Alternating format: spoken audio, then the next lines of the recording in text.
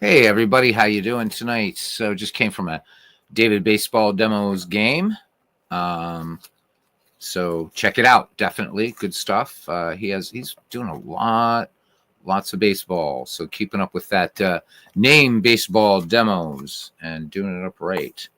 So I know he's going to be coming up soon. I guess I think he said in April. If he comes into the chat, we'll make sure to get it right. But I know he's going to be got back to his game of the week, and he's going to be doing it with Clay Dresslov's season ticket baseball. So, community always looking forward to, all of us looking forward to David's game of the week. And it'd be nice to see season ticket baseball. So Clay Dresslov, who never would come to this channel, of course. Clay, it's time to retire baseball mogul and make season ticket baseball.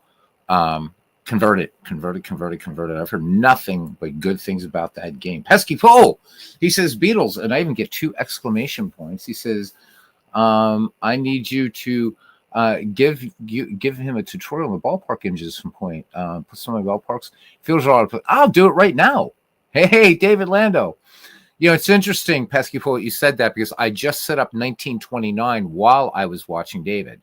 So what we're looking here is the beginning of the 1929 schedule. So we're going to split time when I do play this game between 1929 and 1975.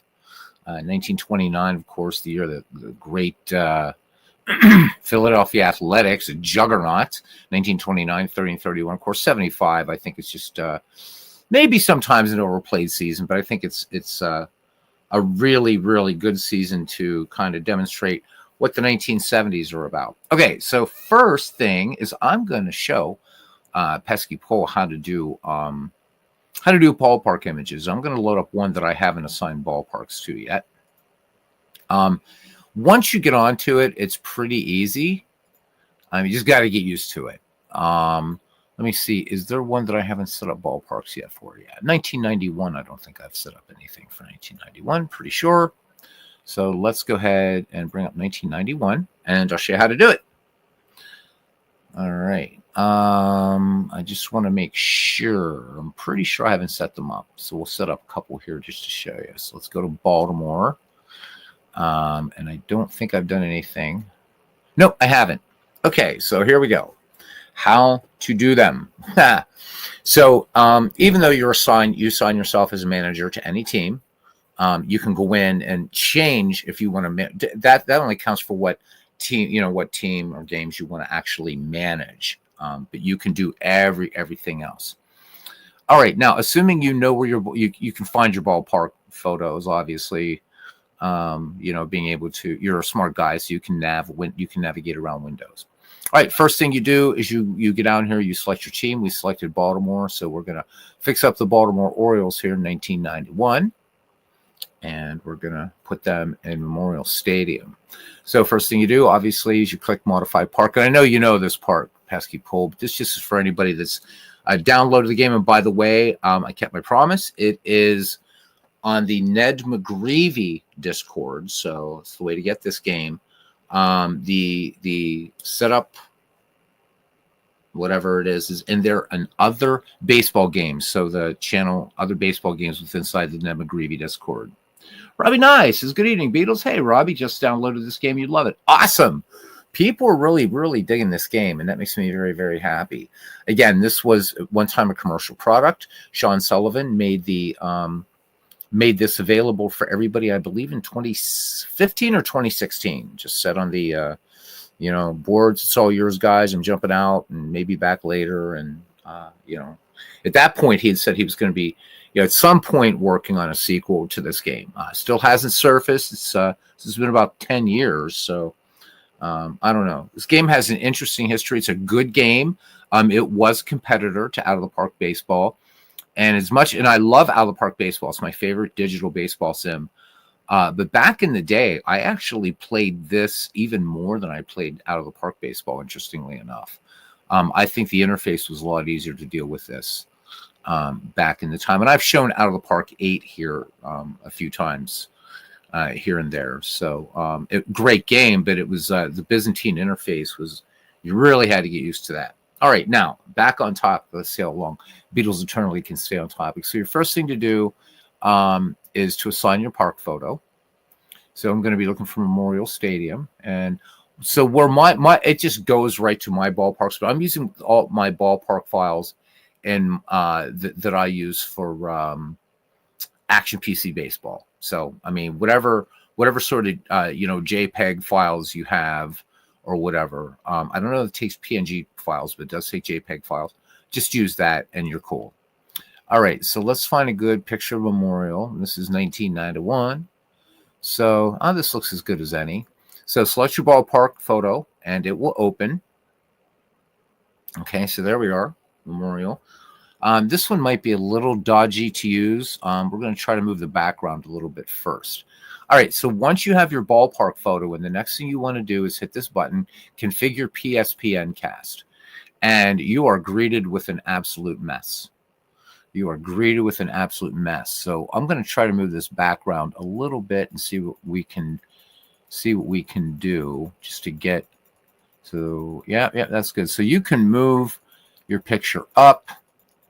You don't have to do, with most ballparks, you don't. So with in 1929, you'll see that I'm using the Gary Grigsby paintings of these old ballparks, which is really nice. Truth Hurts Wilkie joining us. He says, today only on 1980s decades are under $30.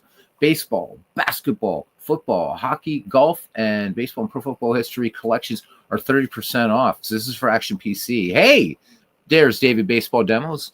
And David, this is the free game I was talking about. And if you're a member of our Ned McGreevy Discord, you can download it. If you're not, I'll send you an invite right here in chat. This is PureSim Baseball. I'm showing Pesky Pole right now how to set up ballparks. Yeah, it's great. Didn't see the screen earlier. Well, good. I'm glad you're seeing it now, bud. I really, really am. So again, you can move elements around here that you want. This is your option screen. So you can move your home team over. So, and your logos will appear in there and stuff like that, right? You can move your scoreboard. So, and it's not like Action PC where you only have limited choices for where these things go, but also you'll see when we set filters how simple this is. All right. Yeah, so guys, I mean, great. Again, Action PC, DK Sports, great sales. And if you're going to buy anything, and I'm talking now just as a baseball fan, I mean, certainly all those other things are great. The baseball history collection is just, it's amazing. If you don't buy anything else for Action PC Baseball, and now this is assuming you're not, just strictly a season replayer type person, the baseball history collection will give you about 347 lifetimes at least of baseball that you can play. Actually, way more than that when you look at the numbers. Almost 19,000 retired players using a peak slice of their career. So the longer their career, the shorter the peak slice. So you get the player at his best. The stuff that you can do with that it's just absolutely mind-boggling. So at 30% off, and don't confuse it with Baseball Complete. That's completely different. Yeah, completely. It's a different product. Baseball Complete is every season that they sell, which I have every season. I never had till now, but I never had the $500 or $400 to buy it all at once. So I had to buy my seasons over a number of years. But if you have the money, you can plunk down Baseball Complete, and you have every season from 1880 on up. But the baseball history collection is amazing. It really, really is amazing. And again, if you like to play outside the box, I mean, you literally, guys, have virtually infinite ways to play with just that. And I've shown that off a few times, and probably I need to show that again, just so you guys can see the scope of this thing, because it's not just almost 19,000 players in a big thing. There's that Decades League that I'm doing, that you guys have seen me do. That is that's baseball history collection. Part of it. It's a subset of the baseball history collection. You can create all-time great franchise leagues in that. If you wanted to, I mean, just for all-star games, I mean, think about this, right? Just create all-star games. Maybe you want to create your own. There's so much you can do with it. It's amazing. All right, now back to pesky pole. Okay, so now you got your ballpark in and you have an absolute mess. And you're like, oh my God, am I going to have to drag all this stuff around? No, you don't. So the first thing you do here is you go to place home plate origin. So when you click on that, it's going to give you a little window. And just so happens with this picture of Memorial, we have it. So just click right on home plate. Now you notice that the mess is gone, but it has situated home plate where you want it. Now, you guys know that Action PC Baseball, it's like you got to be right, trying to move things. Watch how easy this is. Yeah. There's left field, center field, right field. I mean, it's that easy. The game that's easiest to do is Digital Diamond, but still, this is, in comparison to Action PC, which is my probably second. Yeah, it's my second favorite baseball sim. This is nice, man. You know, if you don't mind doing this for your ballparks, and it doesn't take long. I mean, I came into David's game in the 7th inning, and I set up 1929. It took me 7th, 8th, and 9th inning while I was watching and listening to that game. So it doesn't take long once you get used to this. Okay, and then just move your catcher behind home plate. Now we get to the really easy thing, and this is easy. All right. So the next thing then that you do, now you've got all your players, your fielders, your runners, everything adjusted here. Next thing that you do, all right, is you go to adjust ball flight locations. Now, obviously, you're still saying, what do I do? This is a mess. This is all you do. Down here where it will say all Y -5. So this is a little bit counterintuitive, okay? Because actually, if you're moving on the y-axis, you should be doing +5. But for whatever reason, Sean's got it at negative. So that's all you have to remember. All y -5. Just keep pressing the button and look what happens. Right? This is it. Put them there. And stop about right there when you start seeing these things. All right? And then you click Done. And you click Done. And this is ready to go. So what you'll see superimposed on the ballpark photos, and one thing that you do need to be aware of, okay, is that the game is actually, this comes with tons of ballparks, and I'll show you. This is the diagram. So these are the fence heights and the distances for Memorial Stadium. This acts as a backdrop. So when you're playing the game, sometimes you're going to see grounders that look like they're going to short, but actually it's going to say the third baseman's picking it up. So it's really looking at this. So this is more window dressing than anything. I could put a picture of Miss July up here and the game would still play.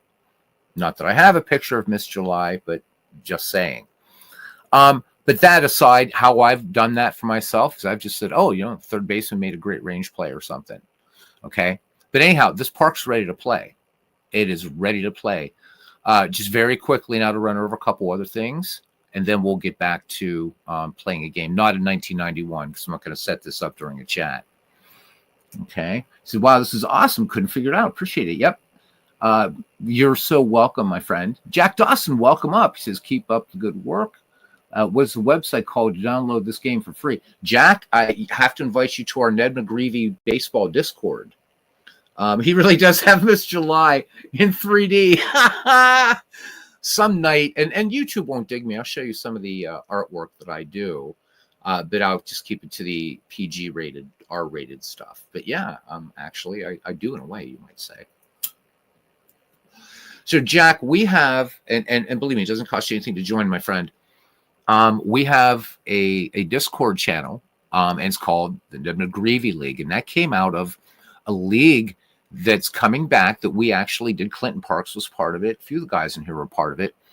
Players, Random Human, here we go. Hardball Retros Compendium. That is great stuff, by the way. That is Derek Bain. Derek Bain is amazing. What a cool guy. I'd love for Derek to come in some night. And I think I'm going to send him an invite on Facebook. I'd love to have an interview and a chat with Derek Bain. This guy's such a good guy and knows his baseball just like crazy. So anyhow, Jack, this was a league that we did first in Action PC Baseball using the Baseball History Collection. It was players from 1880 to 1919. It was a draft league. It was a lot of fun, and it spun off a couple other projects that other people are doing. So in the meantime, it's become like this big Discord for all kinds of baseball games, digital and cards and dice. Although we need more cards and dice channels on there. So what I've done is I've made this and the freeware sister of this one, Strategy Baseball, freely available. So you want to go to look other baseball games. So what I'm going to do now is I'm going to go to the Discord, Jack, and I'm going to send you an invitation and have fun. It's a fun community. We're like a big family here. This is not my channel. This is everybody's channel. So, please feel free to join and then look in other baseball games, and you will find this and Strategy Baseball, both legit free. And I'm putting in a link now, David, just like so. All right. Got the Galaxy stuff that I remember here. Oh, no, I've got some other stuff, too. You'll see.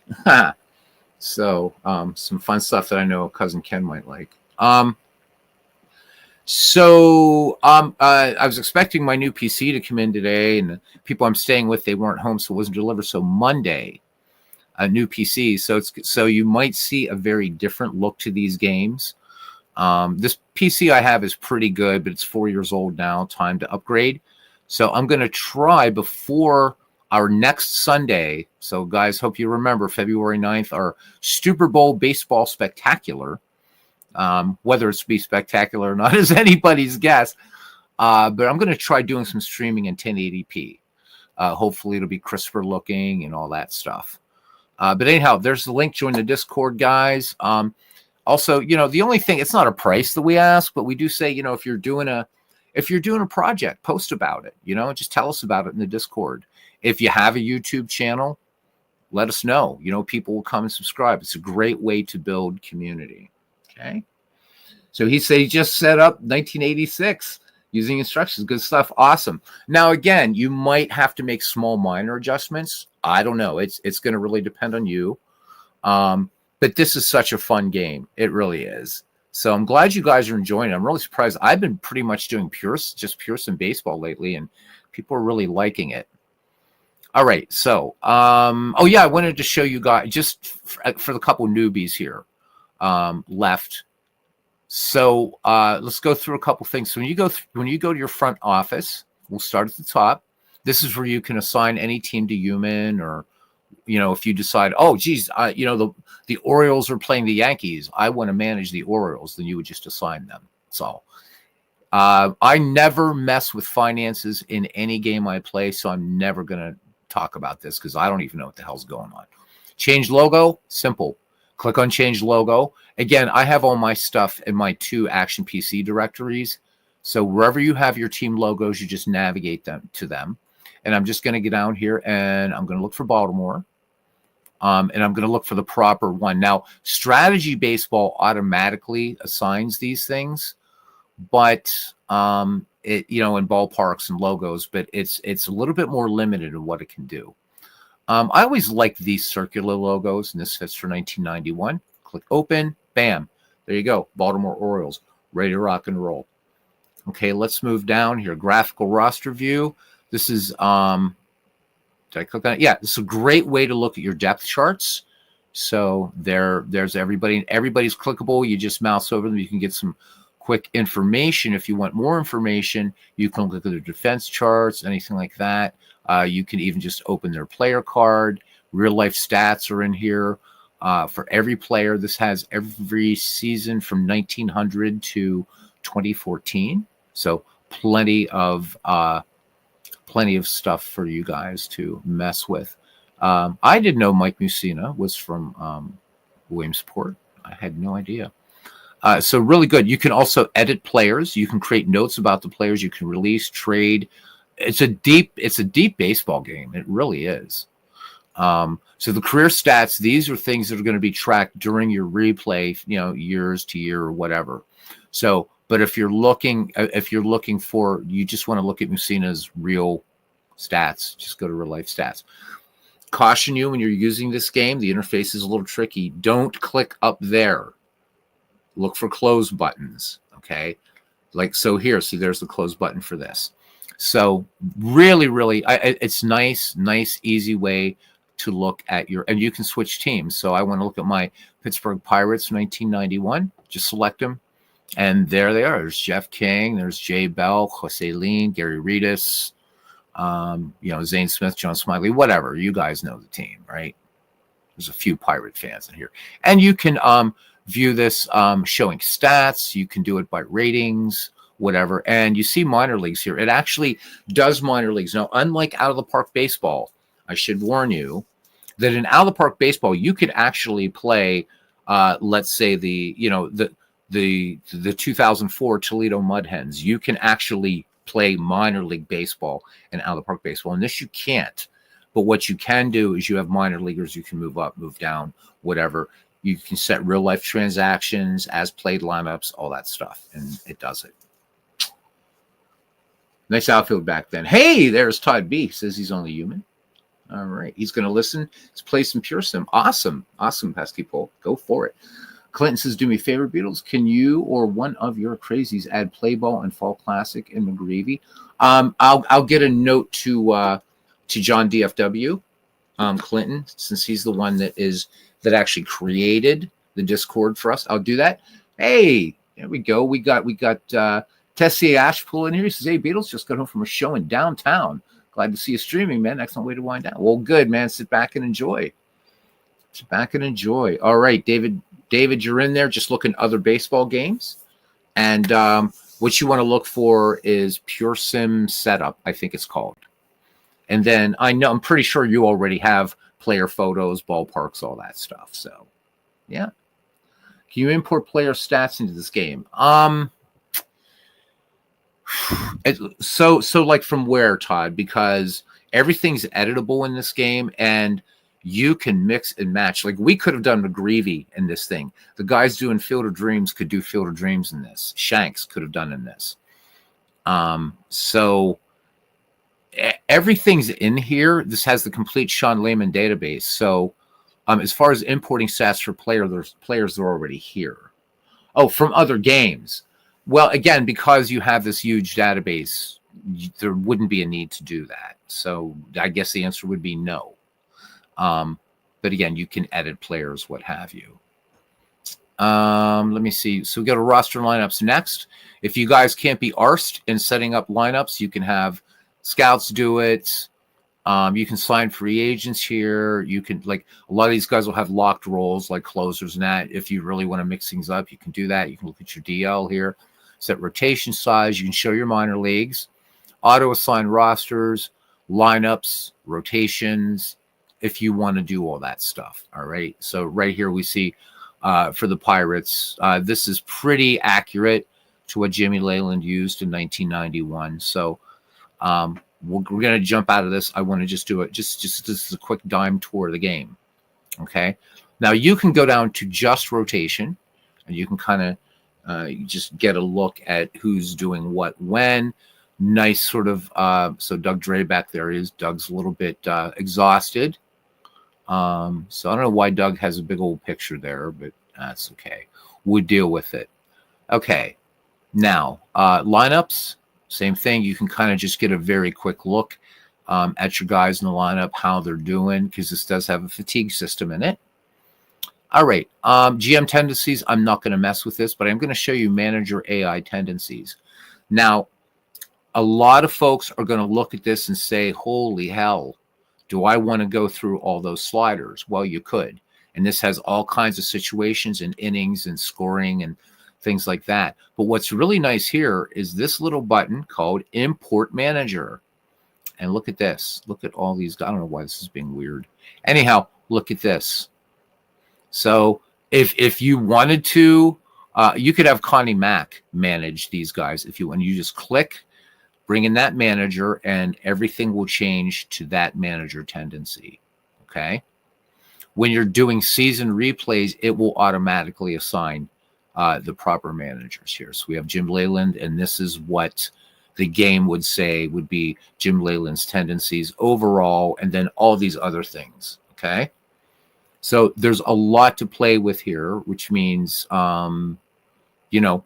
The game is what you make it. The game is what you make it. Okay. Does it use the yes, but you have to make sure, Clinton, that you use actual lineups and transactions. If you don't, it won't use them. Okay. All right. Next thing, trades. We haven't done any because we're in true life transaction mode. So if you enable true life transaction mode, you cannot trade. Okay. Team reports when you're playing. You'll get team reports when they come up right now. But again, and everything is clickable. Everything clickable. Okay. Your schedule, each team's schedule. So we won. We beat we beat Montreal in the first of a 3-game series. Won that 1-0. Nice. I already showed you ballpark, and then here is where you can edit team colors, and then down here you can make notes about your team. Just type, and then save, and close. So that is the dime tour of PureSim Baseball. This does track standings. It tracks stats. You can see here statistics reports. Not a lot to show right now, but you can do for all past seasons in PureSim. Okay. But here, batting average, home runs, RBI, runs, hits, doubles, triples. So all the usual stuff. Now, this isn't as customizable, obviously, as say games like Action PC or Out of the Park Baseball. But you got to remember, this is a 10-year-old game. Still, I think I think it does what it does is a good thing, right? Okay. Let me see. We have miscellaneous reports. So this is like average age for each team in this given year. So you can do teams' ages. You can do their draft history. You can do team attendance reports, stuff like that if you really want to do that. And it's going to show any injuries. There are none. Highlights. You got highlights there. So Jack Clark, DHing for Boston, had 5 RBI versus Toronto in this game on April 8th, 1991 in PureSim. So notable pitching performances, good stuff, all-time career leaders. It's processing all this stuff. Again, it's doing it for the current season, but there you go. Or not for the current season, like all time. I'm sorry, this is my fault. So there you can see, there's Cobb, there's whatever. So whatever it's doing, it did. So this thing is a lot of reports. You can export data, which I haven't tried to do. We have all-time career leaders. Let's let it do what it's doing here. So there we go. I think we already showed this one, actually. So that's it. That is really it. Then down here, you've got these guys. Added modules is the only thing you're not going to really be able to use in this because there used to be Padres Fan, his site, if you guys remember that. He used to have like a virtual crap ton of stuff for PureSim Baseball. Sadly, that site, and there was one that I used to write for. It was called Baseball Sim Central. I don't know if you guys were a part of that. I used to write articles for that website, but it's gone, unfortunately. And I loved writing for that. That was back in, I think I was writing for that from like 2005 to 2007 or something. I did some articles. You might still be able to find it back on the Internet Wayback Machine. So it was kind of chuffed about that. They said, hey, we want you to write. We like your posts and whatever. So anyhow, there you go. All right. So down here, if you go to home lets you view today's schedule. And then, of course, you just go to games and you can see the games that have been played in this. And we still have one, Montreal. We have this. That's for the next day. Standings. Yeah, obviously, standings. So stats reports we showed you. There's PSPN.com or PSPN coverage. And so this is going to be the leaderboard and walks and what have you. This is actually customizable. So we'll get into that another time. Okay, but this comes out like in issues. It's really kind of fun. Bill Harris's sabermetric corner for power and speed, stuff like that. There's a lot that you can have fun with. Okay. Walks leaders, it says here, not a great category to lead. So each issue of this is going to be a little bit different. And I think it's a fun way to kind of track your season out of the park. Baseball, of course, I think does it best. But again, comparing a game is 10 years younger. We can click on players here. And so this might be what you'd want to look at, like for these are all searchable. So you want to sort power, top 25% by power in the current season that you're replaying. There you go. How about who has the best eye? In this case, is Frank Thomas. Okay. Hand, speed, arm. So again, just a lot of fun. You can also create players. You can, oh yeah, Todd, guess what? Todd, here you go. Todd B, are you with me? Import real players. So option is not, so if you have true life transaction mode on, you can't do it, but yes, you can import players. So there you go. You can create a hitter if you want. And Robert joining us, he says, I'm here going to party like it's 1999 by Prince. And why does that count? Because he played a few times with Danny Harrison, who's George Harrison's son. That counts. Absolutely. And played this brilliant guitar solo to honor George Harrison. They did While My Guitar Gently Weeps at the Rock Hall, and Prince absolutely knocked it out of the park. So if you want to create a player, you can even create players in this thing. So we could put Todd B in here if we wanted.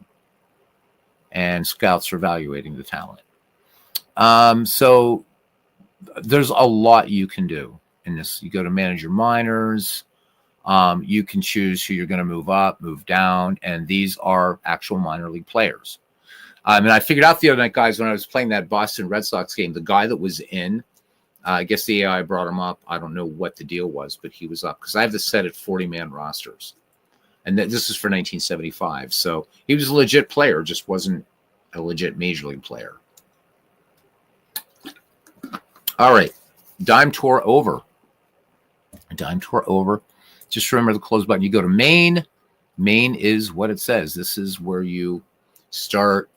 Set your game options. There's not a lot enabling sounds. There is a speech engine for those of you, but it's really the Microsoft narrator is all it is. And then your display options are right here. Unfortunately, there is no way I figured out how to make this game full screen.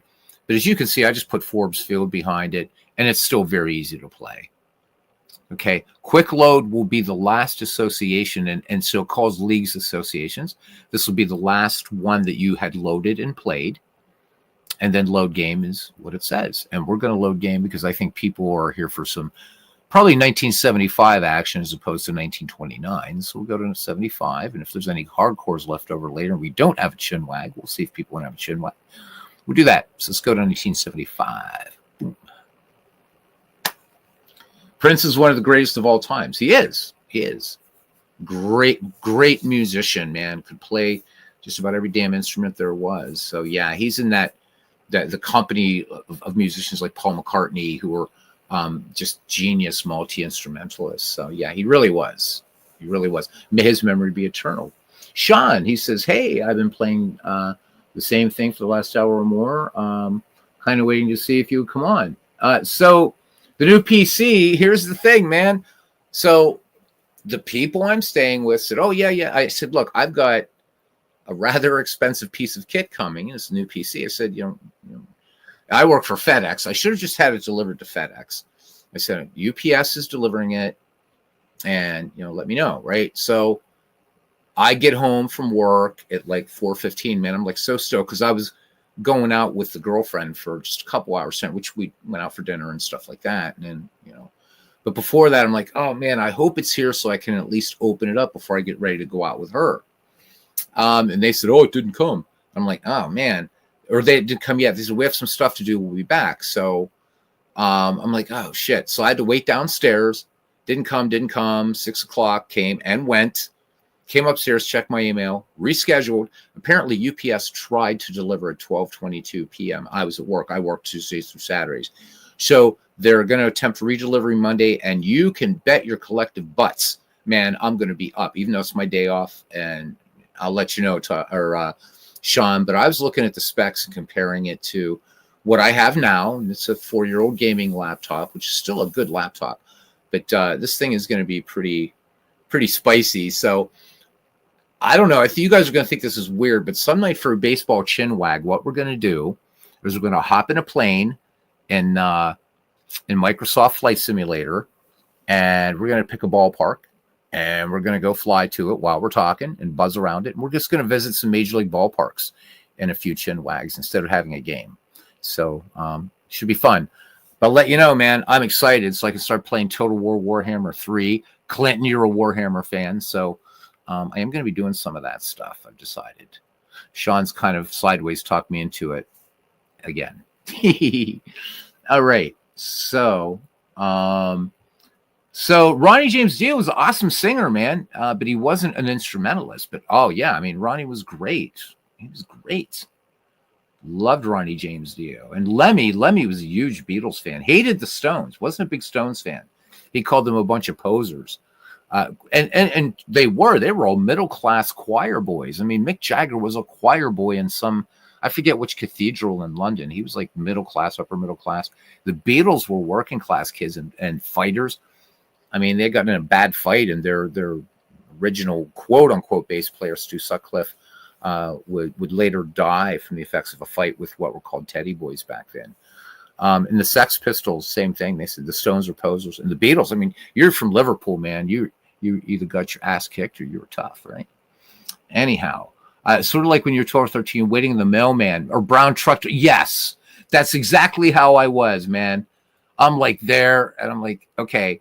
So, and yeah, they do. Sean, I'll tell you about that in a second. But that's how I was. I'm like, like down there, I'm like, okay, I'll just kick back in the recliner. And, even if I fall asleep after working today, it's like, I'm still going to hear them because these people have like, a ton of dogs downstairs. You guys have heard them on the broadcast, right? And man, I was so disappointed. Porch Pirates. So quick story. I told you guys I work for FedEx. I do some work in the warehouse, but I mainly work in the office. So we've actually what happens is these porch pirate bastard thief pricks out there. They know like the size of boxes, like the cell phone boxes come on, or they can tell electronics. They literally not only they follow FedEx trucks, they follow UPS, they follow DHL, right? Any shipper. And we've actually caught video like on Ring cameras and stuff like that, where our couriers will drop something off because people, will authorize for release at the front door. If I'm getting electronics, man, I'm either going to have it delivered at my work or make sure somebody's there to sign for it. Anyhow, within 5 minutes, these people are snatching these things up and they're gone. And they are bad. These people. I mean, they've got it organized. They know the routes. They watch the routes for both FedEx Express, FedEx Ground, and of course all the UPS services and the little bit that DHL does in the United States. They're mainly European, German company. But yeah, it sucks, man. And I have to deal with that. Oh my God, I have to deal with that every day. I have to deal with fraud, all kinds of stuff. It's pretty wild. So I am near the capital of Pennsylvania, near Harrisburg. That's not my favorite part of PA. I used to work as a magician and magic demonstrator, Clinton, in Pittsburgh and in State College. But when I came to America, I have friends here, and so they live in one of the suburbs around Harrisburg. I don't like it here at all. But for now, this is where I've got to be, So that's where I am. So Lancaster is one county over. So I'm in Dauphin County, as the Pennsylvanians incorrectly pronounce it Dauphin County when it's Dauphin. So Lancaster County just is one county over from where I am. And north of us is a county called Perry County, where men are men, women are women, and sheep get nervous. So it is very, very kind of inbred county in Pennsylvania. Family trees up there are just, straight up, no branches. You go to family reunions to get a date in Perry County. And that is true. All right. Let's see. What do we have on tap here for April 8th?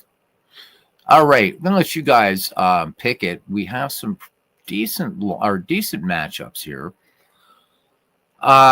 Twins and Rangers. We got Burt Blyleven versus Fergie Jenkins.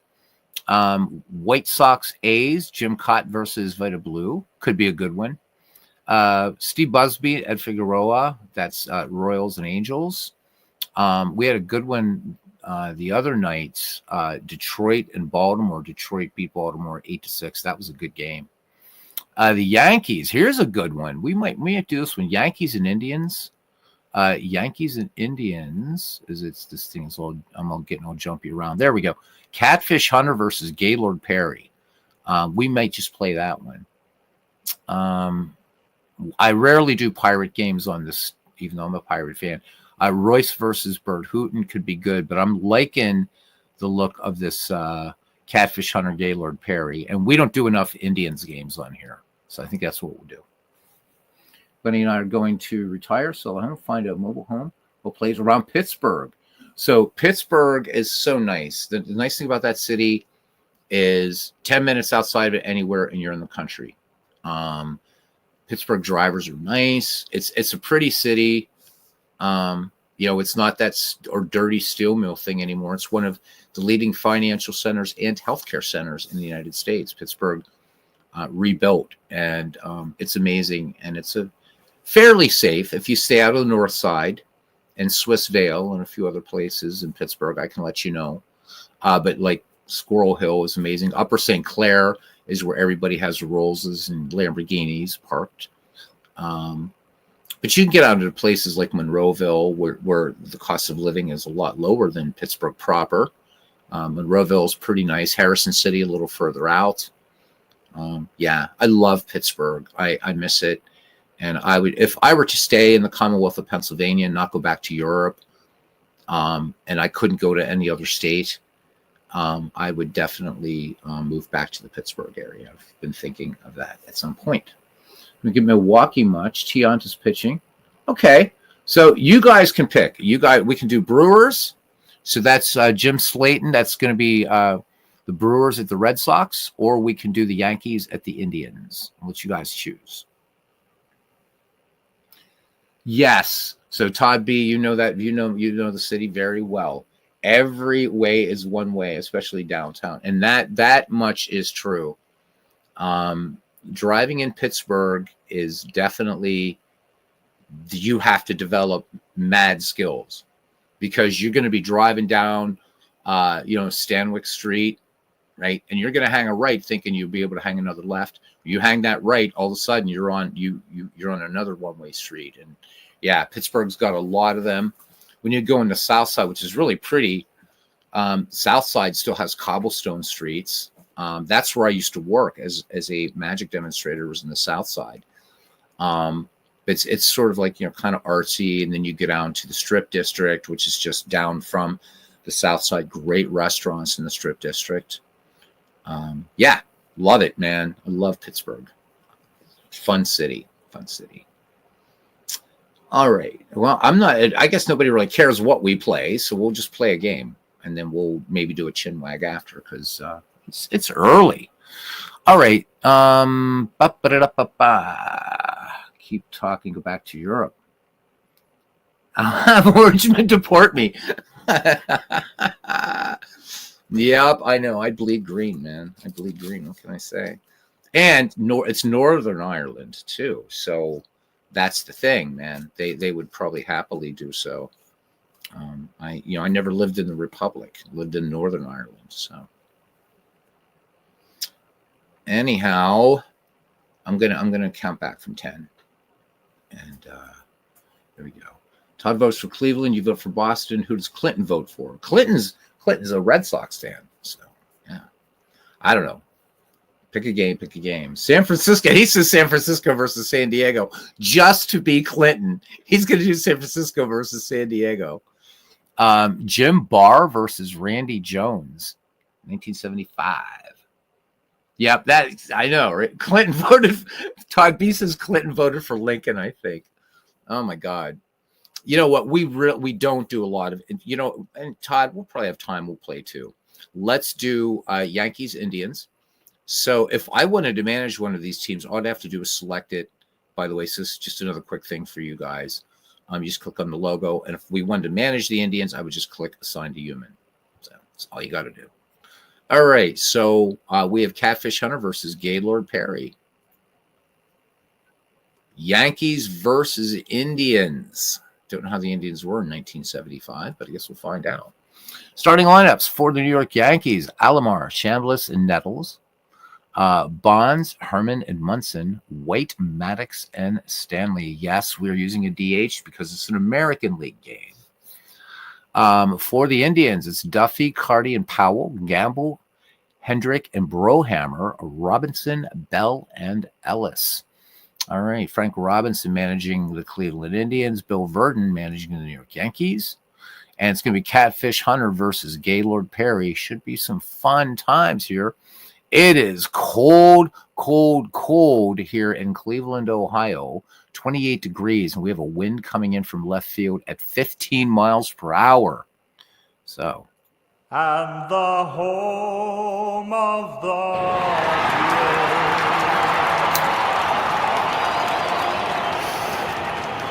All right, now before we continue, the sharp-eyed among you will notice a couple of the players are here. That's because for some of these ballparks in 1975, I forgot to move the ballpark up. So this could look a little bit wonky. My apologies, but let's have some fun. All right. And we are ready to go. Sandy Alomar leading off here. And we are ready to go. Gaylord Perry has finished his warm-up pitches. And we are underway here. 1-2 pitch on the way from Gaylord Perry.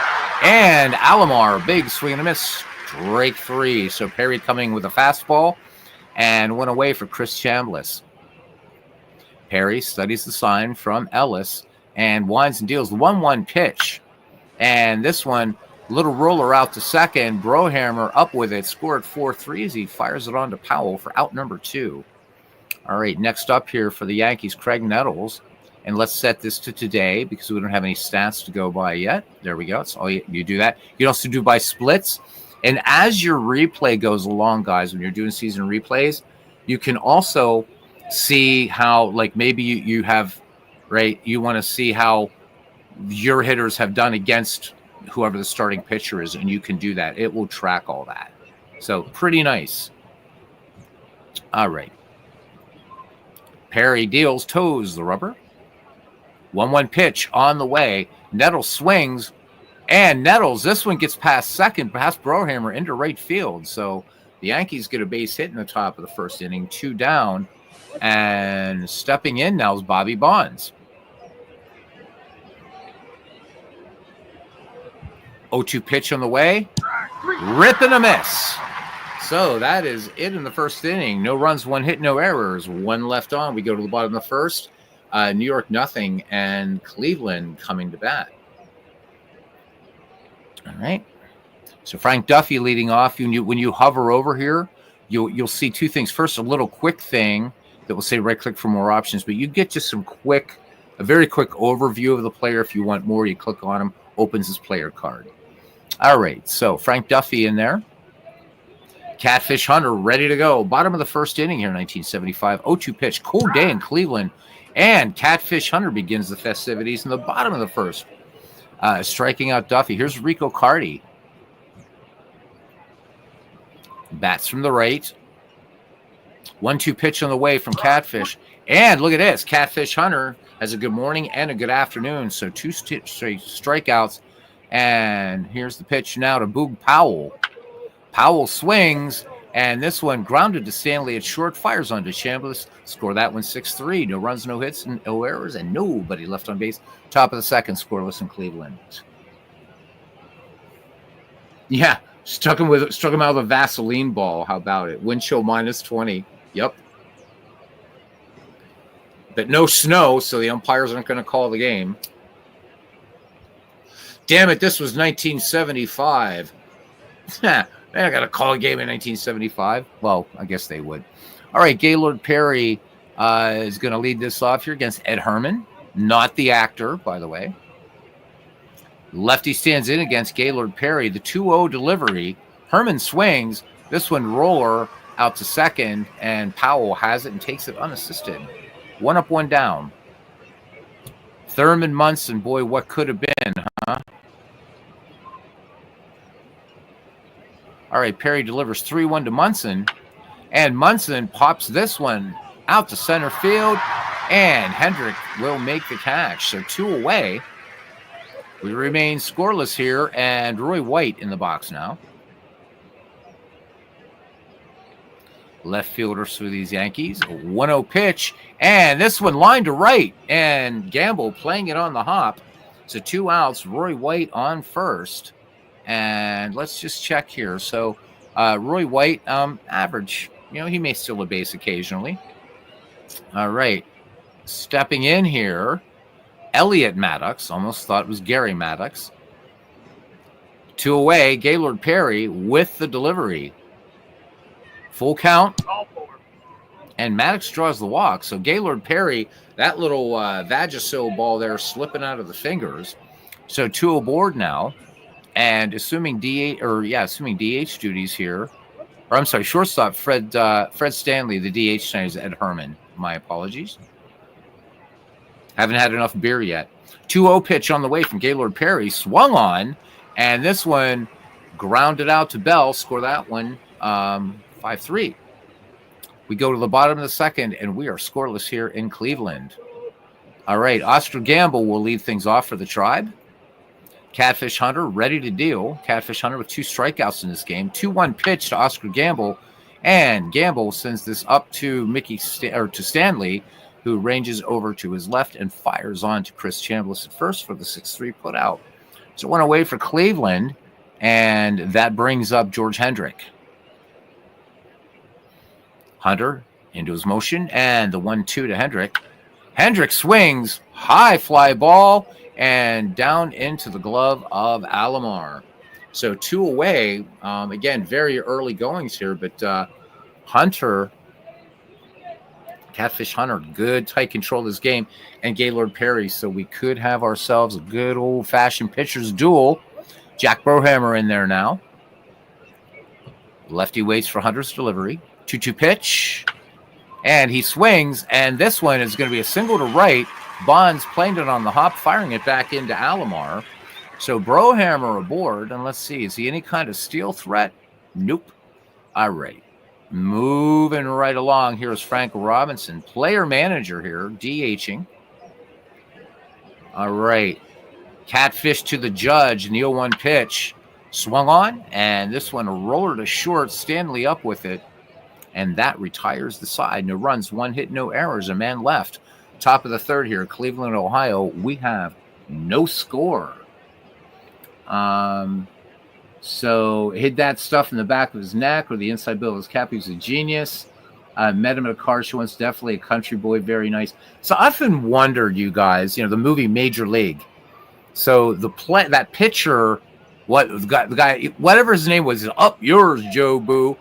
Right, and he was throwing the Vaseline ball. So you Cleveland fans would know. Was that sort of a little homage, Easter egg, if you will, to Gaylord Perry? I'm just wondering, because it just seemed like, how cool would it be for the Indians to kind of say, look, we got to give a nod to somebody who's very beloved in our franchise, certainly Gaylord Perry. Giants could have done the same, certainly, right, whatever. But just curious if it was. All right. So we got Bell, Ellis, and Duffy due up for Cleveland. All right. Oh, wait, where are we? What inning are we in? We're in the top of the third? Yes, we're in the top of the third. I'm sorry, guys. We're back at the top of the order. Alomar, Chambliss, and Nattles. He kind of looked like, he did kind of look like Gaylord Perry. All right, here we go. The pitch to Sandy Alomar. The 0-1. And this one, how about that one? This one, a single one left. This gets past Duffy into left field. Carty comes in. And Sandy Alomar aboard. And Alomar has wheels. All right, Chambliss is 0-for-1 in the game. Gaylord Perry checks the runner at first. And looks like they're going to try hit and run. 1-1 pitch on the way. And Carty makes an error on the play. So it looked like, yeah, so this was thrown out. Let's see. Looked like he lost the ball for a moment, and that's an error. So an Alomar scores. That's weird. Now, what the hell happened there? Let me try to puzzle this one out, gents. Rico Cardi looked like he lost the ball in the sun, or lost the ball at the last moment. That's there. Says ball must have been hit. Just missed that one. Okay, so it's 1-0 Yankees. I wish there was an instant replay, but there isn't. Sorry. Let me see. I don't know if it's going to make the game crash or not. Let me see if it shows the box score during the game. Yes, it does. There you go. Nice looking box score. There's a couple little things that will make this game crash. So one of them is if you go to complete, maybe it's strategy baseball that does it. Yeah, it's strategy baseball. You can play up to a certain inning, but if you do, the game will crash. So if you ever hit autocomplete, even in this one, just complete the game. Don't take any chances. All right. Here we go, guys. Craig Nettles in there now. And Nettles cutting on the first pitch. And this one, fly ball to center. Hendrick will pull it down. And Chambliss will remain perched out at second. 1 away, 1-0 Yankees lead. And brings up Bobby Bonds. Bonds last time struck out. Perry into his windup. And the 1-2 pitch. And Bobby Bonds goes down swinging for the second time today. So 2 down. Chris Chambliss remains at second now for Ed Herman. Lefty DH in the box. I got to fix this ballpark later. 1-2 pitch. And swung on, roller to short. And Bell, and just score this one 5-3 as Bell makes a great range play to his left. Bottom of the third, but 1 run, 1 hit, 1 error, and 1 left on base. New York Yankees lead the Cleveland Indians 1-0 here. Bell, Ellis, and Duffy due up. Buddy Bell, 1-2 pitch. And Bell, roller to Alomar. Alomar gloves it in an easy motion, fires on to Chambliss for out number 1. Score that one 4-3. All right, here's John Ellis. And Catfish deals 0-1 pitch. Slim crowd here in Cleveland today, as you can see. Grounds this one out to Munson, who fires on to first. So quickly 2 outs here in the Cleveland third. And we're back at the top of the order now. And I almost said Hugh Duffy because I play so much old-timey baseball. Here's Frank Duffy. All right, Catfish Hunter winds and fires. 0-2 pitch on the way. And this one skied to right. And right down into the glove of Bobby Bonds. No runs, no hits, no errors. Nobody left. We go to the top of the fourth. And this game moves quickly. There's more of my talking making it go longer. Yankees leading the Indians 1-0. Thurman Munson leading things off here. Munson 0 for 1 in the game. Gaylord Perry has struck out 3 and walked 1 in the game thus far. Perry ready to fire it in now. Here comes the 1-1 pitch. Swung on. And this one out to left. And Hendrick ranging to his right, calling off Rico Cardi, will make the catch for out number 1. Roy White 1 for 1. So the Yankees have 3 hits, and Roy White has 1 of them. Gaylord Perry, a little bit more Vaseline on this one. 2-2 pitch on the way to White. Oh, beautiful pitch there.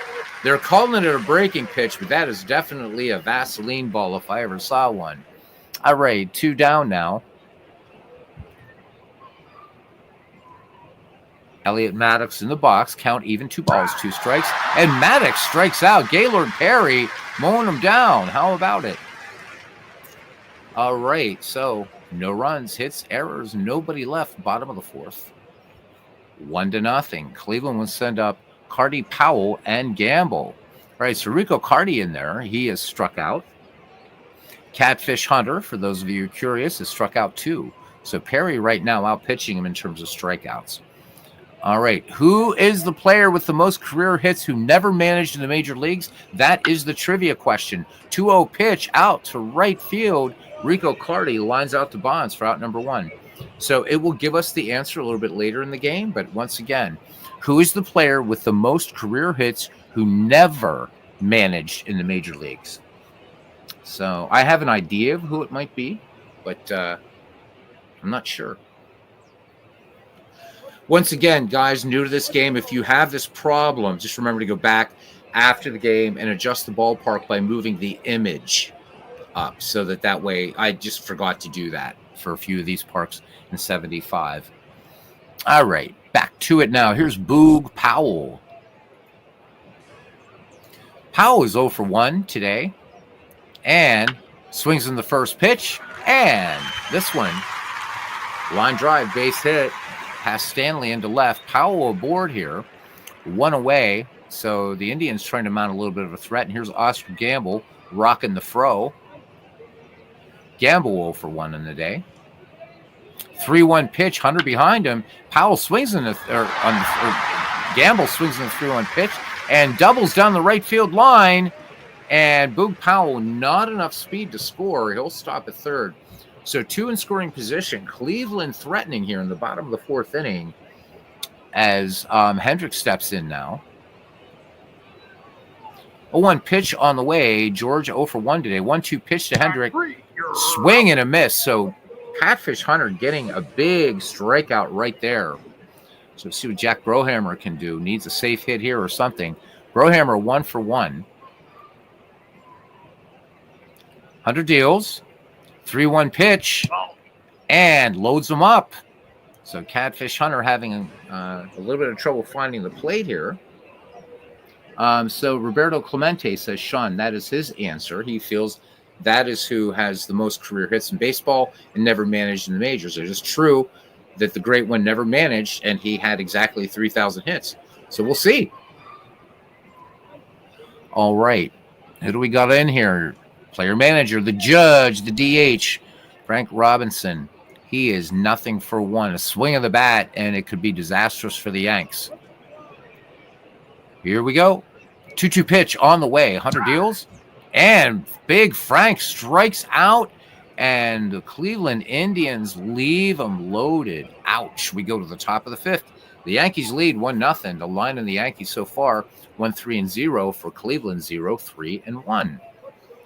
All right. So we will see Stanley, Alomar, and Chambliss due up for the Bronx Bombers. Stanley 0 for 1 in the contest tonight. 1-1 pitch, and Fred Stanley swings.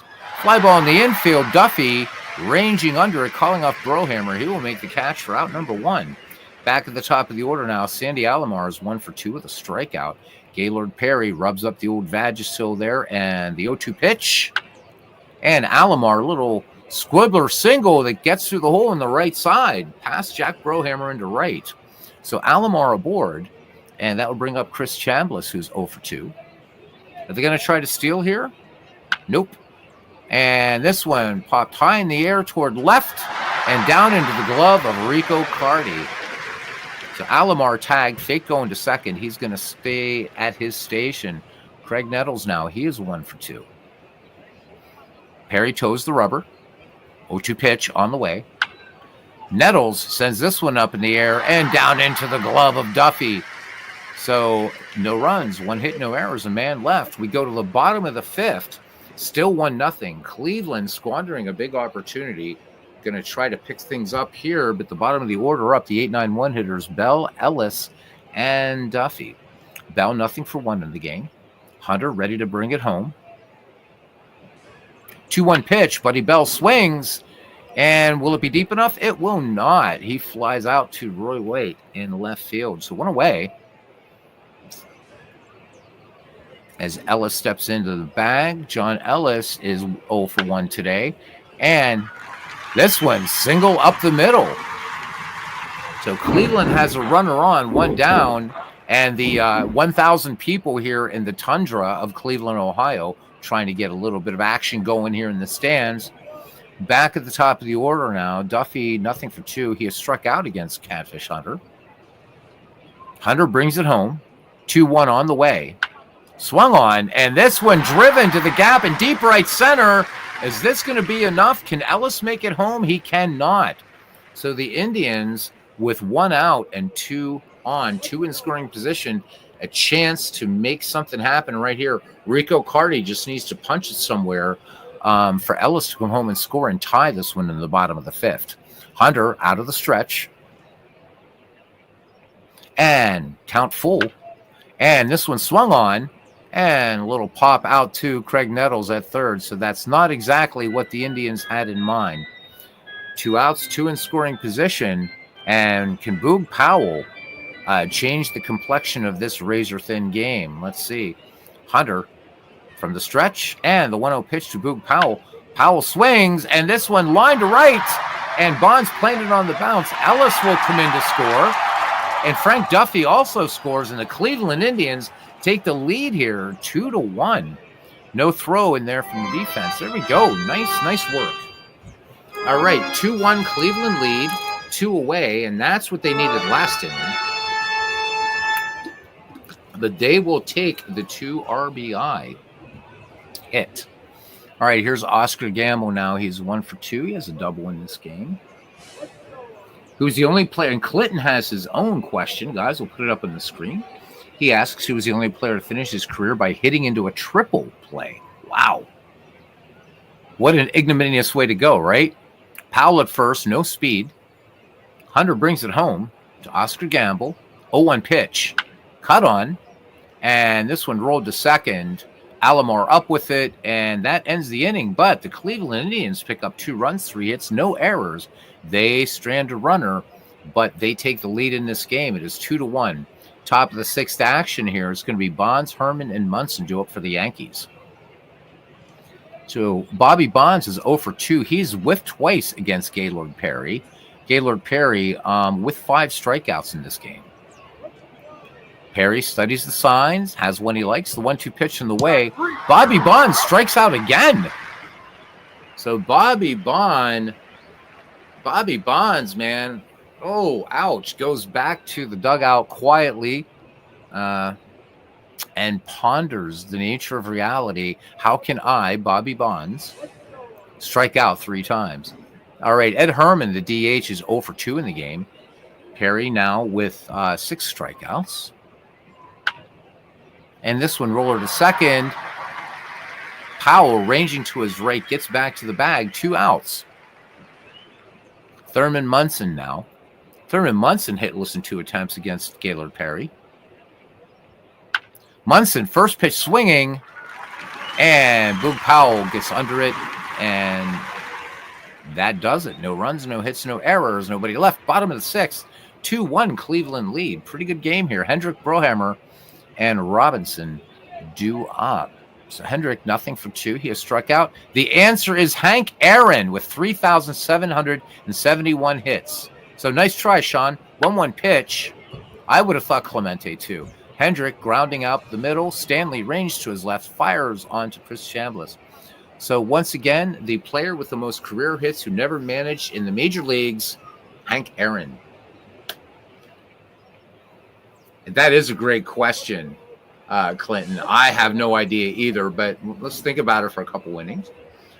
Sean, liking the word of the day, ignominious, humiliating, degrading, and ignominious defeat, deserving of shame or infamy, despicable, marked with or characterized by disgrace or shame. There you go. Ignominious is a great word. It's a great one. All right, we got, what do we got here? We're in the bottom of the 6th. We got Brohammer, Robinson, and Bell. I probably already said that. All right, Brohammer in the box. He's walked, and he's 1 for 1. Catfish deals. 1-2 pitch on the way to Brohammer. Brohammer not able to catch up to Catfish Hunter fastball. So 1 away. Catfish now with 5 strikeouts in the game. Brings up Frank Robinson. So Robinson has, he's 0 for 2 with a strikeout. All right, Hunter shakes off Munson, has one he likes. 2-2 pitch, and the judge goes down. So 2 strikeouts for him in the game. And that ends the inning. We go to the top of the 7th. Cleveland leads New York 2-1. And it'll be White, Maddox, and Stanley due up for the Bronxers. Gaylord Perry looking strong out there. He deals the 0-1 pitch. Swung on by Ellis. Fly ball out to right, and Oscar Gamble will settle under that for 1 away. Bobby Bonds only finished 3rd in the American League in strikeouts for 1975. Well, Bobby Bonds not doing so well today. 3 Ks. Ouch. All right, in the box now, Elliot Maddox.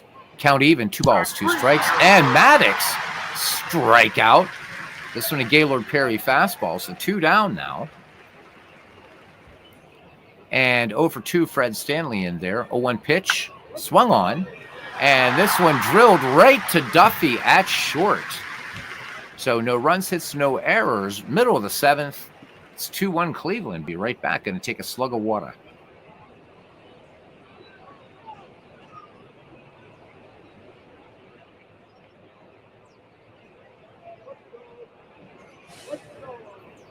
All right, guys. Clinton continuing. That Bobby Bonds had 137, finishing behind Jeff Burrows and Ron LaFleur.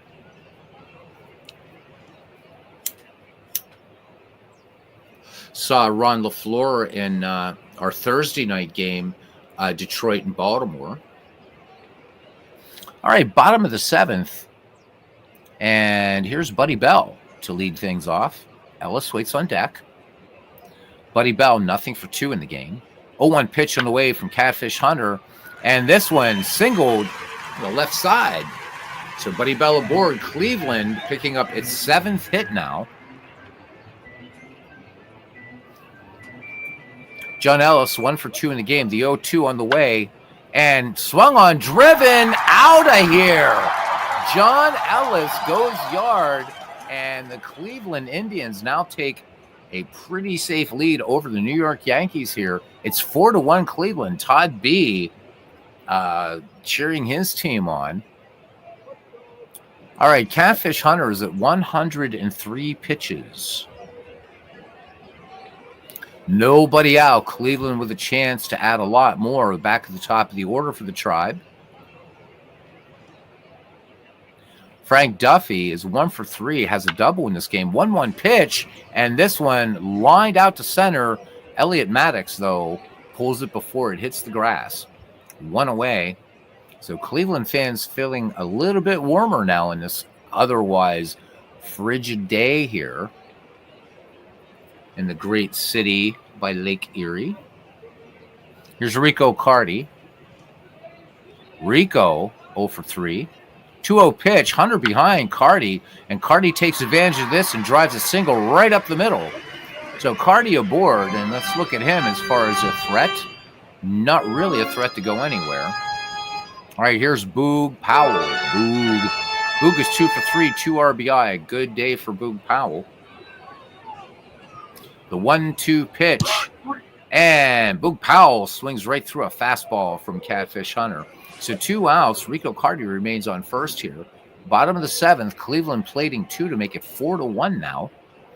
And that brings up Oscar Gamble. Gamble batting in the cleanup spot. The right fielder is 1 for 3, including a double. Or that one is a double, I should say. Gamble's first pitch swinging. This one skied to left and down into the glove of Roy White. So 2 away. Oh, no, that's the end of the inning. I'm sorry. 2 runs, 3 hits, no errors, and a runner left on base. Top of the 8th, and New York trails Cleveland 4-1. As Todd says, go Tribe. All right. So Gaylord Perry will face the top of the Yankees lineup. Sandy Alomar, Chris Chambliss, and Craig Nettles. Sandy Alomar, 2 for 3 with a strikeout in the day. Gaylord Perry still looking strong out there. Count even, 2 balls, 2 strikes. Alomar, swing and a miss. So Perry, there's a little bit more movement on that fastball than you might expect. So we'll just let it go at that. The umpire just brushing off the plate. Here's Chris Chambliss. Now he's 0 for 3. I have way too much fun doing this. What can I say? 0-2 pitch. And this one, liner pass short into left. So Chambliss aboard. And the New York Yankees picking up their 5th base hit of the game. All right, striding to the plate now is Craig Nettles. Nettles is 1 for 3. Perry shakes off Ellis, has a sign he likes, winds and deals, 0-1 pitch. And this one, dribbler towards second. Brohammer has it. They are not going to turn 2. Chambliss moves to second. Brohammer going for the easy play at first. 2 down. Runner in scoring position for the Yankees brings up Bobby Bonds. Bobby Bonds feeling pretty cursed right now. All 3 times up, he is fanned against Gaylord Perry. 3-0 pitch, not going to fan this time. And Bobby Bonds at least gets on the base paths. So Gaylord Perry gives up the walk. And that's his second free pass of the game. And here's the DH, Ed Herman. 0 for 3. Lefty waits for the Perry delivery. Count 1 in balls, 2 strikes. This one lined out to George Hendrick out there in center. So the Yankees strand 2. We go to the bottom of the 8th. The Tribe leading 4-1. Hendrick, Brohammer, and Robinson due up for Cleveland. Catfish Hunter up to 114 pitches, 7 strikeouts, and a walk. So good ball game here. Big 7th for Cleveland, but Cleveland taking the lead back in the 5th, and they haven't looked back so far. When we go to the Yankee 9th, it's going to be Munson, White, and Maddox to try to pull this one out of the fire. Catfish Hunter lets it go. 1-2 pitch on the way, and this one single up the middle. Stanley, this one gets under the webbing if his glove there is short and gets out to center field. So Maddox up with it, fires it back in quickly. So let's look here. George Hendrick, what kind of threat are you to go anywhere? Flip a coin. All right, Catfish Hunter now brings it home to Jack Brohammer. Count full. Brohammer, good eye up there, lays off that one. That one a little bit in and high. So 2 aboard. That last pitch from Hunter, 91 miles an hour. Nobody out. Cleveland with 2 on. And here comes Frank Robinson. So the DH and manager of this Cleveland team would like to contribute to this Cleveland lead, but thus far he has struck out twice. He's 0 for 3 overall. Robinson in the box. 3-1 pitch. Hunter swinging on the 3-1 pitch. And this one is going to be Stanley to Alomar to Chambliss. 6-4-3 double play. So 2 outs. Hendrick moves to third on the play. But Cleveland picking up those big 2 runs in the 7th inning did it with 2 outs.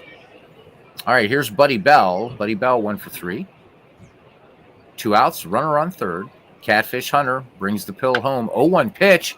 This one line single past Stanley into left. Hendrick will score. And there we go. Cleveland does it again with 2 outs. It's now 5-1 in favor of the Tribe. All right, Buddy Bell at first. And here's John Ellis.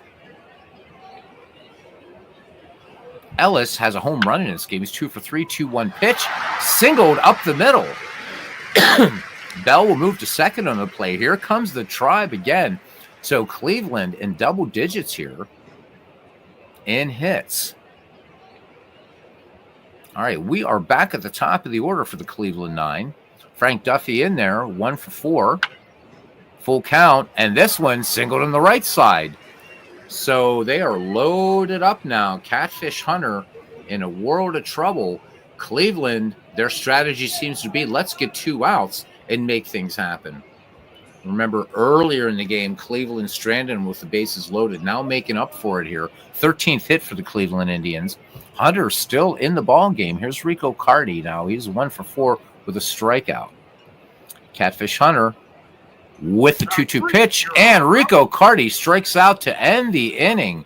But the Indians, despite leaving the bases loaded, pick up a run on 4 hits, no errors, and 3 men left on base. John Lowenstein will now come in and play left field for Cleveland, and Charlie Spikes will be coming in and playing right. So 2 defensive changes for the Cleveland Indians as we go to the top of the 9th. The Yankees will send up Thurman Munson, Roy White, and Elliot Maddox.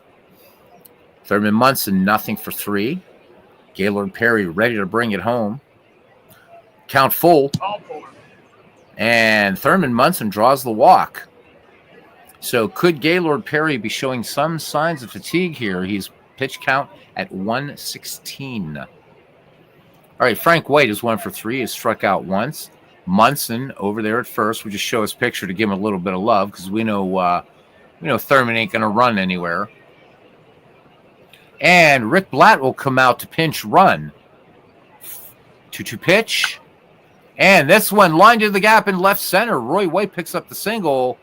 and Blatt will move to second on the play. Blatt with quite a bit more speed, I would say, than Thurman Munson. Nobody out. Yankees threatening here in the bottom of the ninth, or in the top of the ninth inning, as Elliot Maddox settles in the box. He's 0 for 2. He has struck out twice, and he's also walked. Gaylord Perry wants this complete game.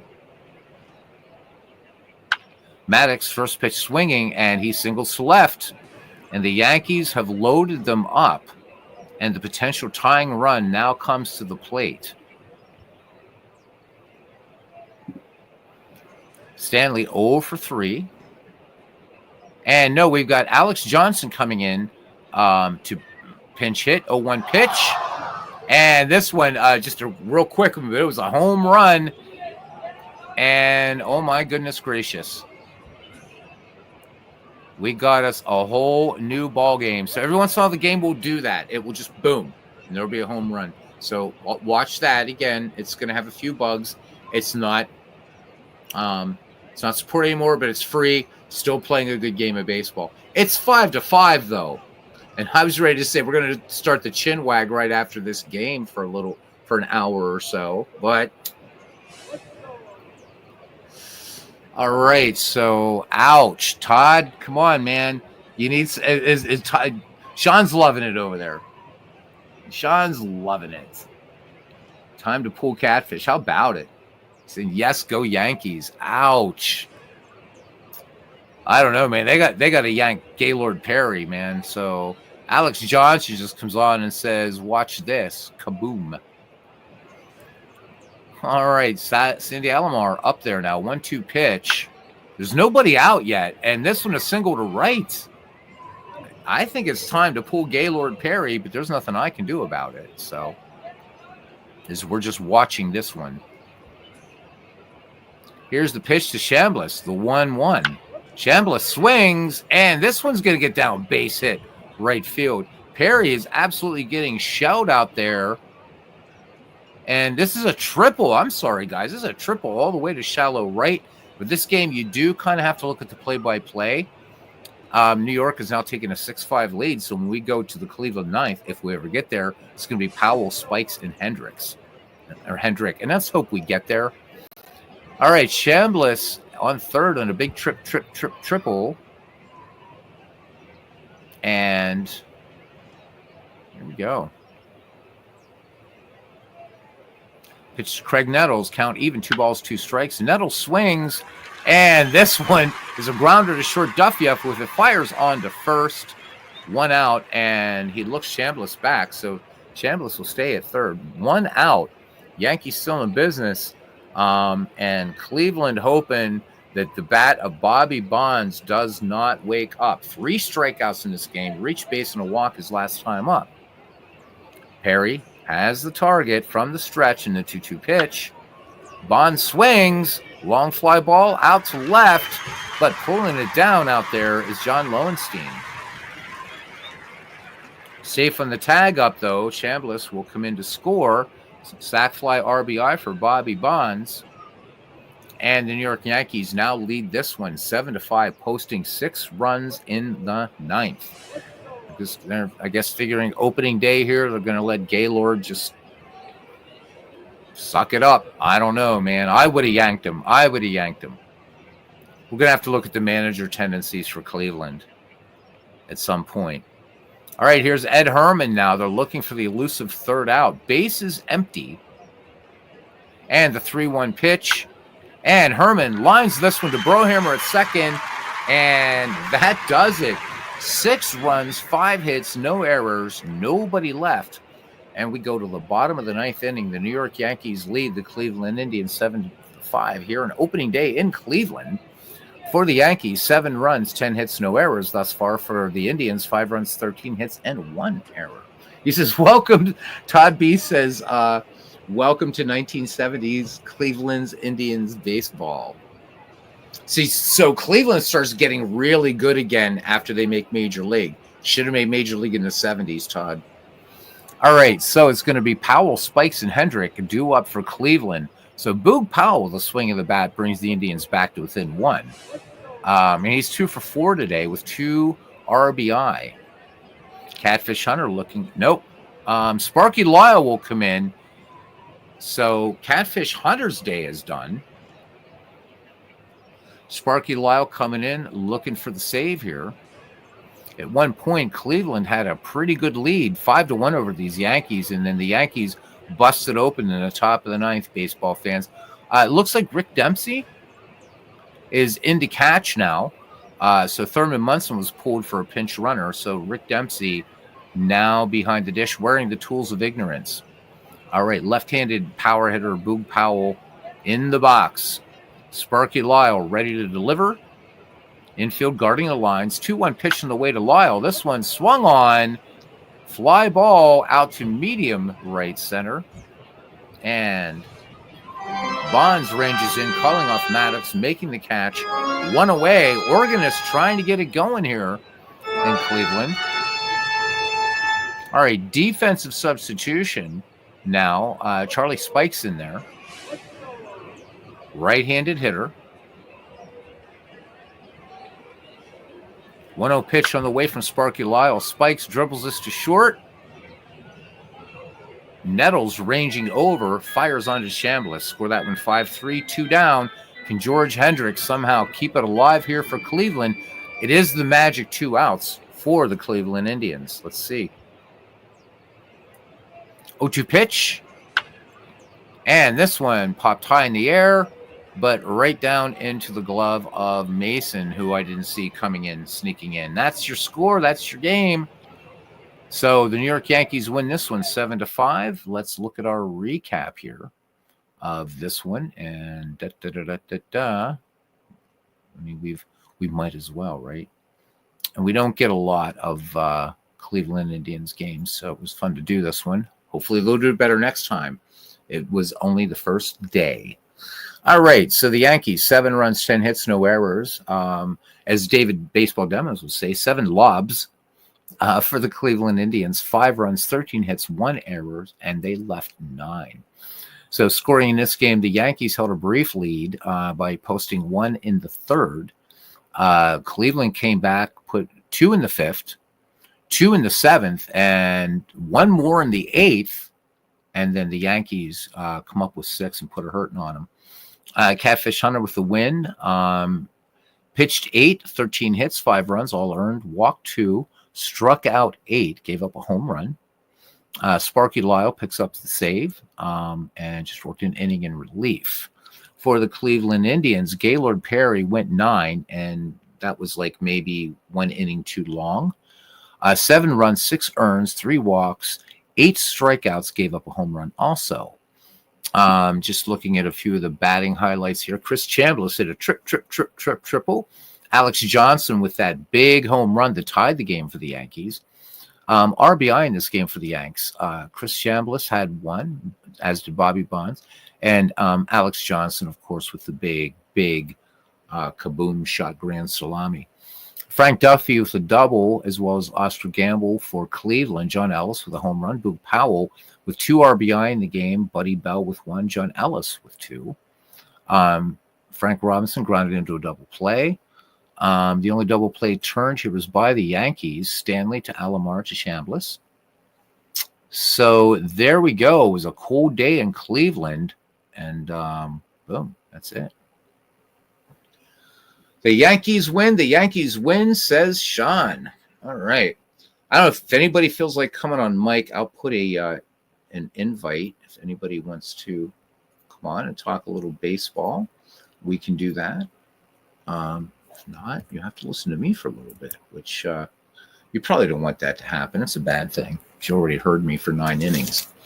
Good ball game. Good ball game, though. We can stay in 1975 and be Jim Cott and Vita Blue. 140 pitches for both starters, says Todd B. We can switch baseball games. We can just do nothing. Whatever we want. We can go to 1929 and watch the National League champion St. Louis Cardinals. Am I in 29? Is it 29? No, the Cubs. I don't think the Cubs are playing, though, yet that day. So that's Great season, especially those 1929 Philadelphia A's. Jimmy Fox, Al Simmons, Max Bishop, Jimmy Dykes, Lefty Grove, George Earnshaw, a hell of a team. Connie Mack put together in 1929, 30, and 31. So, but what are you guys playing? What do you guys do? Hey, we got Sean coming on. Cool. Hey, Sean, what's up? Can't hear you, brother. I hear a little bit of like Wade noise. Yeah, no, I had. There he is. Okay. Yeah. Hey, man, how are you? How are you? I'm doing okay. I was waiting for you to come on tonight, honestly. Yeah. Cool. To hear what's up. And but I got an inside scoop, baby, and I don't even got a channel. Hit me with it. Well, 2026, I know a feature that's coming to Action PC Baseball. For 2026, next year's? Yeah, what's 2026. that? I'll tell you what it is. It's going to, I don't, 99.9% sure it is. Okay. Okay. Well, because, the developer can change their mind. But I inquired as to whether or not, oh, shit, I just went, pardon my languge. No, you can say shit. No, I just went blank. I just totally drew a blank. Wow. I guess I got too excited about the new feature. It must be a hell of a feature. Oh my God. Yeah, I don't know what just wow. I know what it is. What is it's the feature is the player cards. Mm-hmm. Okay, we're gonna be able to edit them and include what stats we want in them. Oh, wow. Because different baseball cards have different stats that they include, right? Like if you look at the different ones that have been made over time. And I said to him, I saw some stats that were missing that I wanted. Mm-hmm. And then I saw some that I wanted to remove. And he said, oh, yeah, we can do that for 2026. So. Oh, that would be brilliant. That is a great scoop. Well, I think it's an okay. I think I'm, being a little pissy, wanting, my baseball cards to look a certain way. But the reason I mentioned it to him, I said, well, I'm doing these replays, and in the past I've printed out like piles of stat sheets for a replay, right? Right. And I'm like, well, I was thinking to myself, this isn't, isn't the greatest way to do things. And then I was like, oh, what if we could just what if I could have all the stats I want on the cards that I really, really want, and I just print out all those cards and put them in a box. And so, yeah, when you have the the editable card feature, you can put everything you need on the card. Like it won't be everything, but you know what I mean? You have to replace some things. But like, for instance, with batters, the batting cards, they don't show strikeouts. And I was like, I want that on the card. Right. I want walks and strikeouts. It has stolen bases, but no caught stealing. Now, there's only so much you can fit on a card, right? So yeah. But yeah, anyways, I just wanted that, that option. And he said he could do it. And he said he's going to do it from what I can tell. So I don't think you're being pissy at all, though, man, because they're making a big thing about the baseball cards. That was like, hey, we've got these baseball cards. No, I think that's a great suggestion. Let's improve them. Let's do it. Let's face it, we can never do it with the real ones. So why not? And they look nice. They look cool. I love them. Oh yeah, I do. Yeah, I do love them. I printed them out before, but again, the card just isn't exactly what I want. But again, I'm being picky because if you look at the card that they have now, like the no strikeouts. Well, that's common. They don't show that on a lot of cards. They don't show the batter strikeouts. Right. So, we need someone else to step in here because I'm going to start blabbing. Blab all you want, man. That's what Chinwags are about. Yeah. You know what would be cool? I don't know if Dave could ever do it, but what would be fun is if he could maybe just partner up with somebody like Topps or Fleer or whatever, and if they had would let him use the old templates. So imagine, let's say you're playing all right, Yankees, you're a Yankee fan, 1978. Wouldn't it be cool to have the cards framed by what the cards looked like in 1978. I think that'd be brilliant. Oh yeah, that'd be that'd wicked. be That would be sweet, wicked. man. Yeah. Hey, Legends, how you doing, man? Legends is here. How you doing, bud? Hey, Hope you're doing Legends! well. I got my tinfoil hat on, baby. Oh my God, here we go. Just had to do it, Beatles. Come on, That's man. all right. It's good. I mean, hey, it's cool. It's cool. I love Legends, my hopefully tinfoil hat. It keeps everybody's me saying warm. hi. It's all good. Legends, Yeah, I hope it is all baseball. I hope good. baseball coming up soon, and I got to reach out to you in the Discord because I want to learn how to stream on PS5. And I'm getting a new PC. There's some things on PS5 I want to stream. Not MLB The Show when you're streaming. By the way, if I'm hearing correctly, MLB The Show, the newest edition with Paul Skeens, one of the players on it, thank you, is apparently going to be finally just for the PlayStation 5 or next gen, right? So it's about time. So I'm hoping that is not just a rumor, but is for real, that it's going to be, because it hasn't had a face. I mean, it's a great looking game, but it's kind of time to move on into new hardware. Yeah, thank you, Legends. I appreciate that. So looking forward to the Legends Sports Universe, Franchise Stars Baseball League. I know Legends has been doing lots of other stuff and all that, but my heart's in baseball. So, Sean, what projects do you have going on right now, man? Too many. Good. Like what? No, too many. Way too many, but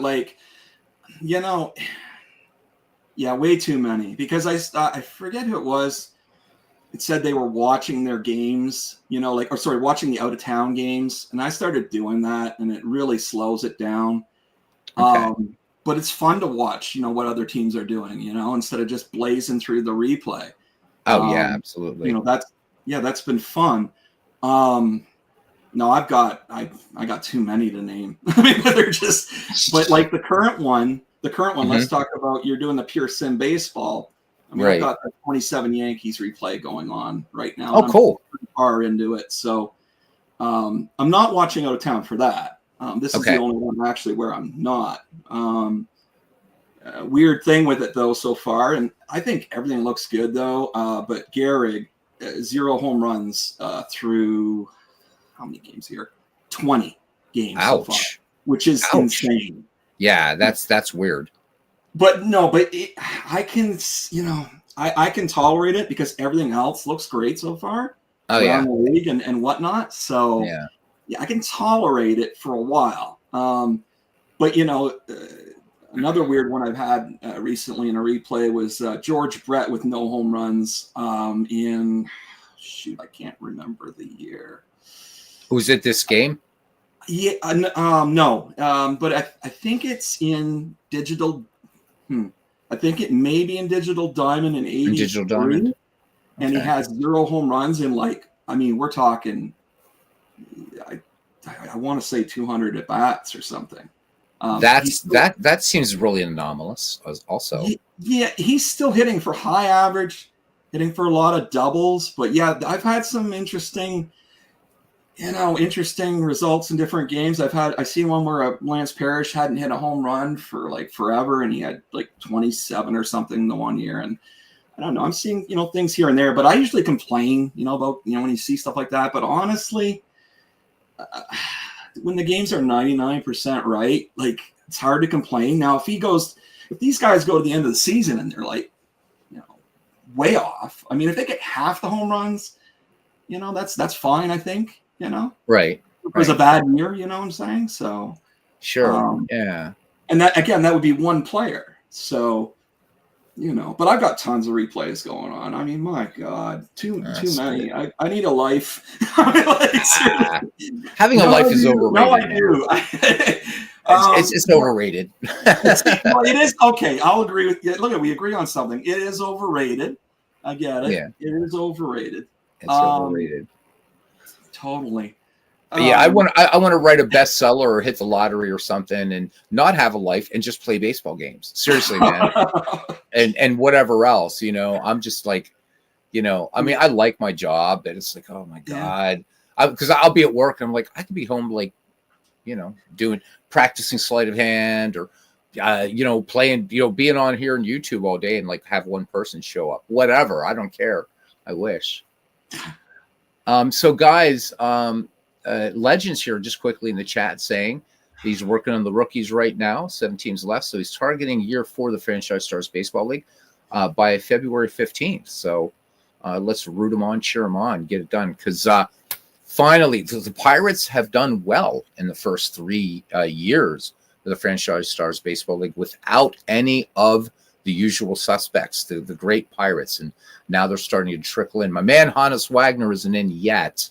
But still, the Pirates have done well, and I'm just really excited to see what we do when our big guys come up. And because those A's are just sick in the Franchise Stars Baseball League, but the A's are a great franchise. You can't deny that. I mean, they've had, even in Kansas City, they had some superb players. So, but when you're facing all, you got to deal with Jimmy Fox, and you got to deal with, well, just all the craziness on the Oakland A's, or on the A's. I should just say the A's. So, yeah, that's good stuff. That is good stuff. You brought up Beetle. Here, Todd's saying something about Brett. You're talking about George Brett, Sean. Todd says that Brett is hitting 420 in his replay of teams from 77 to 82 with his 1980 card. It's about 110 games, and that's this is a project Todd's been doing for quite a while. Todd, I forget, what game are you doing that on, your 77 to 82? I can't remember. Anyhow, Sean, you started to say something. I'm sorry. No, who cares? No, don't matter what I was saying. Yes, it always matters. Everything matters. 420 with his 19. Oh, okay. Yeah, the 1980 card. I get it. Makes sense. Todd doing it in Action PC.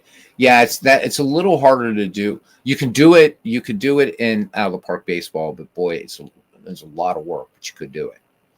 But it's again creating those text files and stuff like that. So I think Action PC is a little bit more friendly in that way.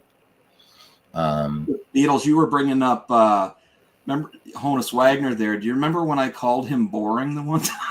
I don't know what I was on. I really don't know what drugs I was on. I was like going to blow a gasket. I'm like, are you kidding me? What? Jesus. Oh, I couldn't believe it, but then I thought, well, it's Sean, man. What the hell? I don't like those flappy hitters, but again, he was in a different time, different era. He was. It's just different baseball, and I wasn't thinking, well, place him in a different era, and he'd swing, he'd be talented and would just, adjust his game right a little bit. And dangerous. So he was kind of crazy to say that. I still can't believe it. He was. He was something. He was truly. I mean, he truly deserves the title immortal. He is certainly one of them. And in fact, all the time, I'll see all these lists in other baseball groups, with Facebook or whatever. Greatest teams of all time, and Wagner invariably is in there. It's short. There's one time somebody was arguing Ozzie Smith, and it's like, yeah, look, Ozzie. There's nobody that deny Ozzie Smith, one of the greatest defensive shortstops of all time, but he didn't have the bat Wagner had, and he didn't have the speed Wagner had. But even more importantly, is Wagner played every other position. I think the only thing he didn't do was, I don't think he ever pitched, but he played every other field. And Tommy Leach, back in the day, said that, of course, Wagner being the best shortstop in the league, what other people didn't realize is he's also the best third baseman, second baseman, and so on. So when he came from the Louisville Colonels to the Pittsburgh Pirates, Barney Dreyfuss owned both teams. So back then, you could own both. You could own 2 major league teams. So he brought his best players from Louisville. So Fred Clark, Hannes Wagner, right? And the reason, if you look way back, like 1900, 1901, 1902, why Wagner was a utility player was that they could play Wagner pretty much anywhere in the field. And I think that's one of the other things that makes him great. He was second only to Ty Cobb in that era in stolen bases. And you look at pictures of Wagner, even in his prime, you wouldn't even think that this guy could make it to second on a ball hit all the way, and he's on first, right? A ball hit all the way into the alley, into the gap. But Wagner, they said, what was it in the Ken Burns documentary? They say he looked like an elephant caracoling, arms flailing, all this kind of stuff. But he was fast. And I got to see this picture or this short film of him on YouTube. And by the time, Hannes is like maybe in his early 50s at this point, but still swinging the bat. And like, he didn't have that graceful swing like Babe Ruth purportedly had, or Shoeless Joe, but you could see the power that Wagner had. I mean, he was a power hitter. And in a day, when again, you power hitters weren't necessarily mentioned or so much as home runs as by triples. But he hit, and hitting in big ballparks. There's a lot of reasons I like him. He was nice to rookies. I think I've told the story before, but he just came over, or he was in Louisville. So he's a rookie, and I believe that was 1897. Veteran gets a hit, right? Comes in to score, whatever. Wagner, he's a kid. He's a nice hit. And the veteran told him to go to hell. And I guess apparently Wagner never forgot that. Was always good to rookies. And one of the guys that he tutored became also one of the greatest shortstops of all time, Archie Vaughan. So, but Joe Garagiola, who was with the Pirates briefly, he was with them when Wagner was a coach and Pie Traynor was managing. And he said, one of my big regrets in baseball, he said, was not having a tape recorder in the dugout. He said, listening to the stories that Pie Traynor, another Hall of Famer, and Hannes Wagner traded. He said they were both great at telling what they would call tall tales, right? And he said it was almost like a competition. He said, and the stories those guys told, he said, but what was even more fun were the real stories, So of course, Traynor played in the 20s and 30s, and Wagner 19th century into the 19 teens. And he said, if only I could you imagine what those recordings would be worth? Pie Traynor and Hannes Wagner just talking during a game. Oh my God. I mean, you would just pay crazy amounts of money for something like that. But more importantly, Beatles, someone just mentioned the Lakers traded Anthony Davis in a deal for Luka Doncic. Okay. I don't know who those people are, but for those of you who are I know it's basketball because it's Lakers. If it's so real. There you go. I mean, if you're a big deal. Is it? I mean, I don't know. I don't know who either of these guys are. Yeah, I don't know much about them, but I know it's a huge deal. That's a huge deal. Okay. So basketball season's about to start, right? Isn't that about to start? Which? Or has it started? When does basketball start? Season's long start. It's been going on for a long while now. Yeah. Okay. Because it goes to June, I think, right? Basketball. Yeah, It's a long season. We both don't care when it goes. So I don't know. Well, so watch. Pennsylvania, right? So Pennsylvania used to have two basketball teams, NBA team. Well, one was an ABA team, and that was Pittsburgh. Pittsburgh's not a real big basketball town. It just didn't last. We have the 76ers. So there's that. But basketball's not like college basketball is pretty big in the Commonwealth, but pro basketball it's not. Basketball is not really a big Pennsylvania thing as much as like baseball, football, and hockey. Of course, we have the Flyers and Penguins. But basketball, for some reason, I don't know. This just isn't a basketball state for NBA, whatever. So, but there you go. Big trade.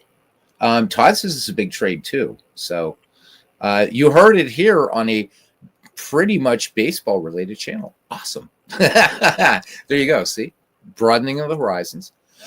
So I was talking the other night, Sean. So what I might do when I get this new PC is pick up what is that game? Undisputed. Let's give it a go in the channel. I'm not going to try to call it like our Red Sox fan. Nobody can do boxing like he can, but we could have a look at the game because I do like boxing. And just let's see what it looks like. I've heard it's cool. Legends, I think, messed with it, and it wasn't so very good at first, I guess, but it got a lot better. And I think Legends was mentioning that game. So what non-baseball really quickly are you playing? Me? Anything? Yeah, you. Who do you think I'm talking to? Who do you think I'm talking to? Can we just hold that thought? But can I ask you, what was the word that you used to describe Honus Wagner going around the bases, referring to? Oh, caracoling. Wow! Oh my goodness. That's an old-fashioned word. You never hear that. That's caracoling. Caracoling. Yeah. He looked like was it Huey? What's his name? Huey Fullerton, I think, or it was one of the old time sports writers. So he looked like an elephant caracoling around the bases. Yeah. Because he was big, stocky guy, right? I'm trying to so spell yeah, it. It's not working out. I can't even remember. I mean, that nobody uses that word anymore. Well, I mean, I used it it's a tonight, good but word. yeah, it's a good word. It's a good word. Yeah, I can't even find it. And I usually can just that's how old it is. We're gonna have to dig up Ring Lardner or Huey Fullerton, and we're gonna say, how does one caracol? What was one I used? Caracol? Wait, huh? Say it again. Caracoling. No, caracoling. That's what I typed. Yeah, it's in there. Watch the Ken Burns documentary, and it's in there. The word's in there. There was a word I used with Ken Castro about a month ago, and we were going to name a team after it. And I can't for the life of me remember what that word was. But it was one of those. So, back in the days, man, those sports writers used very florid praise. They were very flowery in their language, and right. It's kind of fun to read some of those games account. And guys, if you ever want to just have some fun, if you go on the internet Wayback Machine or other sources, Spalding's Baseball Guide, all of those, they're all on there.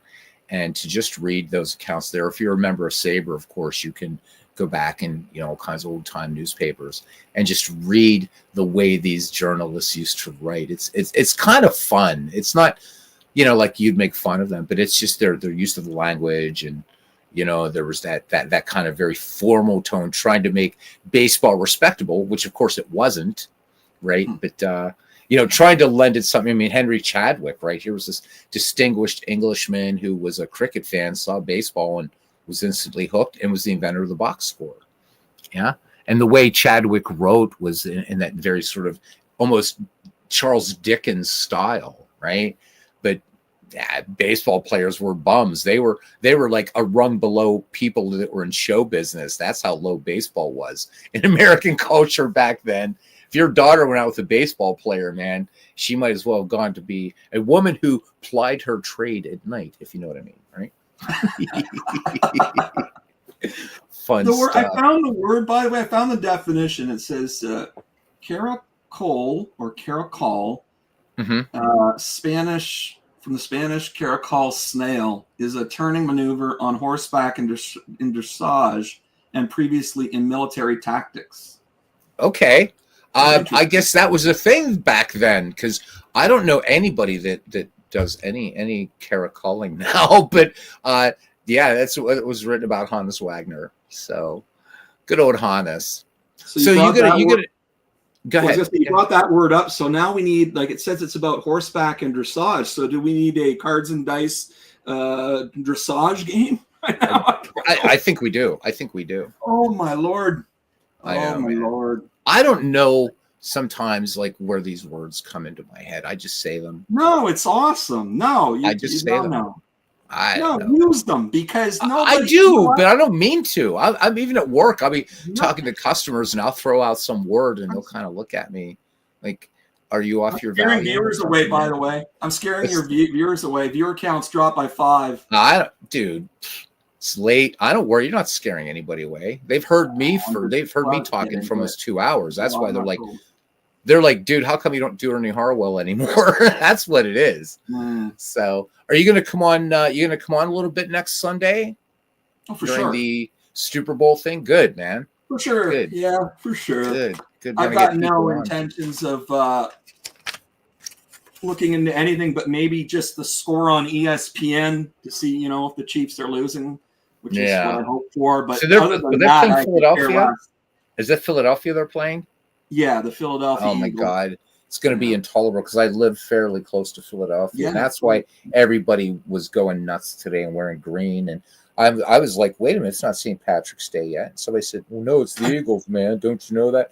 I'm like, no, I'm not. I don't follow football. So I do. I'm like an hour and 45 minutes from Philadelphia. I had no idea. So there you go. You learn something new every day, don't you? What was it that I told you to hold your thought on? And I don't even remember. Well, see, that's I remember. I was asking you quickly what non-baseball games you were playing. Oh yeah. Oh boy. Is there anything even worthwhile? You know what? I really can't say there's much. Like I'll pick up a game and play it and Mm-hmm. play it for a little while. I mean, and I named some the other day. It's been a lot of baseball. Good. In fact, too much baseball, honestly. Is there I such think it's thing? too much. Let me see. Just trying to see. Oh, those exciting cat games on Steam where you find the cats. I keep buying those for my folks. Yes. Yeah. Epic gaming right there, eh? That is epic, man. No, epic. I don't. I played some stuff on. I can't. I'm tired. It's getting late. I can't really think here. But let me see here. What do I got waiting to play though? I mean, Sniper. By the way, yeah, Sniper Ghost Warrior Contracts 2. Got it for $5 the other day, Canadian. It's a good deal. Nice. Yeah. Let me see. But yeah, it's, you know what? Now that we're talking about it, it's pretty bad if I can't remember what I just played on console. It wasn't like today. But you know what I'm saying? It's been a few days. So yeah, I getcha. Yeah. Yeah. Just a lot of baseball. And a lot of baseball. I'm glad you're liking PureSim. I really am. I mean, and I just wish that word we got to Sean Sullivan's like, come on back and make the sequel to this thing. Oh, hell yeah. I want to see that. I wish he would. Would because he had a really solid start with this game, and there's so much to it, and it's like, come on, man, come back. Not that I think it would be maybe so much competition for out of the park baseball as much. I think it's pretty much firmly entrenched, but for me, there's some similarities with this in action PC baseball. They feel similar to me. You know what I'm saying?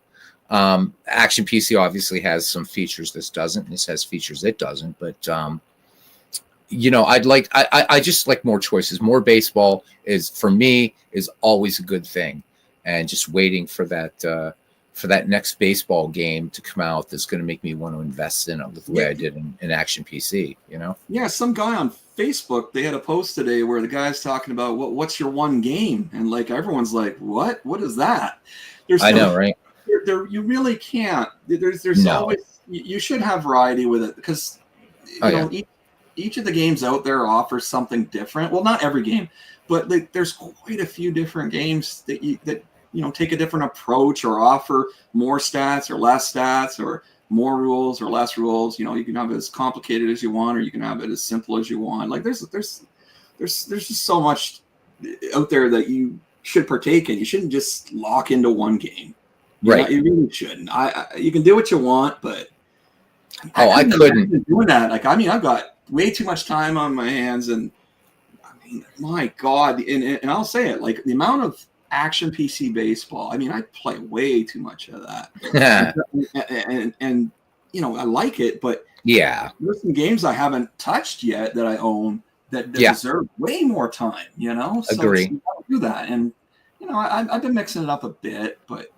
Well, that's where I'll give though kudos to so for digital baseball, right? Because since we have everything there and we can, I think there's a lot more. I mean, I don't think anybody's there's more you can do in the digital realm, obviously, because you don't have to own like a warehouse full of cards and you can do whatever.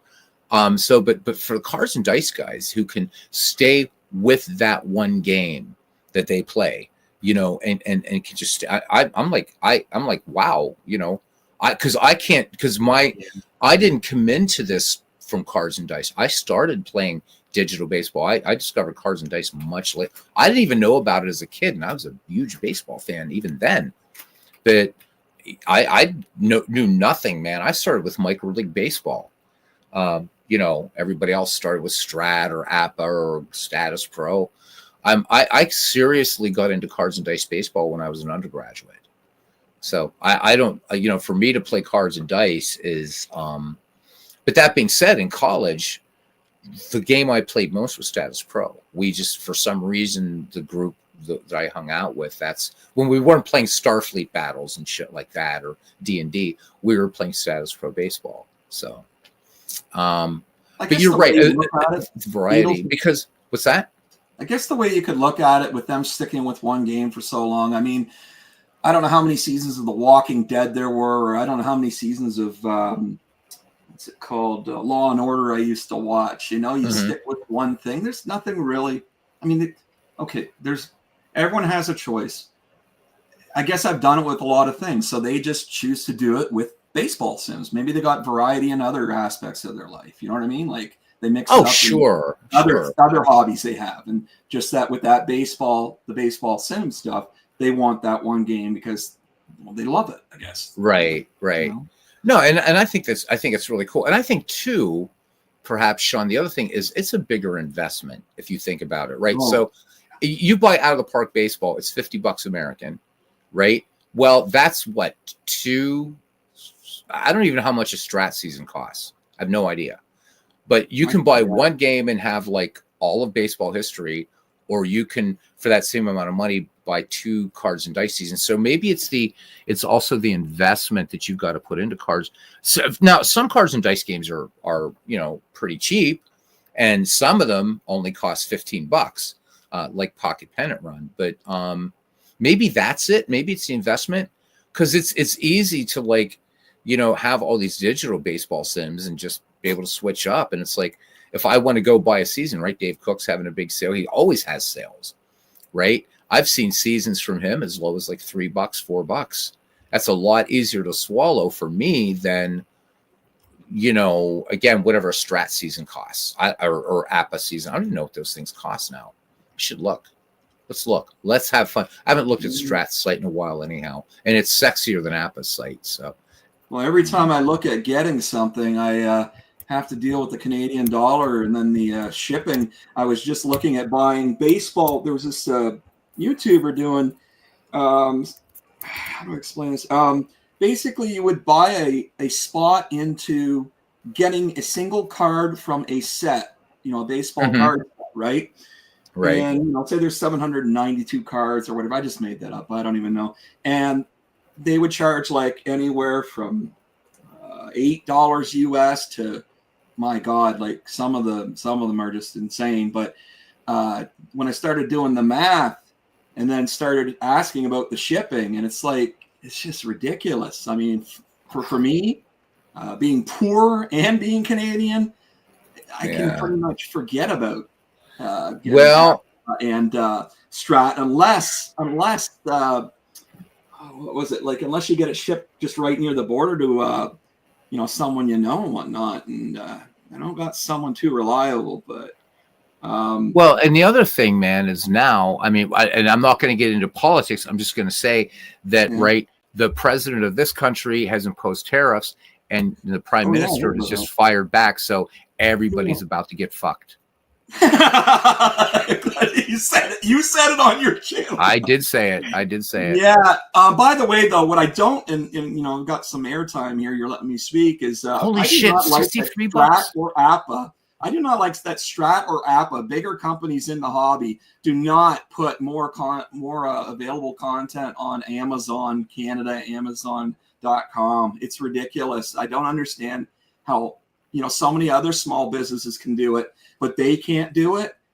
You charge a little more, but put your stuff up there, please. I mean, I've seen a few sets like officially from them, but they're not season sets. They're like all-star sets and stuff, and they're about 100. It was 159 or something like that Canadian. Expensive. I don't want that stuff. I want actual seasons and whatnot. Anyway, so well, I mean, and I think Cards and Dice is great, but like I'm looking, and so for me, I guess because I didn't start with Cards and Dice, so if you wanted to buy the 1982 Strat season, it's $63. It's $13 more than Out of the Park Baseball for one season. So I think it's got. I think also it's the visceral thing. And again, I mean, I'm not knocking Cards and Dice. I love it. I just don't have the room to play it.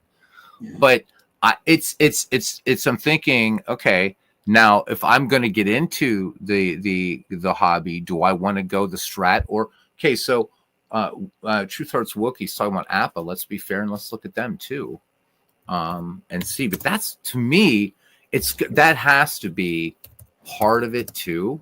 Is why they just stick with it. Yeah, why they stick with the one brand. Yeah, if you're going to spend $63 for a bunch of cards, right? Yeah. I'm guessing. I don't know. I don't have anybody here speaking for the, anybody in here. Ken Castro's not in here. I don't even think Clinton's here now either. Have you ever gotten Ken on the mic? One time I was doing a Diamond Mine game, and he was actually on for a little bit. But let me see what now the advantage to Apple, I do know this, is that if you buy their seasons, they have every player, which Strat doesn't. You have to pay extra, which I think is like awful. It's ludicrous. Yeah, where the hell do you find seasons? This is like their newly designed season or website, and Strat's got them beat as far as like their Strat's website is much better. I'm trying to figure out, okay, where do I find these? Okay, let's go to the master. Oh, master edition. John Herson, you should know better. It's edition. Some people's kids. Addition?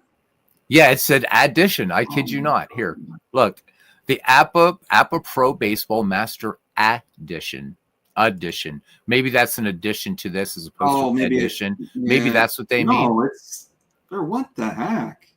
Because they're two different boards. I don't know. Maybe do you have to have the basic game to play the master? Is that it? I've never heard anyone say that though. That's weird, man. That's weird. That's weird. Yeah. Oh, here, cards and accessories. Here we go. Could this be it? No, this is just blank cards. How the hell? And I'm sorry, but Appa Baseball doesn't look like that. Or Baseball for Windows doesn't look like that. But anyhow, and by the way, I didn't buy 6.0. So yeah, neither have I. I just can't buy it because all they include is modern seasons, and I have no time for that. Well, that and all those the optional rules for modern baseball. I'm not going to play Ghost Runners and shit like that. So, Baseball for Windows, for what I play back in, it's fine. It's perfect for what I do. Damn it! How do you buy seasons in this thing? Holy shit! By the way, just because you were showing PureSim baseball tonight, I had something I thought of earlier I wanted to share, just with people playing and if they're giving it a go. One thing I like about it, and you've got to get used to it though, is when holy shit, $86 for the 2015. I'm sorry, but no, I don't mean to interrupt. But holy shit, $86. Oh my Lord, for me that would be forget it. It's over. Oh, sweet baby Jesus. That's a $200 set for Canada when you include the shipping.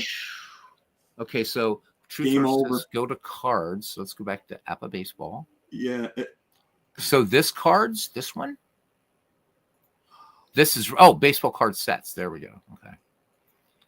All right. Just want to get a sense. No extra. Truth Hurts. Wilkie says check the extra players. What are these extra players? I never knew there were extra players. There's players. Leagues have players. I never heard of extra players. So, oh my God, they're more expensive than Strat. Oh my! Oh, $86 a season. And for the ugliest cards, by the way, on the Big Beatles, I don't know. I've never been able to chat about this. I hear Dave was going off, and they had all these controversy going on. Dave Gardner and people talking about people crapping on Appa. I don't know how you feel about it. I feel that these are the ugliest cards, along with replay baseball in the business. Why? Because it's just numbers all over the bloody card, and then there's no stats too on a lot of the cards. I don't understand why anyone would find these appealing. I'm talking about people that have never played the game before.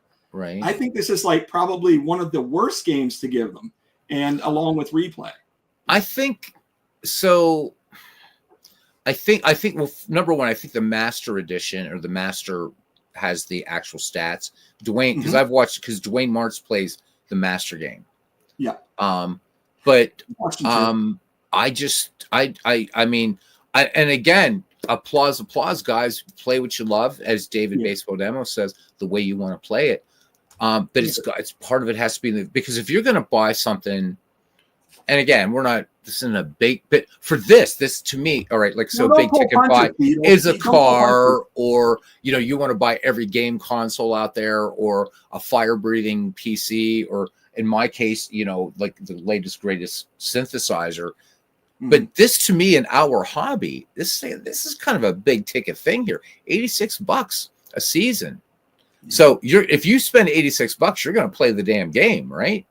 Oh, You're not gonna buy a season for $86 and then not play it. I just can't imagine that. But right? but like I was saying, for a new person, I couldn't imagine saying get APBA or get Replay Baseball. I just can't imagine this being the intro game. They'll talk about how APBA Basic is the easiest game out there to play. That's fine and dandy. There are many other easy games too.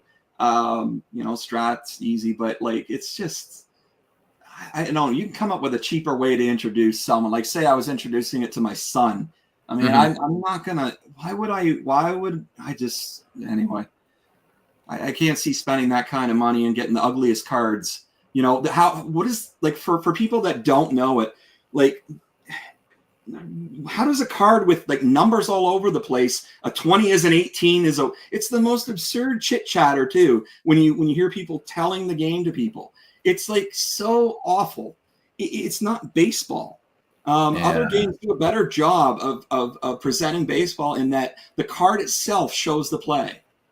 I just think that for new players, for me, say introducing it to a new player, I would not pick APBA. I would not pick Replay. There's just no way. They're way down the list. It's not even about cost. The cost is bad too. I mean, you factor that in, but I mean, it's beyond that. Right. The these are. John, but again, it is. I guess it is what you love, though, and that's cool. I mean, because so you're talking about the aesthetics of APBA cards, but I'll hear people on the other side talking about the quality of Strat cards, that they're like really flimsy and crap and all that kind of stuff. But but I would love to. And I've been trying, but I can't get Cards and Dice guys to come on and talk, except for Tim. Oh, because they're afraid. They're afraid to hear they're afraid to hear that people don't like their game and that there's flaws with it. Oh, but I'm fine. But I'm fine with. Look, man. I mean, because I can point out a flaw in every. They aren't. That's what I'm saying, and that's what I brought it up because they're not going to. But they're not going to get. I'm not going to attack them because, like I was going to say, my friend, is I can find a flaw in every digital baseball game. So I don't think one's better than the other. That's my point, though. That's why they should be able to handle it. That's why they should be able to handle it, though. You're giving them an out. The point is they should be able to come and talk about it. Like, let's talk about my favorite game. I rip it up shreds all the time. Action PC baseball. I'm probably the person that rips it the most. Yeah, as I remember. That's the kind of person I am. So people talk about my tinfoil hat and all this other crap. I have character. I stand behind what I say, and my God, I don't say it without knowing. Generally speaking, I don't say things without looking into it and knowing what's going on about it. Whatever the issue is, the game is, and the facts are. No one can tell me that an APBA card or a Replay card, for instance, looks like a Picasso painting. It's ugly. They're both the ugliest cards out there. And so they're whatever. But I'd love some people, like they got 15, 16 people watching. I don't care. Say it's some other day, there was 40 people watching. I don't think, and on other channels, I don't think they would have they won't come on and talk because they don't want to hear anything. Like, it's just, what the art of conversation is gone. It's dead.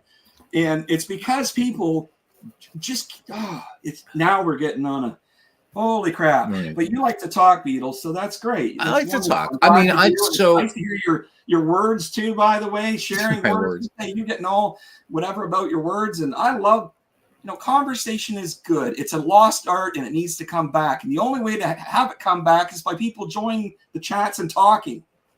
Yeah. So and I mean, they will. I guess my thing is like I'm saying, because I again, I had so much fun in college playing Cards and Dice, I should say Status Pro. So I mean, fast action cards. Now, and here's another thing. Love that game to pieces. But you look at the fast action cards, and I could bring. I don't have to, but I could bring up Digital Diamond Baseball, and we could look at Status Pro cards. Right? Yeah. They're dense, but yet you know what? It was like this is cool.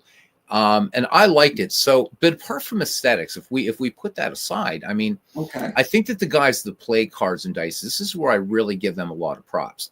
These guys tend to stick it out more than digital players. They really do. They can not more than me.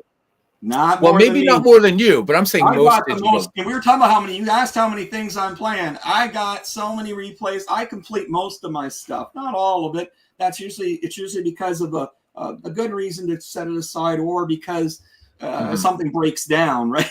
I mean, it ain't my fault if the laptop overheats and I shouldn't be able to use it right now.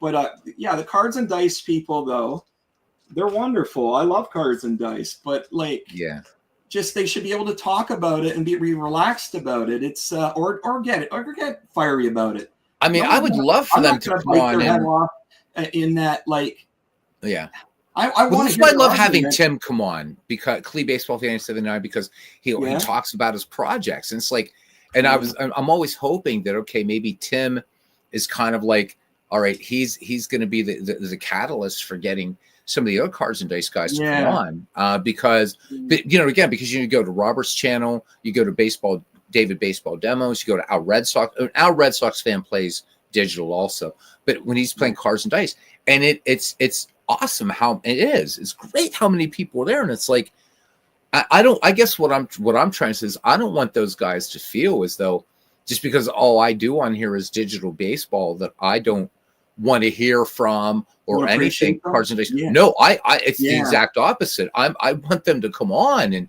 I want talk about your PC replay, talk about Fall Classic, talk about even history, which I will say right here, History Maker Baseball is a game that I'll watch other people play, but I'll never buy. I am not interested in having to go through dice rolls and check this and do that and see a sad sack. But if I watch David play it, baseball demos, I'm engaged. But that game it's just not for me. But I want them to come on and talk about it. Tell me about your game. I'd like to hear why they don't. I'd like to hear why they don't like certain cards and dice games. Like, for instance, I've been trying to put here's the hit forever now for about 6 months. I can't believe what a great game it is. And the only person that plays it is Kurt Berglund. And there's a lot of great cards and dice games out there. But you know what? Here's the thing again. They stick with their one game. So we don't get, some channels we don't get to see anything but that. But no, a lot of channels do play multiple games too. But cards, I love cards and dice just as much as I can say it. I'm going to say it. I can love cards and dice just as much as the PC games. It's just that I don't have the setup for cards and dice. Like, I don't have I don't even own this house that I'm in. I don't have, just that perfect setup, all the money to throw into a perfect setup to play cards and dice, to leave like multiple games out on tables for days and days and weeks and months or whatever. You know what I mean? And I have cats, so that would never work. Oh my God. Yeah, exactly. And so in addition to, so I do have I have a couple cards and dice, baseball cards and dice games actually, but I also have a lot of the hardcore board games, like Gloomhaven and Sword and Sorcery and all that kind of stuff, and whatever. And it's like having cats. I can't set up things like that, or things like Euthia, Torment of Resurrection. So I'm buying them for the day when I have my own house, big house. Cats can be playing elsewhere, and I can be rolling dice. Shut the door, because you can't leave board games up with cats, man. I forget love cats, and I love my friends' cats, but no, hell no, I never play cards and dice over there. Never. Oh my God! Do you see what Truth Hurts Wilkie said though? And we got to bring this up because of the cards and dice talk.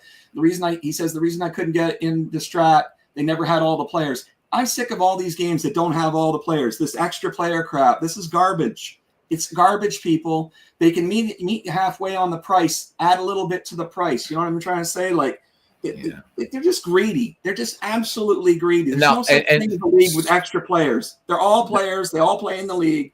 Yeah. The least they could do is create a PDF for the players that, Amen. I agree. I was just going to say that. Seriously. It's like, but I've heard Strat say, because people will say, and I already closed their website, but they don't have every season available for cards and dice, but they do have every season available for the PC game. It's like, all right, look, if you guys, because I think they're creating an artificial demand. So put it to these guys, look, we we don't think. I'm just going to pull a season out of my arse here, guys, and whether it's right or wrong, I'm just going to pick a season. Let's say 1957, maybe not 1958. Say 1958, not a terribly like a season that would be, say, like 1955, which would be a more popular season, right? All right, so there's not a lot of interest in the 1958 season for us to actually go to the expense of printing the cards. However, like you said, we're going to offer this in a PDF form, and you guys, if you want it, you can buy it for $30, and you can print it on your own card stock and go to town and play 1958 baseball. I don't know why they don't do that, because they say, oh, we don't have it available. Yes, you do, because it's available in your PC game, and it's also, there's that app that allows you to view every strat card. You can. It's, I don't know where the app is, where you get it, but you can view every Stratomatic baseball card for every season. So why don't you're right. I think that's greedy. I do. I agree with you. Did you see Aaron? They're doing karaoke at his place there. Oh, shit. Yeah. We need to join in. We need to join in. I like pina coladas. Oh, so Aaron, oh man, I wish there wasn't so much karaoke going on. So maybe next time you're on. Oh my God. But Aaron, so you're being able to navigate both of those games. It's awesome. Because everybody remember Aaron is sightless. And PureSim and Strategy Baseball both are because if you hit that X up there, you're out of the game as opposed to hitting close. And in this one doesn't even have a close on this one, right?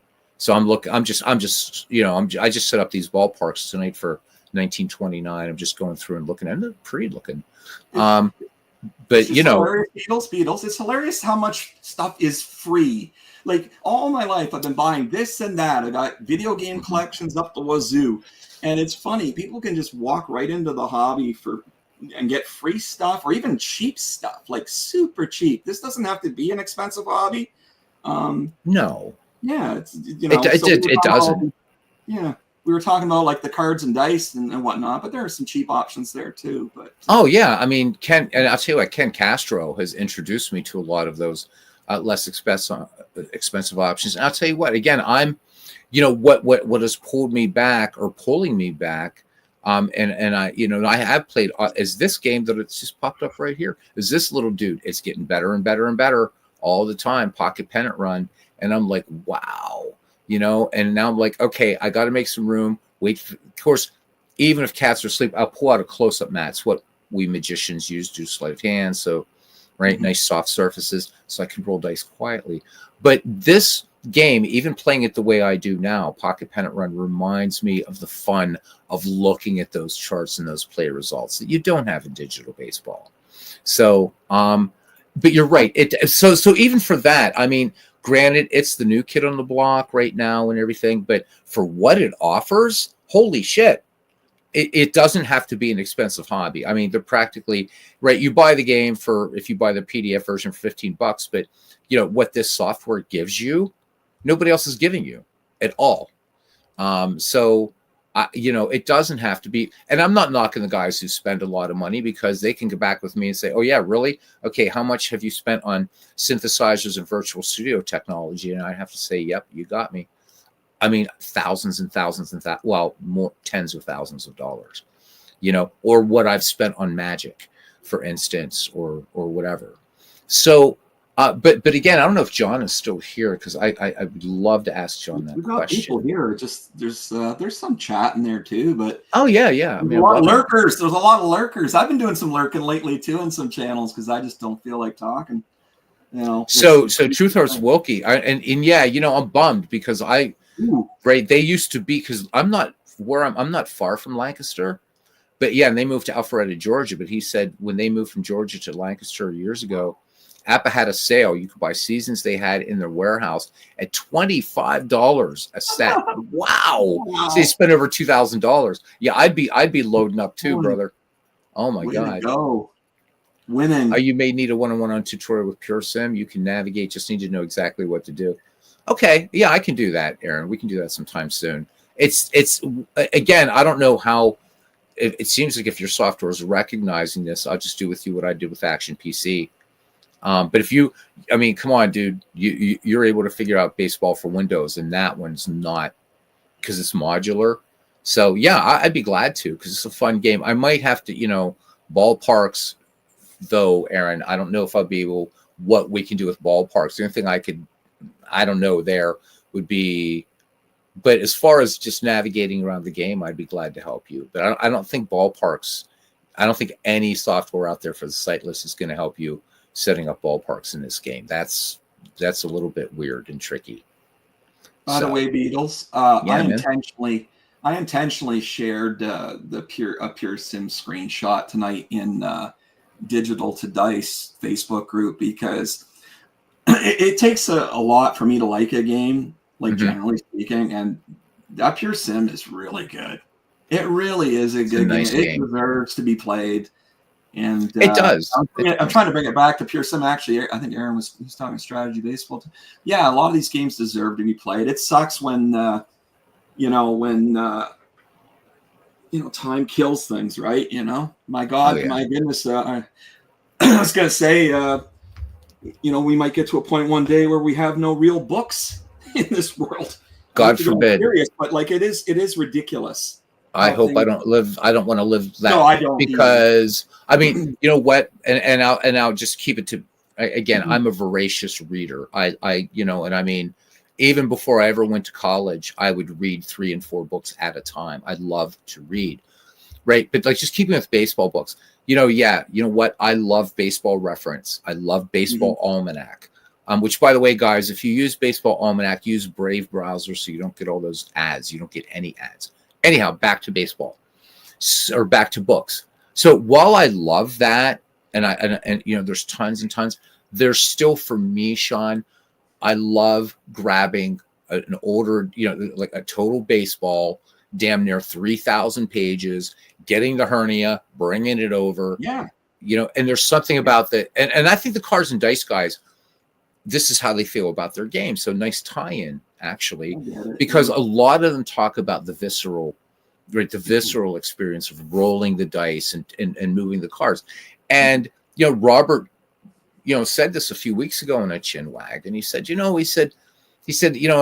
baseball, he said, it's cool. He said, but but at the end, you're kind of clicking a mouse. And he is right. You're not rolling the dice. You're not touching the cards. You're not moving those cards around the bases.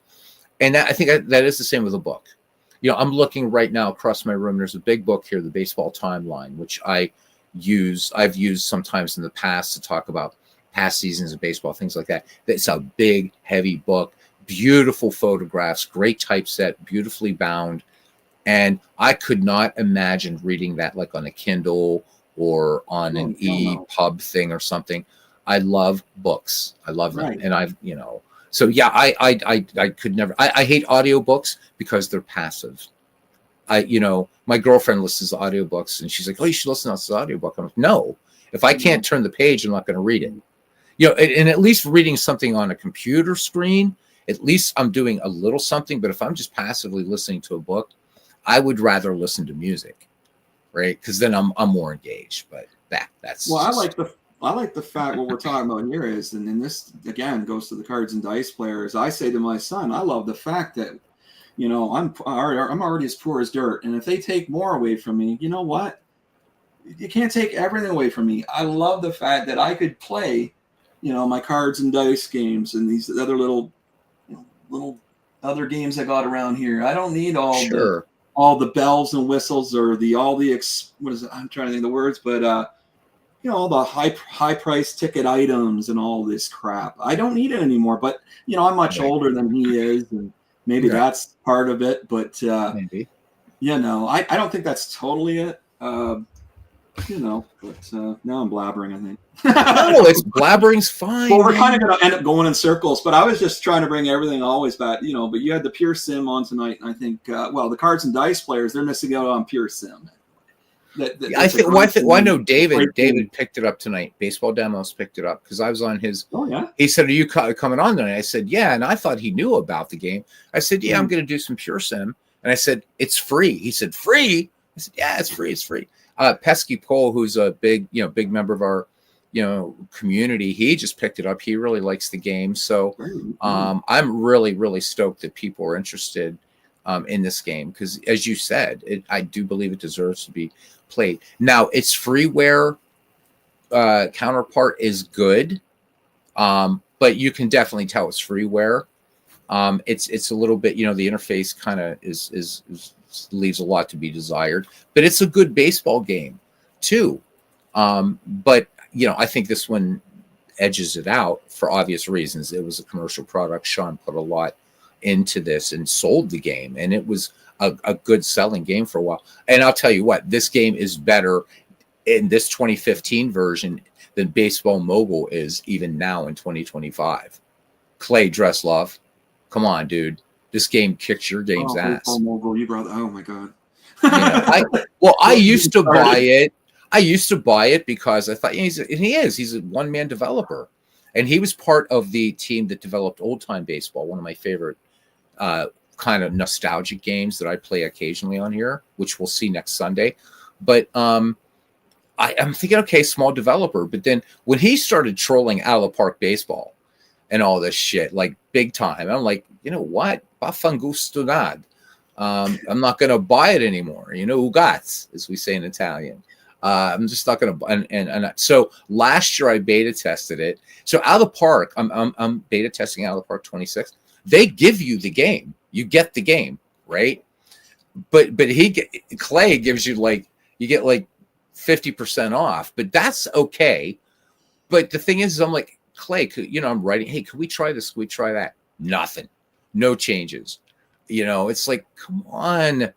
I mean, because there's nice things about Baseball Mogul. It's a very nice looking game. It's a very, it's really, really clean interface. I'll bring it up here for a second. It doesn't get any love on here. It will next Sunday. We'll do a game in it. But it looks nice. But it's just that there are fundamental changes that just need to be done with this one. And he doesn't listen to beta testers. And so I decided I'm not doing this anymore. But Out of the Park, they'll listen.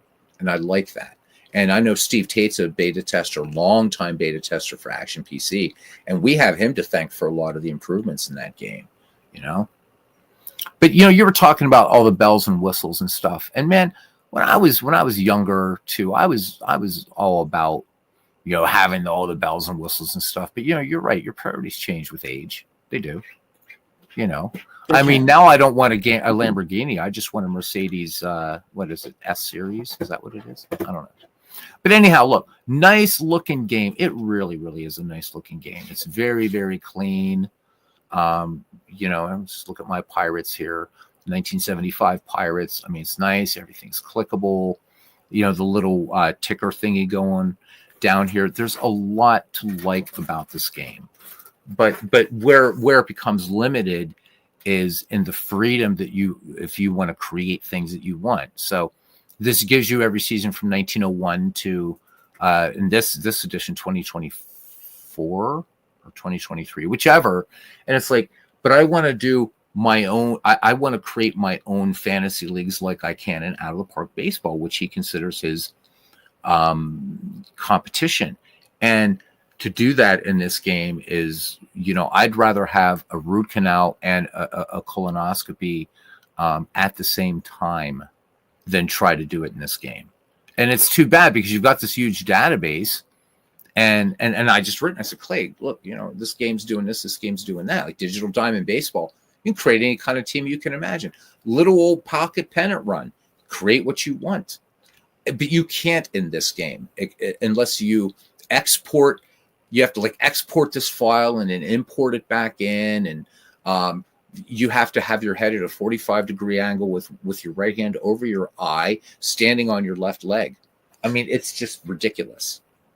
And it's the problem I see with Mogul that you have, I think I brought up before, and then you'll run instant quick sims of this game, and then you'll see what you think are reasonable results. And I mean, I used to watch a channel that played it religiously. He does Tiger replays, and I find that maybe you can run a quick sim and it looks good and it fixes something behind the scenes, does Right. something magical. But when I actually played it and I've seen other people play it, the results are just a mess. That's what I'm like. I wonder if there's some stuff going on behind the scenes that adjusts things, or I just don't trust it. I don't think it's a good baseball sim when you actually play the game. It just doesn't come out right. The Tiger replays that this guy did, they were terrible. Not all of them were terrible, but just questionable results, So I think extreme home run totals too seems to be a problem with that game.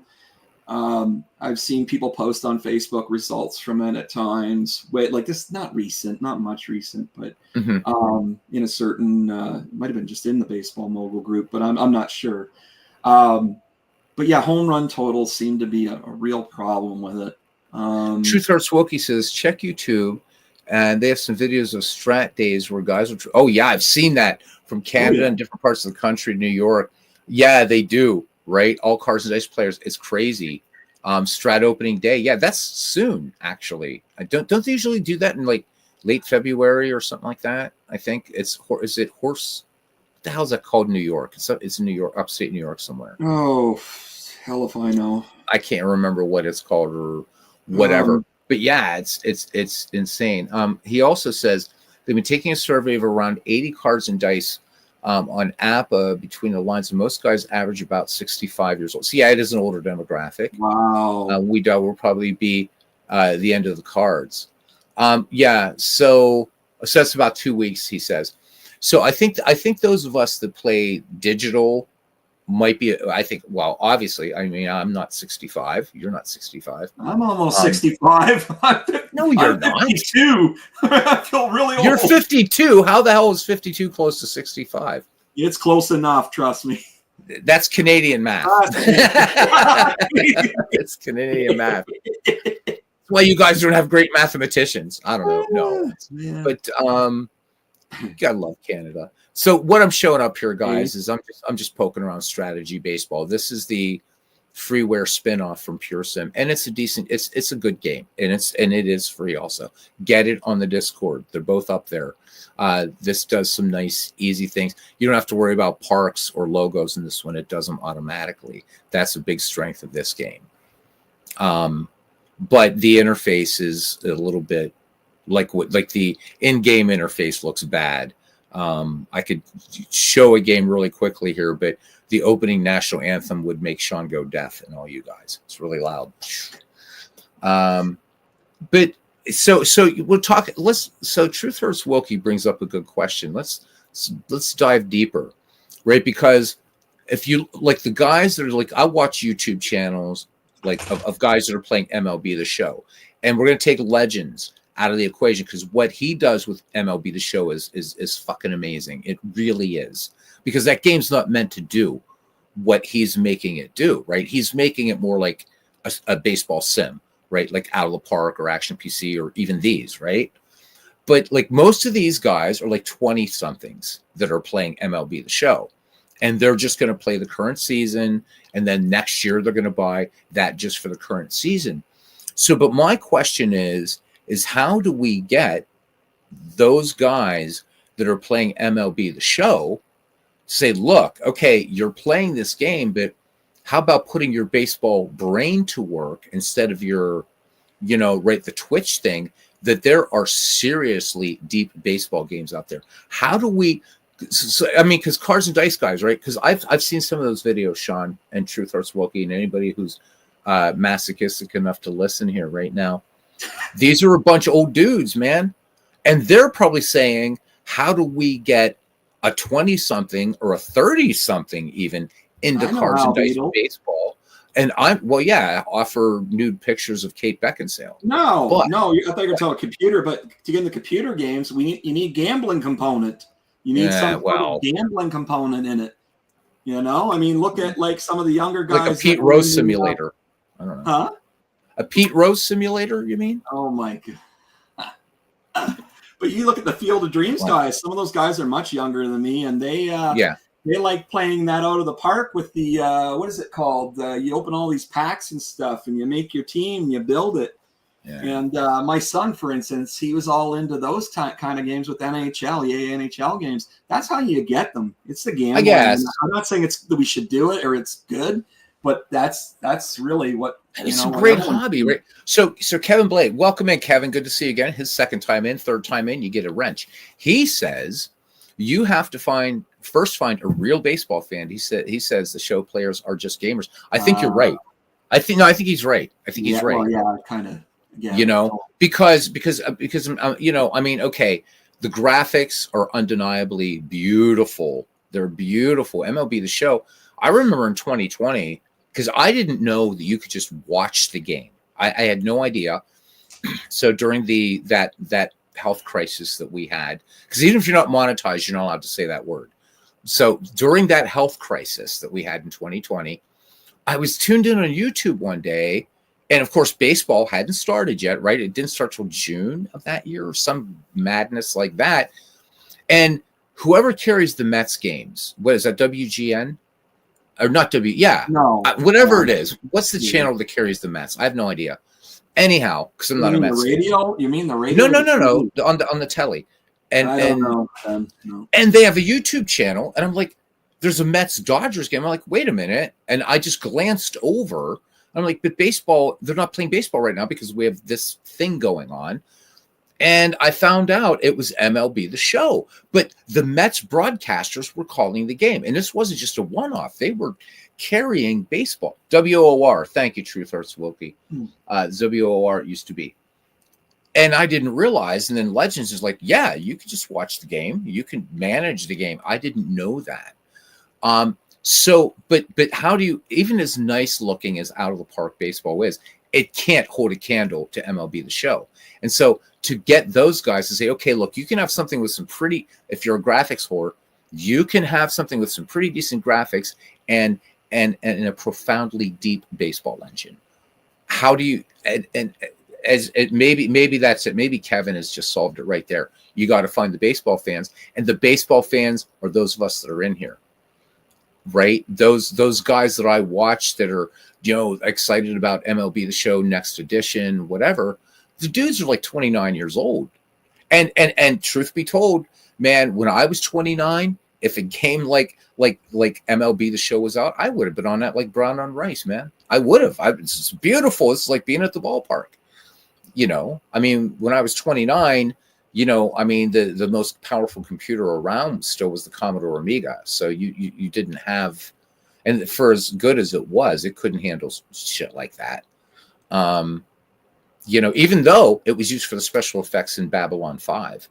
So I don't know if anybody knew that, but there you go. The science fiction series Babylon 5 used a Commodore Amiga in the video toaster for doing all those space battles and all that shit. So it was a powerful computer, but I would love to see people get into the hobby, whether it's cards or dice or digital baseball, digital text-based baseball sims, which these are, even out of the park baseball is a text-based sim at the end of the day, to get them in there, right? I would love to see everybody, our Red Sox fan and RJO and everybody. I'd love to hear these people coming in saying, yeah, dude, I'm like Aaron is, I think, the youngest dude in this entire community.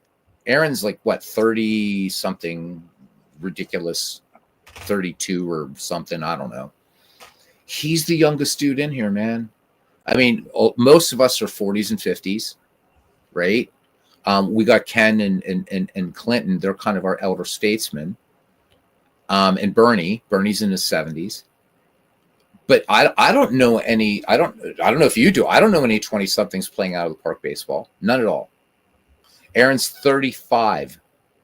And he's a Twitch gamer, dude. I mean, he plays all kinds of crazy shit, right? So yeah, Kevin's in his 50s. So how do we got to get these young guys, man? Kevin brought up the fact that Truth Hurts Woke is going to be 69. Good number. What's that? Kevin Beatles. Yeah. Yeah, Kevin brought up the fact that gamers play it. Well, then I've discussed this before elsewhere. You know how people love, young people love collecting stuff. Young people love rewards. You need rewards tied to the games, you know, like whether it even is a physical game or it's an electronic game, you need to hand out freebies. You need to hand out promos. You need to have, like, for instance, the cards be foils. You need to have different colors of foils. Yeah, like like if you show up for Little League, you get a trophy. It doesn't matter if you can play, right? Yeah. Yeah, it has to be exciting, you know, like people still play card games like right in here in my city, and they have attractive looking cards. Again, it goes back to me ripping on Appa and their play with their ugly cards. I mean, you show a kid that, and they're, what the hell's that? But you show them a Magic the Gathering card, and they're beautiful cards. You can see why they've done so well. Much more. Oh my God, they're some of the artwork in Magic the Gathering is just a masterpiece. But like, you're right. But okay, so rewards, right? So, and that's so is it, are we going to be so nihilistic? Are we going to say we're just doomed? This is it. So somebody earlier mentioned about, it was Truth Hurst Wilkie saying, well, okay, you know, with when we pass on to the great diamond in the sky, that's going to be the ends of cards and dice. Well, could it be the end of text-based baseball sims too? Is this it? You know, it scares me to think about that because, you know, again, I mean, I invested a lot of money in Action PC Baseball, buying everything, but I also buy Out of the Park every year. Except last year and this year, full disclosure, I'm beta testing, so I'm not buying the game this year. But I see this as like such a rewarding, fun hobby. But maybe you hit upon something, Sean. Maybe those of us in the demographic that plays these games, our perspective on what a reward is the game itself, as opposed to getting this thing or this foil card or this what have you, right? Although a lot of people are still playing Magic the Gathering that are in their 50s and 60s, 40s, 50s, 60s. That's not just young kids. Young people play that. Dude, you go to a gaming store and you will see dudes in their 70s playing Magic the Gathering. So Kevin Blaze, you're wrong. I think I'm going to say that he's wrong.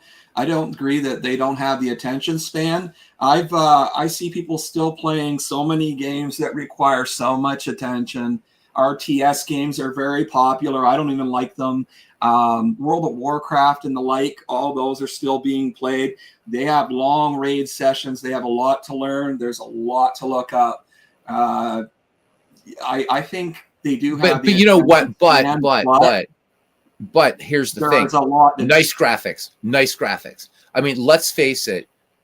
There's no text baseball sim. I can show them all here, and you're not. The only thing is, none of the text baseball sims are going to blow your socks off. Out of the Park's the prettiest of them all. Wait, Beatles. No, and he's saying it too. No, not all the games I'm talking about. The examples I gave were graphical, but there are some RTS games that look like absolute turds graphically that people still play religiously, and you have large numbers playing them. Like I mean, they're even the ones that you would say look better graphically, they're pretty lame. Like, to me, like someone that loves graphics is a graphics whore. I just don't agree. We can agree to disagree. I think the attention span is there for a lot of people, but you know, we also have the instant gratification generation. I get it. You know, that could it be anyway, it's a mess. Could it be something as fundamental as this, guys? Maybe it's as fundamental as this. Baseball was better when we were in our teens and 20s. Ooh. It was a better game.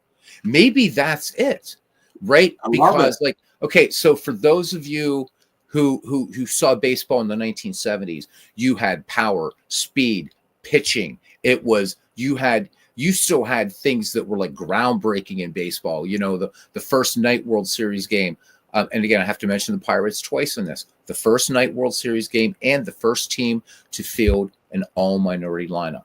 So you had that. You had the classic, that great 1975 World Series. You had the Bucky F. Dent game in 78. You had, you know, the A's doing their thing in the early 70s. Baseball was better. You didn't have this bullshit. People still pitched complete games in the 1970s and even in the 1980s. But baseball today, is that it? Maybe is it real baseball that's kind of putting the damper now? Because look, how many guys in this community can tell me right now, oh, I'm playing the 2024 season? You guys are probably playing 1987, 1978, whatever. I don't know, unless I'm just completely off my meds here, but so yeah, Truth Hearts Wokey says he'd rather play 60s, 70s, 80s. It was a better product, I think. Kevin Blake says it went downhill when they lowered the mount. But you're right. They should have left it where it was in 1968. But that's, what do I know? Could it be, what do you think, Sean? I mean, am I like off my rocker here or what? You're old enough to remember better baseball. Yeah, I get your argument. I think they just based on the younger people that I've had kids, and then I know their friends and whatnot. It's just, the sport is too boring. And on that note about it being boring, I'm surprised that the major league still hasn't gone to a home run derby to end games that, like, instead of going to extra innings or maybe playing too many extra innings, I'm surprised they haven't brought the home run derby as a regular thing, because you got the 3-on-3 in overtime in hockey, and everyone seems to love that. I absolutely hate it. So I get what you're getting at. Like, is the game so, like, do they not respect it because of what has been done to it? Maybe. Well, because and such a great history, right? So I mean, I'm looking at maybe like right here on this screen, and these names, even though I didn't see these guys pitch, but looking at names like Juan Marichal, like Bob Gibson, right? They meet Jim Bunning, Sandy Koufax, right? So each of these guys, Denny McLain, right? There, Denny McLain, for all you guys, you get that little inside joke there, the little sniffle, right? But these names all mean something, right? They carry weight. Guess what, Beatles? I have to cut you off. They don't care about history. That's why they don't care about history being wiped out. I didn't mean to go political, but you get my drift. They only care. You're not getting political. That's fine. Wait. They only care about who's the most popular on TikTok and whatever the hell else is out there. I forget the names of these things. They only care what is popular and what they can attach themselves to, and maybe get some likes and views and fame out of it. And it's more people than you think. Even adults have gotten weird that way. Well, if I was sexier, dude, I'd be on OnlyFans, but that's another story. I was trying to get my girlfriend on OnlyFans, but that ain't gonna happen. And I'm like, come on, baby, I'll be your pimp daddy. Anyhow, boy, I'll tell you what, YouTube's gonna shut my ass down, even though I'm not God, Beatles, I can't believe it. Holy crap. I know. Whoa. But no, I mean, I no. You hear me, right? They don't care about history. They just don't. Well, then they're missing out on a lot. Education. Obviously. Look at these kids. Some of these, and I don't mean to tie into politics, and it won't be it's cool. Issue I bring up. But if it goes all crazy, I'll tell you. Well, no. If you look at guys interviewing people that are supposedly university educated, college educated, and they can't answer simple, basic questions. It's like about history and whatnot. These people are just living in the moment. And it's sad. Like, I'm going to be honest, I'm living in the moment. I just live day to day, and it's not a good way to live. I mean, mine's a little different than what I'm talking about for them. They just don't care. They care about, we could go to social media right now and for instance, on Facebook the last week, I've been getting hammered because of, how TikTok was supposedly going to be closed down. Right. And so all those buggers, they came to Facebook and other platforms, putting up basically emergency type content in case TikTok had been shut down. And I have to block all this garbage. And it is most of it's just instant, silly, what happened yesterday. And, you never, it's frustrating. It's just frustrating. Like I like talking sports with my son, for instance. It's just not worth it. He doesn't care about any of the history and whatnot, wow. There's nothing more to say. It's I guess you could say it's a lost generation. And yes, it is free, Kevin. You got to join our Discord, which doesn't cost I don't want to be anything. negative. You know what? We got PureSim baseball. It's awesome, and everyone should play it. And it's free. Go. And it's free. Yeah, so I'm gonna do a I'll do an invite. And Kevin, we have a great baseball Too much community disinformation. I hate too that much word disinformation. so much. Yeah. Well, I hate that word. Truth hurts Wilkie saying it, but I do hate those words. Sorry to use the word hate. And look at me. I'm apologizing for using a word that's in the dictionary, but like that's kind of where we're at with these young people. They just, oh my gosh, gambling is becoming more and more popular in sport. there you go, Kevin. They're pushing that on the youth, and so everything has to be basically tied to these companies. If they want more money, they've got to instant gratification. They got to fill that that hunger that these people have. It's not that it's good, but that's what they got to do to get people interested in whatever it is. Yeah, it's sad. man. Oh man, I didn't. It is sad. So yeah, it is free. It is free. So join the Discord and it's download it. It's in hashtag other baseball games within the Ned McGreevy League. And don't worry, Kevin, you won't have to deal with me there. I'm not there. Oh, relax. Relax. I am not going to get it. We're not going to get into it, but I'm not there. Why aren't you there? I didn't kick you out. I'm not there. Let's just not go there. I took it there, so yeah. But you know what? I shouldn't be there. I'm a pretty miserable person. I got to. Oh, just go click the link and quit. No. We will. One day I will. One day I will. Hello, D. Scott Howard, Beatles. You got D. Hey, D. Scott Howard, man, how you doing? There he is. D. Scott Howard, one of our elder statesmen in the community too. This guy knows D. Scott Howard. I'm going to share this story because 12 people watching. And D. Scott Howard, awesome dude. So let me tell you what, this guy is like truly just wonderful person, and he knows my love of baseball, and so it was I think it was 2 years ago. He just out of the blue said, "Hey, listen, I am me your physical address." And I'm like, yeah, okay, cool. Because D. Scott Howard and I politically were like, we're like on the same page, and I thought we were going to just talk some politics, whatever. So I had sent him my address, guys, and I thought nothing else of it, right? About 3 weeks later, I came home from work. People I'm staying with, they're like, "Hey, you got a package?" And I'm like, "What? I didn't order anything. What are you talking about?" And I opened it, and this is the last time I told this story, man, I started breaking out in tears. So I'm gonna try to hold my shit together here. He sent me a book. It's the Fireside Book of Baseball. This beautiful, well-loved tome, and it was the book that D. Scott Howard had it was read with his granddad and everything like that, his dad, and to share that with me because he said, "I know your love of the history of the game," and to share something that meant so much to him with those connections. This Kevin and all the guys newer to the community, Truth Hurts, Wilkie, everything like that. This is the type of baseball family that we have here. This is it. I mean, and I'm so glad D. Scott Howard came in because I'll tell you what, that's something, I mean, I would just treasure that always. Always, always, always, always. And he's one of the guys that stuck in with me from the very beginning, like Ken Castro, when I wanted to quit. It was Ken Castro that talked me into not quitting this. But D. Scott Howard, man, he was there from like the very, very beginning. I was over there in Europe, and I'm like, okay, I'm going to try this, and bam. And this little gathering we have here is it means so much.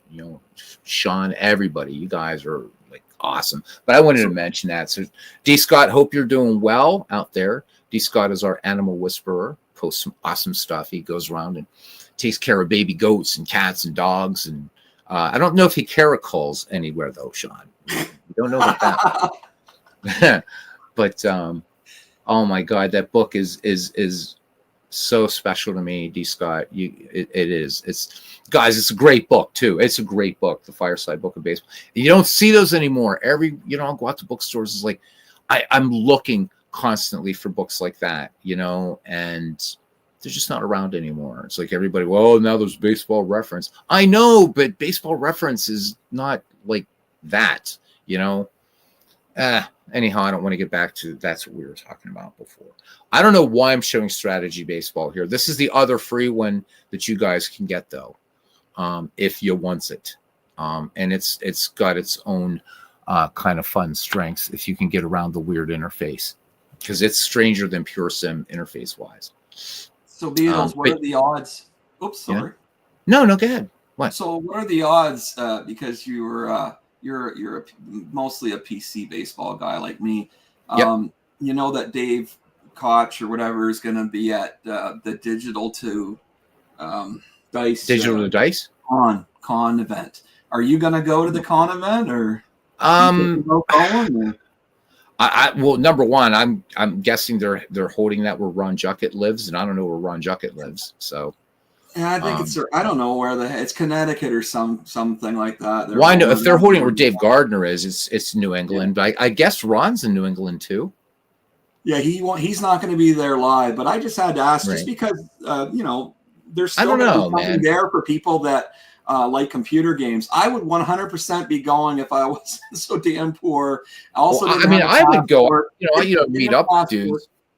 And whatnot. I'd love to. I'd like to, because I'd like to meet Dave. I'd like to finally meet out a Red Sox fan and say, dude, let's go see a game at Fenway. That's on my bucket list. I'd love to see a game at Fenway Park, because it's the oldest park in the majors.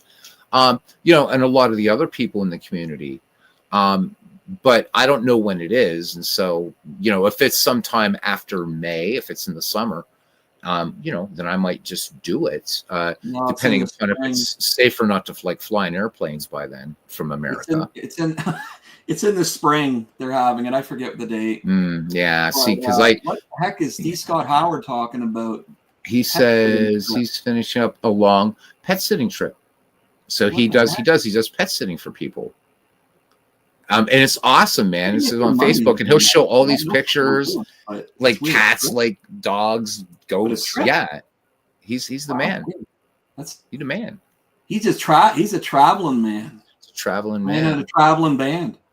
There you go. Good stuff. But I was thinking you would go to, because you've been around for a while, and you talk about community. Yeah, I would say that I think a lot of people would hope you would rep there if you can get there, to that Digital to Dice. It'd be cool. Again, I really like a lot of stuff that Dave Gardner does, like when he does his sort of chats, and of course, again, imitation is the sincerest form of flattery. It was our Red Sox fan. He doesn't call them Chinwags, but he started these chats with Al years ago, and I didn't think about, I'm going to do something like Al. It wasn't that, but I realized it's like when we get together like this on Saturday nights, it's like, oh wow, this is something Al started in the community, and I love doing it, and I just wish more people would come on, but that's all right. But yeah, I'd like to meet. So if I knew the Earls were going to be there, because I've been around this community not as long as D. Scott Howard and Ken Castro, but D. Scott Howard remembers too, where every Saturday night, man, in 2016, 2017.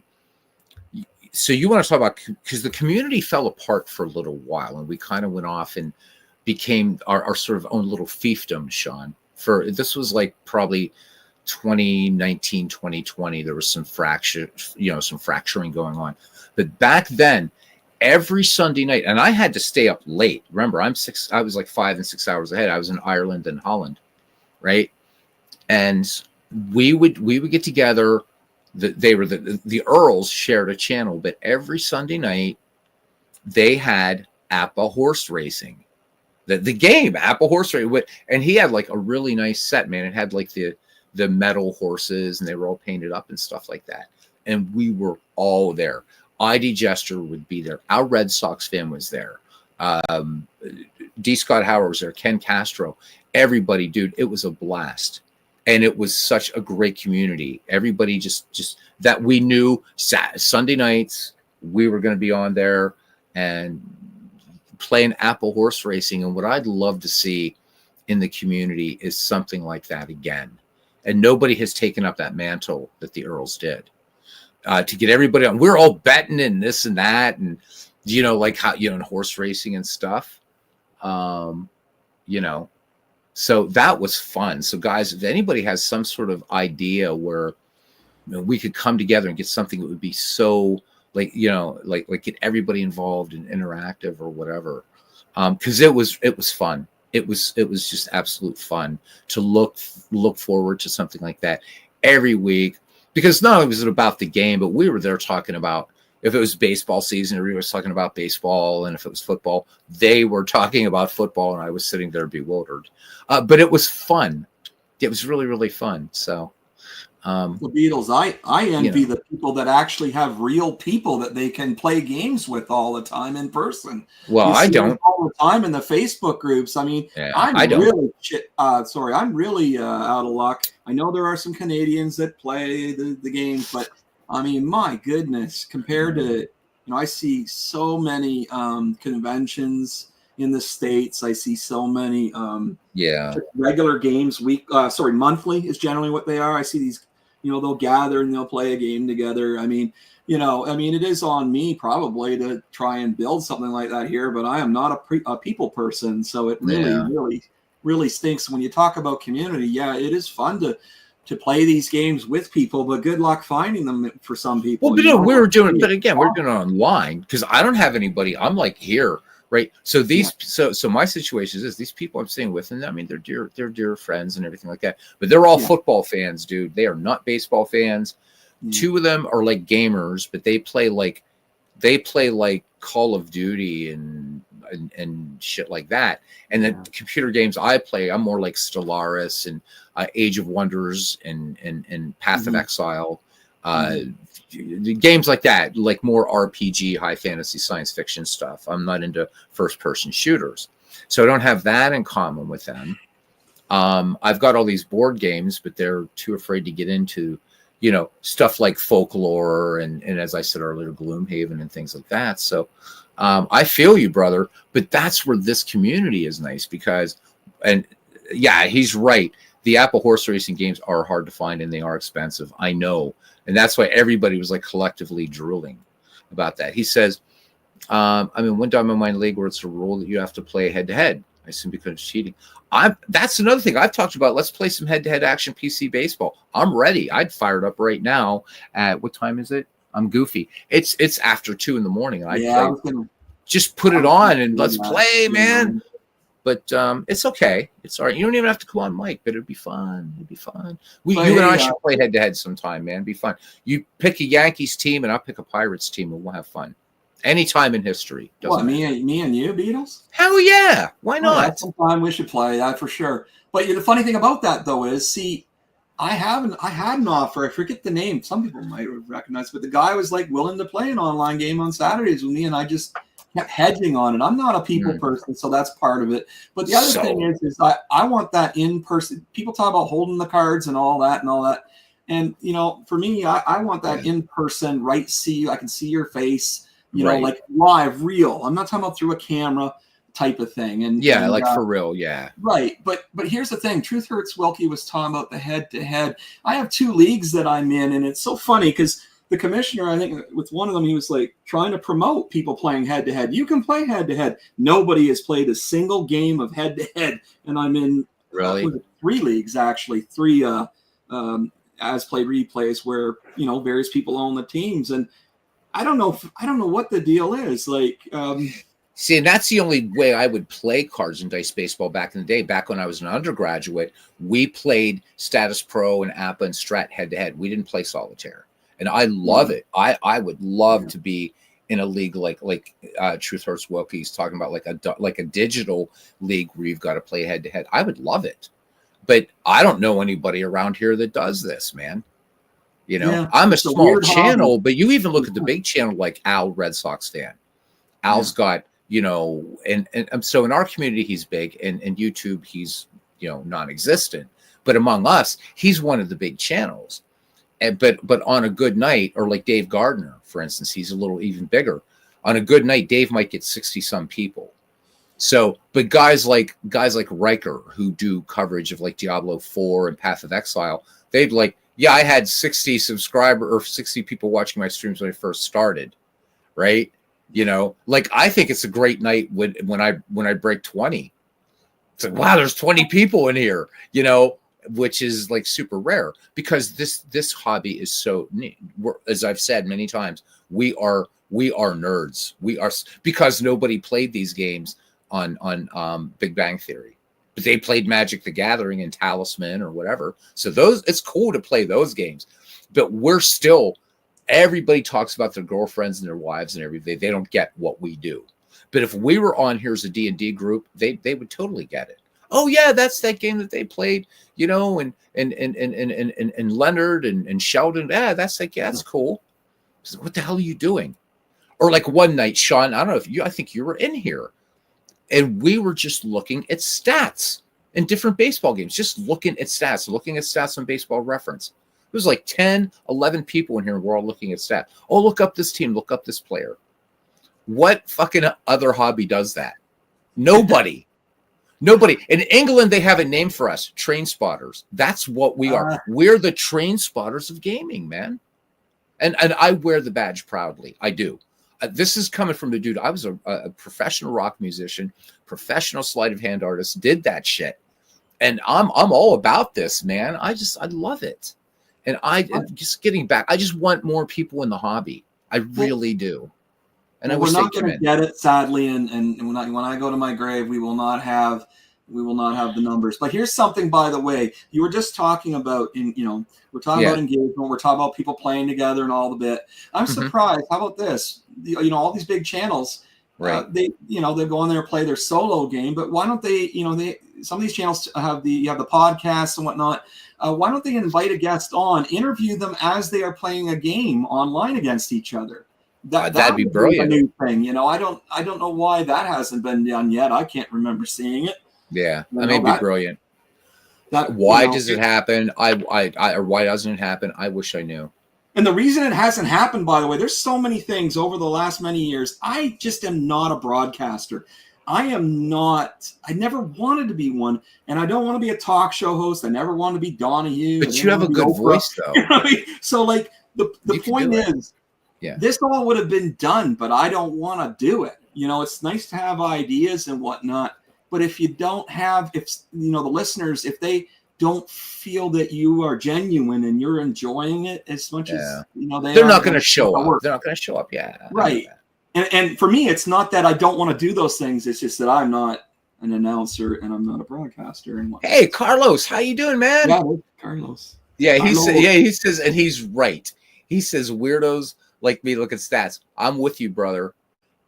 I mean, I love it. I just love looking at those stats. What's man. the name of the honey there that you got in your pick there? My friend, she calls them honeys. What's the name of the dog? Beautiful dog. Carlos. Yeah.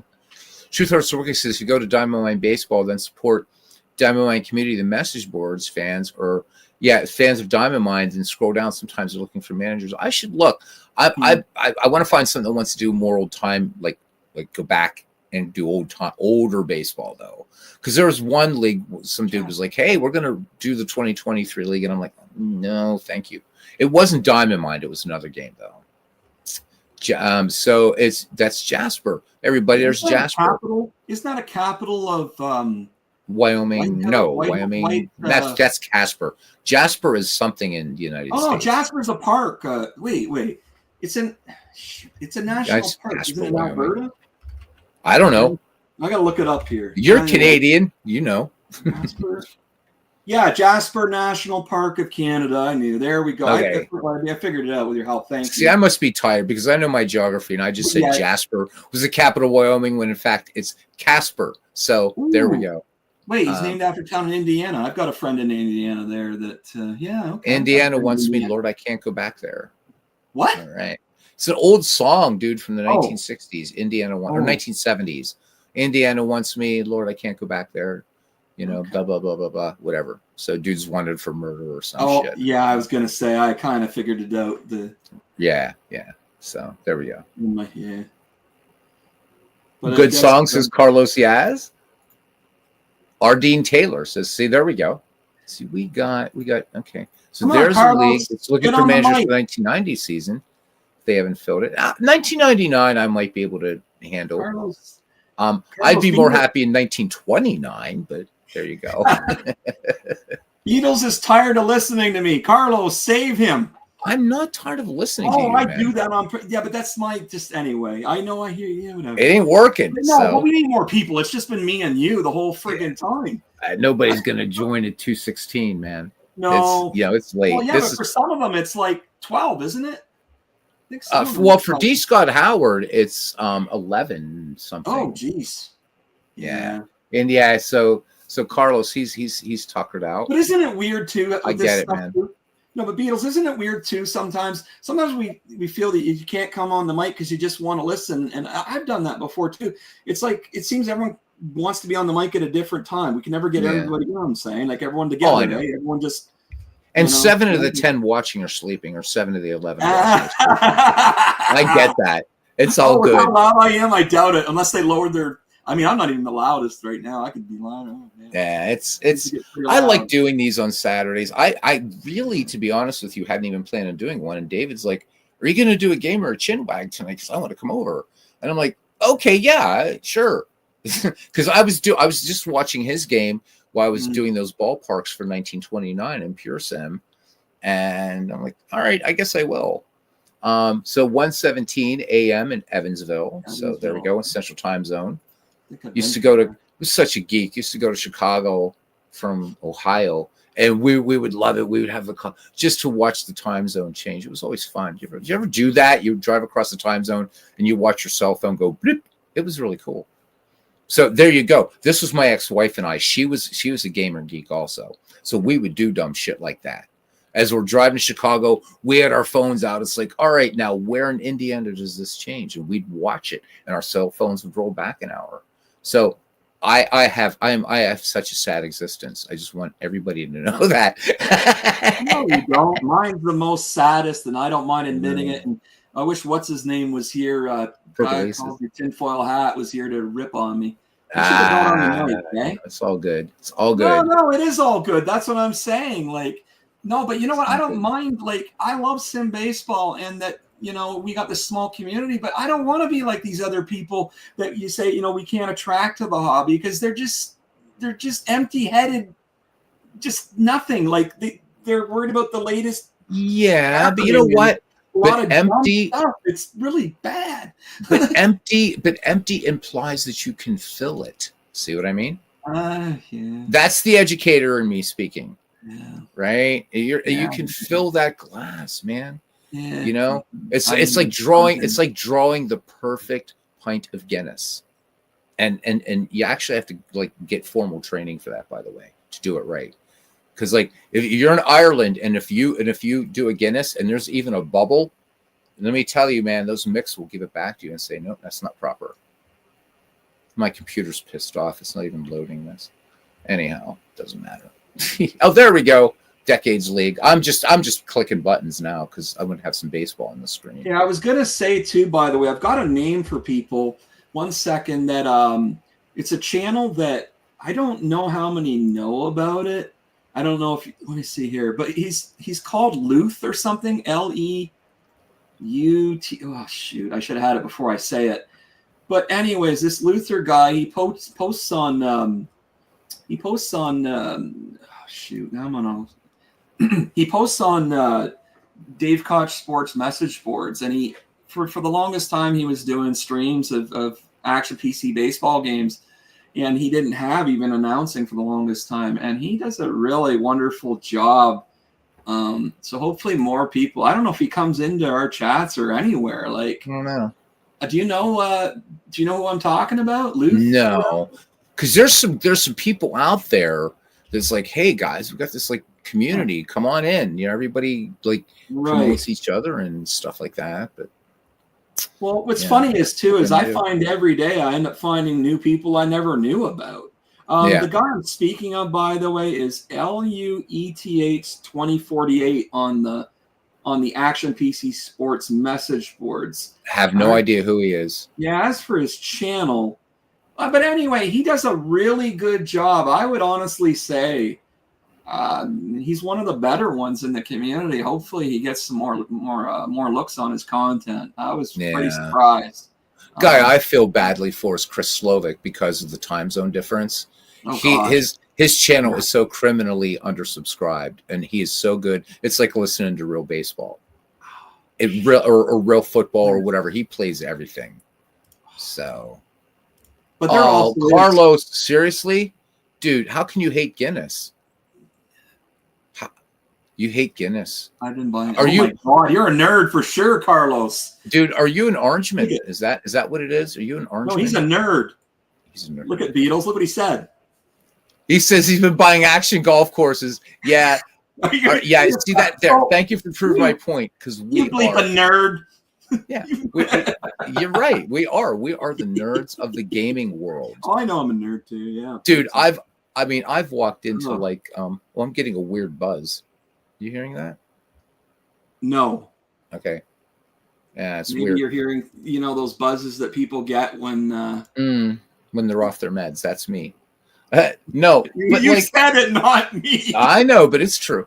But dude, seriously, I mean, I walk into gaming stores, and it used to be, in fact, the first copy of Strat that I ever bought was in a gaming store, and I went in there, and they had like Warhammer and Dungeons and Dragons and Pathfinder, blah blah blah, whatever, and they had Status Pro Baseball, and I'm like, duh, right? And the cloud, because I love high fantasy stuff, but I was just looking around for something different, and the Clouds Parted Sun came out and shone on that box, and I bought it. My first time, but I looked around, and none of those people, and this was back when it wasn't cool to play D&D, but none of those people were playing Stratomatic Baseball. Damn it. That I proudly took that up to the cash register and bought it. So my intro to Cards and Dice was actually in a D&D gaming store. I don't know what. I even asked the guy. I said, yeah, basically, he said, yeah. He said, somebody ordered it in. They thought people would be interested in it, but these guys, they're not interested in baseball. I said, well, I am. I'll take it. So there you go. Oh my God. You got the Four Gloves of Despair. I did it on No, I love it. I love it. Carlos, but seriously, you hate Guinness? Really? Well, you know what, though? You don't have any Irish blood in you, so I'll let it go. I don't think you do. You don't have any. If you have Irish blood in you and you hate Guinness, well, I tell you what, lad, we'll be having a bit of a word after. We will. Anyhow, guys, we are at 3 hours and 22 minutes. I think we've overstayed our welcome. You haven't, Sean. You haven't. No.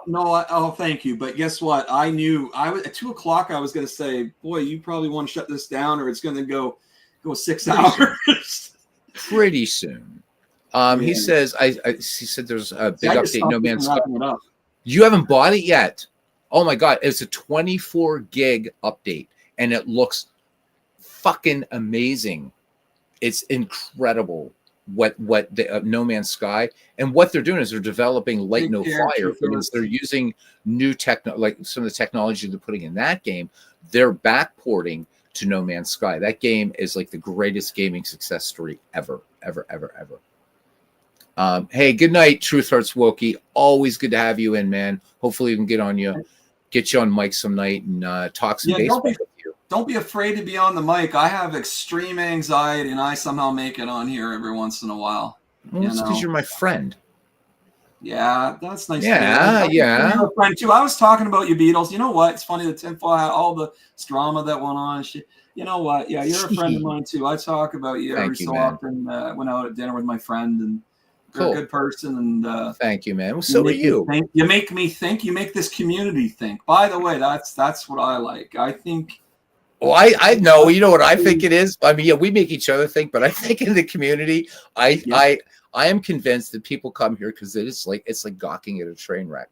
Because you go to a Red Sox fan, and I love Al, but you go to our Red Sox fan, and you're going to get serious analysis of whatever sport Al is doing. You go to Robert, and Robert's got his quirky way, but it's still serious. You come to my channel, dude, and you know, Sean, because you've been around my channel for a long time. How many games can you can't even count on one hand how many games I've done from first inning to ninth inning and locked in. You know me. I'm the Rube Waddell of the community. If you hold up a puppy to me, I'm going to talk about the puppy for 4 innings. I know that. And I think people come here out of this sort of, all right, what kind of shit? He's going to do everything but baseball tonight. Now, what's it going to be? Because you know what? We've gone off on gangster movies, sometimes. you guys had, you guys used to do a lot of Dude, that. we go off on everything. We Yeah. do. I mean, so I think that's what it is. It's the Did train. you see what wreck Carlos thing. said, Beatles, though? Did you see what Carlos said? Because I don't know if he's going. Oh yeah, he says he'll jump in. I'd love to. Man. Carlos is a guy that knows his. You know what, Carlos, man, I'd love to have you on. And I'll tell you what, we even break precedent here. You want to get on here, talk? He's a big college basketball guy, and we are coming up on March Madness. March Madness, baby. So we got Carlos in here to talk some basketball with you guys. Jamma. I'd love it, man. The karaoke parties are Aaron, we're gonna close it down soon. But you can join for a few minutes. Karaoke party on here. Oh my God! All right, we're gonna bring in the man, the myth, and the legend, known as Aaron Reed. So any Mullen Aguirres yet? Oh, so Carlos, we're gonna discuss Guinness at some point because he does have some Irish in him, but it's the Scottish blood in you. Oh, speaking of which, so here I am. I'm going off on a tangent. I'm at work today. Guy comes in, and I'm Irish. I'm talking to him. So at work, that's when you guys would actually hear what I sound like. This isn't really me. What you're hearing. This is very subdued, not Irish, right? I mean, it sneaks through if I'm really tired or if I come on here, it's drunk some nights, you'll hear it. But he came in and this guy was Scottish, man.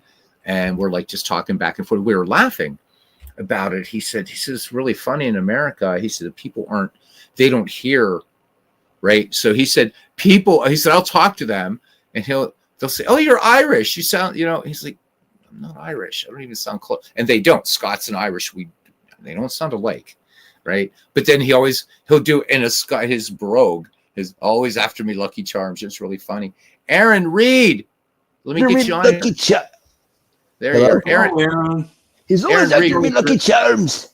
Aaron Reed, we need some Randy Savage. Can you do it? Oh yeah, brother. Watch out for those Lucky Charms. You do not let Hulk Hogan get anywhere near that box of cereal. Oh no. Oh my God. So Aaron, brother. So Aaron, yes. Question for Aaron as opposed to Hulk and Randy Savage now. So you said you've been playing strategy baseball. So you've been able to play out games and everything, right? So are you using the voice narrator or what? Yeah. What are you doing? Well, my narrator, because usually there's part where it says unknown. I figured out that if I there's a num-block button on my computer. If I turn it off, there's a somewhere in that there's a mouse. There's the two mouse buttons, but they're keyboard. If I right click. Mm-hmm. Do a control tab, I can get to the page I'm supposed to be on, and it's it shows me everything most of the things that's there pretty much. Okay, so it's playing pretty well for it. What about PureSim?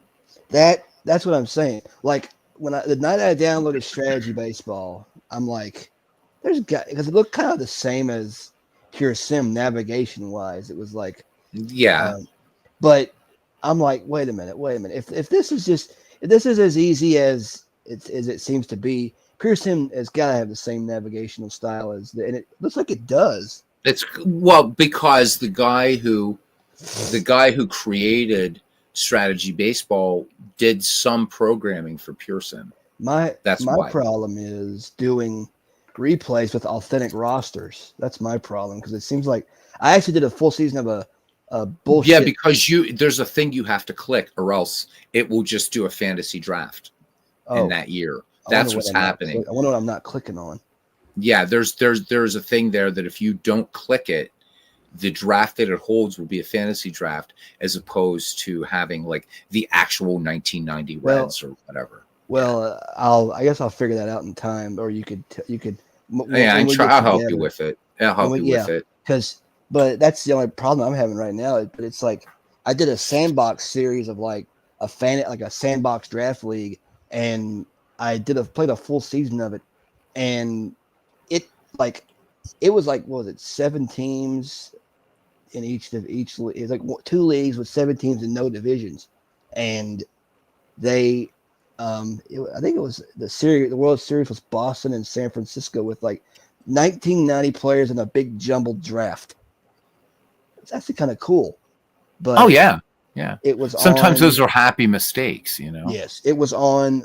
I believe I did it on strategy, But PureSim, I did a what was it? I did a it's like you set up the replay what you want to do, and it's like it takes a little time, but it's not that taxing. I mean, this is the first time I'm just trying to figure out how to navigate get to the options menu during the game so I could change something or whatever about there be.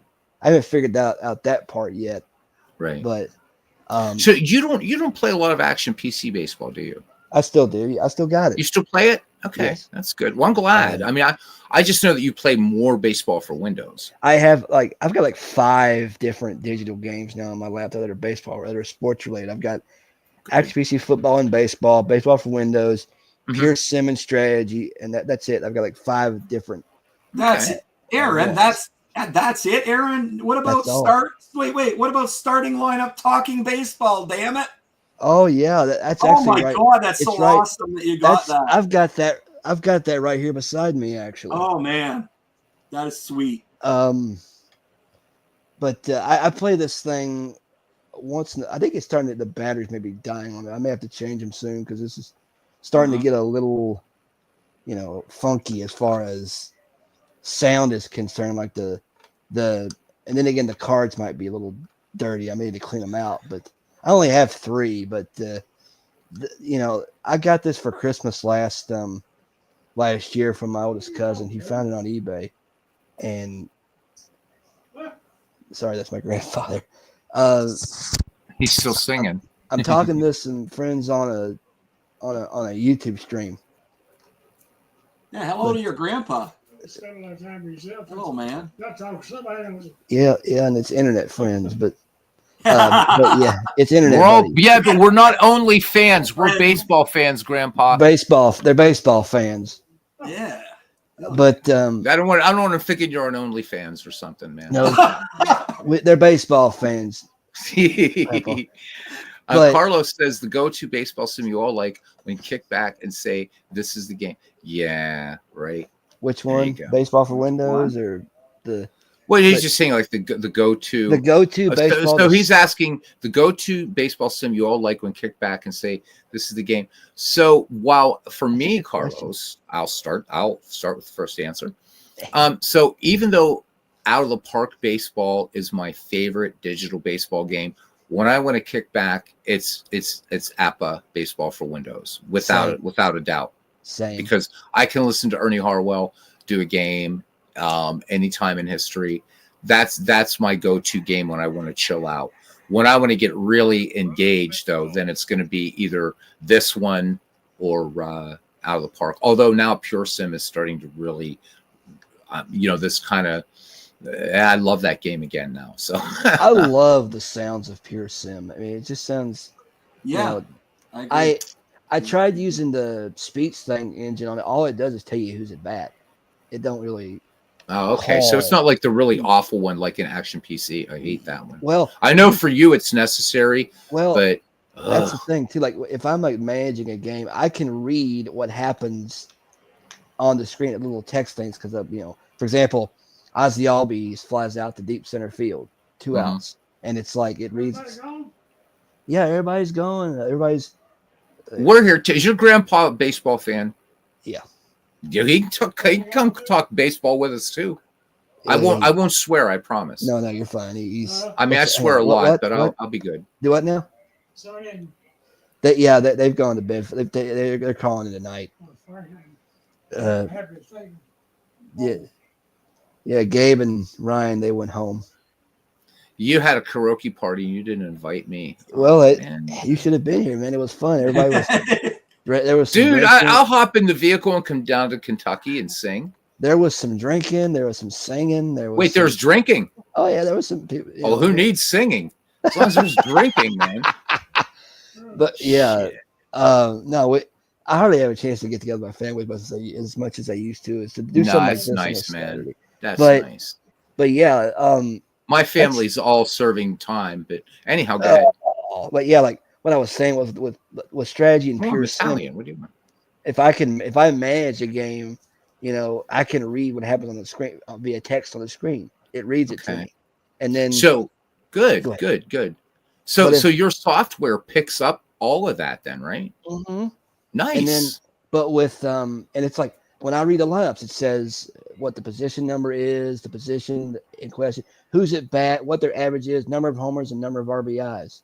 And I can even read. It even reads up the pitching stats as well, which is totally, it's like I can read all that stuff and be like, let's get down to the ballpark, and it's like just close all that out and it just goes. And then, but if I'm watching a game, it just goes boom, boom, boom, boom, boom. I can't slow it down to where I can read it.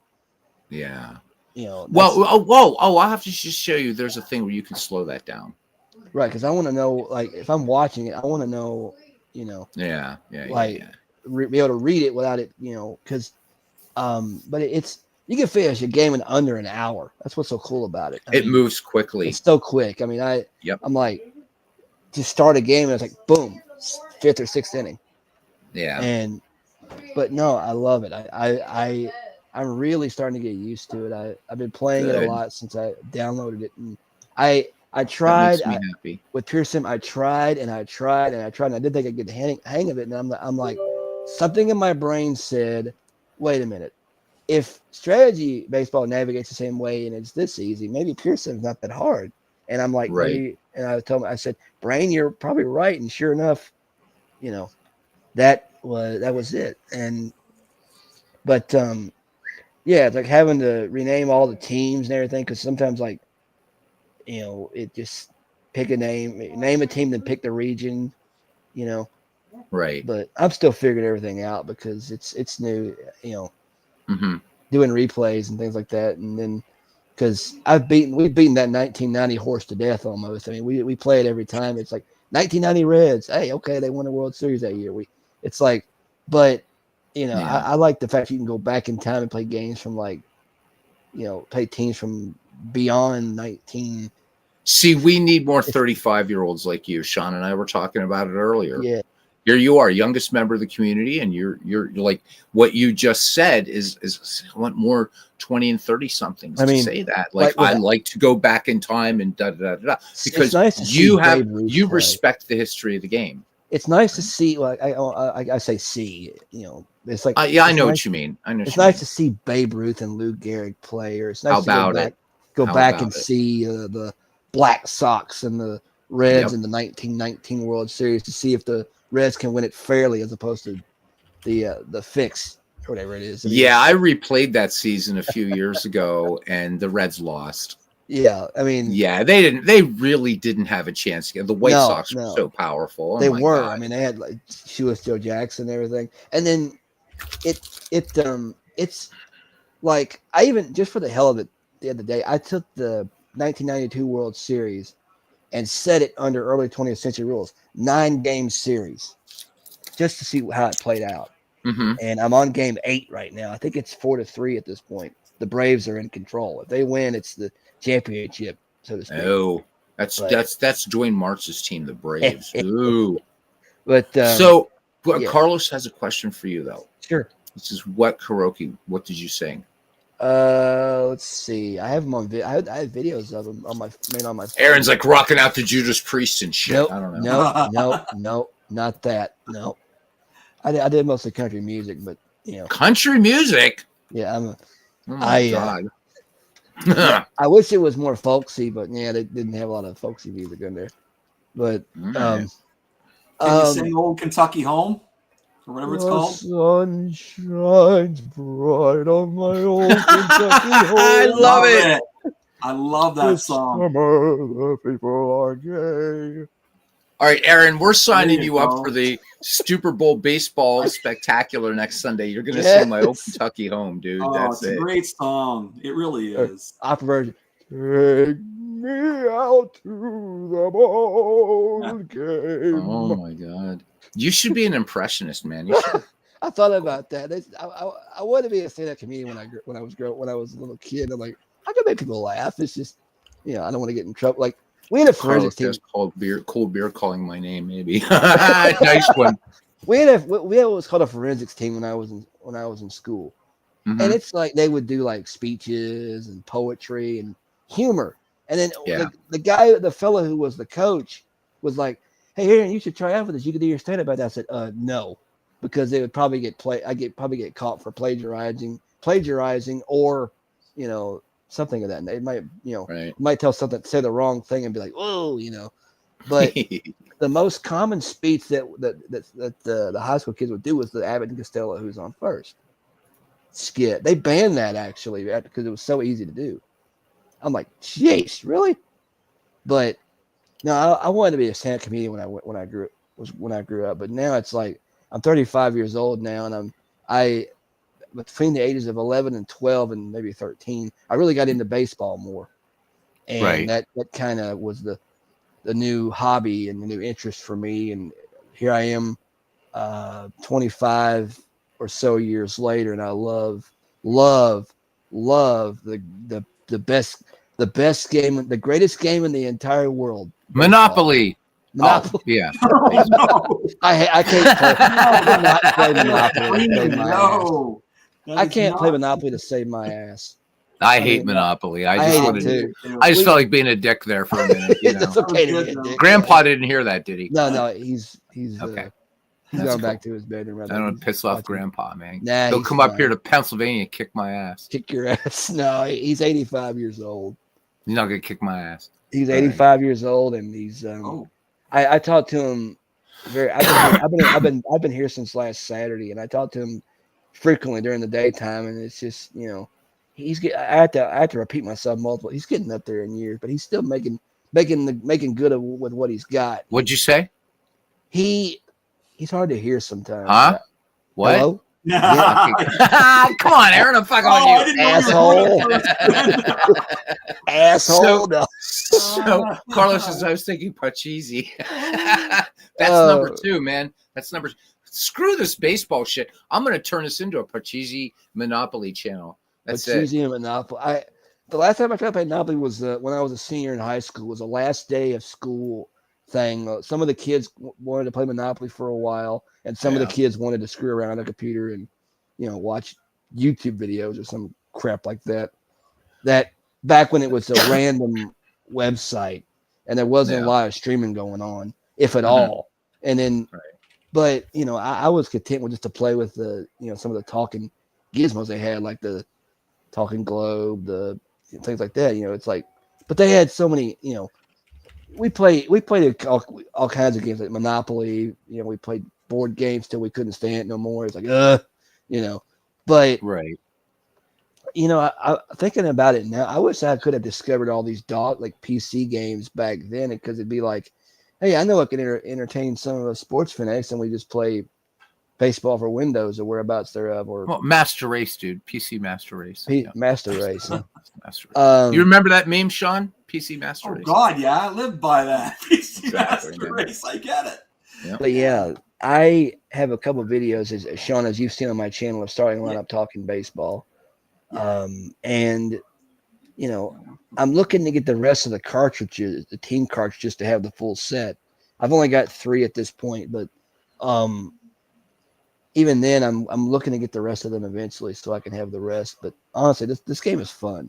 I mean, it's a kid's toy, but you wouldn't know it. It's like, you're sitting there and you're controlling. That's what my ex-girlfriend used to say. Oh, It's wait, you're talking about something else. I'm sorry.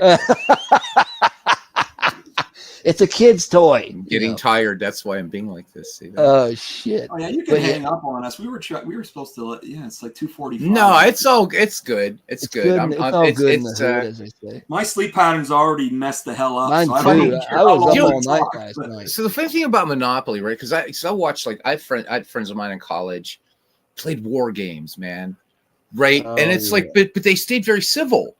Right, didn't matter. They play Warhammer and whatever, and the orcs are coming in and trouncing the elves, or right. But everybody's cool. But man, you get people around a Monopoly board, that's war. It is. People get, cutthroat. People get like, you didn't boardwalk. You don't have boardwalk. Blah blah blah. You and suck. then you put a hotel somewhere, man, and you got to pay like how many hundreds of dollars it is or something. Cutthroat when it comes to Monopoly. Monopoly, yeah. You it causes hatred. So when I was living in Holland, the first girl I was seeing over there, and she had kids and all that, we spent, and this was stupid, never did it again. So she thought it'd be a grand idea to play Monopoly on Christmas Eve. from the water. Go ahead. Go ahead. And we're playing Monopoly on Christmas Eve, man. And you're supposed to be celebrating that this is the incarnation of God, and we're ripping each other to hell and back playing Monopoly on the holiest night. Well, on one of the Christmas. holiest nights, Christmas Eve. Christmas Eve playing Monopoly. Yeah, skip going to church to play Monopoly, man. Like, what? No, that's why I know I'm going to hell. So it's see, and unlike the Catholics, right? So Catholics give you like, well, you know, you got purgatory. See, in the Orthodox Church, we just got heaven and hell, man, and I'm screwed. Yep. So I figured that's why I hang with you guys, because I'm going to hell. I'm gonna hang with the people I'm gonna hang with people you're gonna be there with. That's right. Damn it. Yeah, all the and you guys were all You ever played Risk? Yeah, man. So Oh of course you had to get Australia. When you got that little down there in that part of the map, dude, Australia, buddy, you sat I'd sit there, you just turtle. You turtle down in Australia. Stay away. You know? Well, because everybody jumps on Asia, right? Because you get all these extra armies and shit like that. But Asia, you end up like fighting like a 3-front war. You're down there in Australia, you're like, oh no, dude, man, I just have like these few armies and stuff. But yeah, I played Risk, loved it. I heard Grandpa again. Hell in good company, absolutely, Carlos. That's just my PlayStation. That's your PlayStation talking to you. Okay.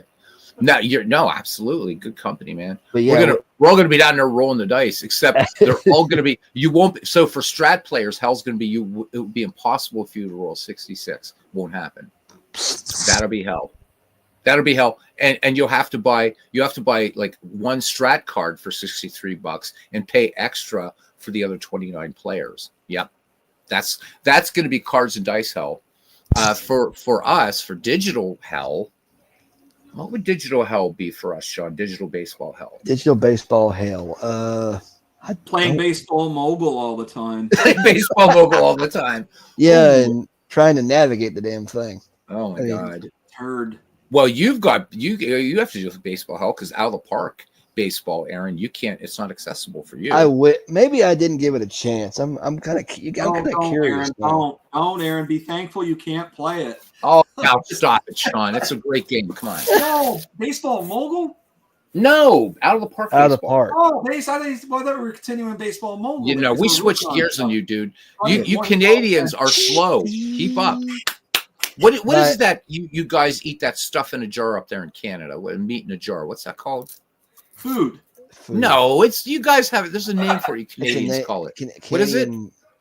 I don't know what the hell you're talking about. There's some shit, man. I used to work for this woman. She's from Canada. I got friends in Canada. What, mincemeat or something? I don't know, but she's like, because I'm like, I'm a vegetarian. She's like, no, but it's like this. Like it's like you're out of a jar or some shit. I don't know. I'm a vegetarian. But anyhow, you Canadians are always busy up there eating that. We don't do anything really weird up here. We're Americanized. What the hell are you talking about? You don't know, my God. I would love to. You used to know you're not completely Americanized because you still have the Quebecois. And they're not Americanized. We don't count them. You don't count the Quebecois. Dude, you're going to start World War III up there, man. Oh, my Lord. Oh, my God. We don't count the Quebecois. Whatever there. I got friends of mine that live in Canada, for crying out loud. So they used to threaten to secede from Canada like every 5 years or something. Seems like they've settled down lately. So yeah. That's because they won a baseball team again. That's why. Great province. Lots to do there. A lot of cool things. Quebec, yeah. If you don't want to live there, you don't. Yeah. The only thing they have is says the man from Ontario. They have the Blue Jays, and they just cannot catch a break. I feel bad for them every year. Oh, so Carlos, man, he says his wife was a vegetarian. Cooking was tough. Nah. So, but I've been a vegetarian half my life, so to me, it's like second nature. What I will say, when I first became vegetarian. Like my girlfriend and I were like back then, we're like, what do we eat? So it was weird at first. It was weird. I will agree with that. So, but anyhow, damn it, Aaron. Yeah. So the next time you have karaoke, you're gonna. I'll go pick up Sean in Canada, and we're gonna come down to the bluegrass state, and Sean's gonna sing either Rush or Triumph because he's from Canada. Oh God. Close No way. to the heart. Right? You're gonna have to pull your nuts up real tight for either of those. I actually like Rush. I now that you agree. mention it. And I like Triumph. I'm a big fan of Triumph, Triumph, and I love them Rush. both. But Oh, right, and for Rush me, is amazing, but my right, goodness. so I can still do the Beatles because 3 of the Beatles are Irish, right? Irish extraction, or I can sing some Thin Lizzy, right? Or Oh, I some love Thin Lizzy. Simple Minds, whatever. So I'm Oh, fine. I do like me some Thin Lizzy every once in a while. Yeah. So I mean, so when's the next karaoke party, Don't and know how much shine do you guys have down there? Because you're in Oh, man. Kentucky after all. Plenty of it. I mean, Plenty of shine. We're not No, sure when were we're you gonna guys do drinking it. beer? What were you guys drinking? We had- See, I I think- want I to think- know. I don't know what everybody was drinking. I think. Carlos wants you to sing a song. Oh, Dudes, anybody watching? We went off baseball that? like an hour and a half ago. yeah, Just saying. we've just been shooting the complete bullshit. Yeah, but we'll yeah, get back to baseball in a I think there second. was beer. We had a couple of beers here. Yeah, something like that. Do you guys do you drink Guinness? If I drink Guinness, I'll drink Guinness. I'll drink the Guinness. Guinness would be fine. I've had a Guinness Guinness before. is fine. It's nectar of the gods. It is nectar of the gods. It Brilliant. is nectar of the gods. No way. Remember that- Except to Remember that Carlos. dang, remember that That's dang beer. commercial and the It's not beer. It's Guinness, Beer. dude. That's Guinness. beer. It's not nectar of the You know gods. that- It's piss water. nectar of the Beer is gods. piss You know water. that That's what I call commercial- all beer. It's Oh piss my water. god! You gotta Remember drink that Piss the water. baby. Did you ever taste Guinness? Did I you had ever have tasted Guinness? before when I was? I think don't was know. I 22. can't remember. I probably You did. would, I if know you that- had Guinness, it's you'd all the remember same. because it is, man. It's like God like reaches down, The man. taste of and the he like gods. says, It's just drink this, not- and that's it. That's all you need. I've tried Guinness before. You remember that dang Hey, commercial? Aaron, wait, hang on. Yeah. Carlos says he's concerned because you had to think about what you drank. I didn't drink anything actually. I haven't touched alcohol in a long time, but Really? everybody else around me was kind of. What's wrong with you? No, I- that's cool, man. God, Like- Aaron. What was that commercial in the early 2010s? With Don't the be two turning Irish- Baptist on me now. No, go ahead. What was that commercial in the early? It's They a drink Guinness in commercial closets. where they're drinking Guinness, and every time they take a sip of it, they go brilliant. It's a bunch of Irish guys. Well, it is brilliant, isn't it? It is brilliant, lad. It is. I love that commercial. Every time Yeah. when I had Guinness once, I tried it. I was like taking a sip, brilliant. I was like, I gotta quit before I get too It's great. It's great. But yeah. Sean, when you have Guinness, it will change your life, man. Oh It's- man, No, I said exactly what beer is. Beer is cheap piss water. No, It beer is cheap piss No, water. it's- Guinness Oh. is so there are two Guinness is a things treat. in life. If you could say it, haven't had a taste, would either be Guinness and also Tullamore Dew, best Irish whiskey. I there drink is. OV up here, eh? I drink Old Vienna, and What the hell's that? Canadian beer, and it's a Canadian whole- beer. You guys aren't Canadian known for beer. your beer, are you? Right? Well, we've got our breweries, you know. Well, I know, but you know, I don't know what we're known for. Whatever. well, you guys are Anyway, known for being like, But- you know, pretty cool people. You are. Mm. Never met a Canadian I didn't like, except My By the grandparents- way, about Guinness. Aaron's in Kentucky, and I wanted to know something because you're talking about the moonshine. Is Yes. moonshine legal in any state in the U.S.? I think it is in some moonshine. I think moonshine is. It's legal not in Pennsylvania. not in PA. You I think used to be able to buy it here, but it was made illegal, I think, about I think it, 15 like, years it's like ago or something. fireworks. It's kind of like fireworks because fireworks are almost illegal in every state, but yet we use Mm. them anyway. Got it. But Okay. with moonshine, I think you can get moonshine here. It's, I wouldn't drink moonshine. You couldn't pay me to drink that stuff. Oh my god. I mean it. I mean, Oh, there you go, Carlos. Bourbon. There you Car- go. bourbon. Oh, we got Whiskey, fighting of course. bourbon. Oh, coming what out comes here. down? Carlos, you are banned. Beatles ban him. We got. Oh my god. Ban Do you him. hate everything that's Irish, or what's wrong Irish with you? whiskey is good. So he doesn't like Guinness, and he gives a thumbs down. You never had Tullamore Dew. But at least he has bourbon. Come on, you probably drank Jameson. And in that case, That's mean, right. Jameson's like, might have been the school right? foods Or and maybe stuff. had it in an Irish car bomb, which, by the way, I think they should change the name because we're not bombing each other anymore. No. Okay. Maybe, Oh, he likes potatoes. maybe an Irish Sunday drive. Okay. Or something. Carlos likes potatoes. He's all right. Shit. Yeah, I have a little Irish Funny. blood in me as well. You do? From- Do you like from one of Guinness? I've tried This is it. going off the I've rails. tried it before, and I They don't serve Guinness at ballparks, do they? They probably do, No, like they- fancy places in ballparks. man, I think if they have an Irish, I bet night, you they do. I bet you they do at If- Fenway Park. I bet A where lot the of Irish Legends there. playing Lexington, if they ever have an Irish night, they might have Guinness, but I doubt that. Yeah. They're mostly People, when just you go to a baseball game, I know. Even when I go beer. to a baseball game, I don't even bother asking for Guinness. I just like give me, and I don't like lager, but at a baseball game, I'll drink a lager. So whatever. Yeah, it's like if you don't want beer, they got Carlos if you don't want soft drinks, they got beer and they got water.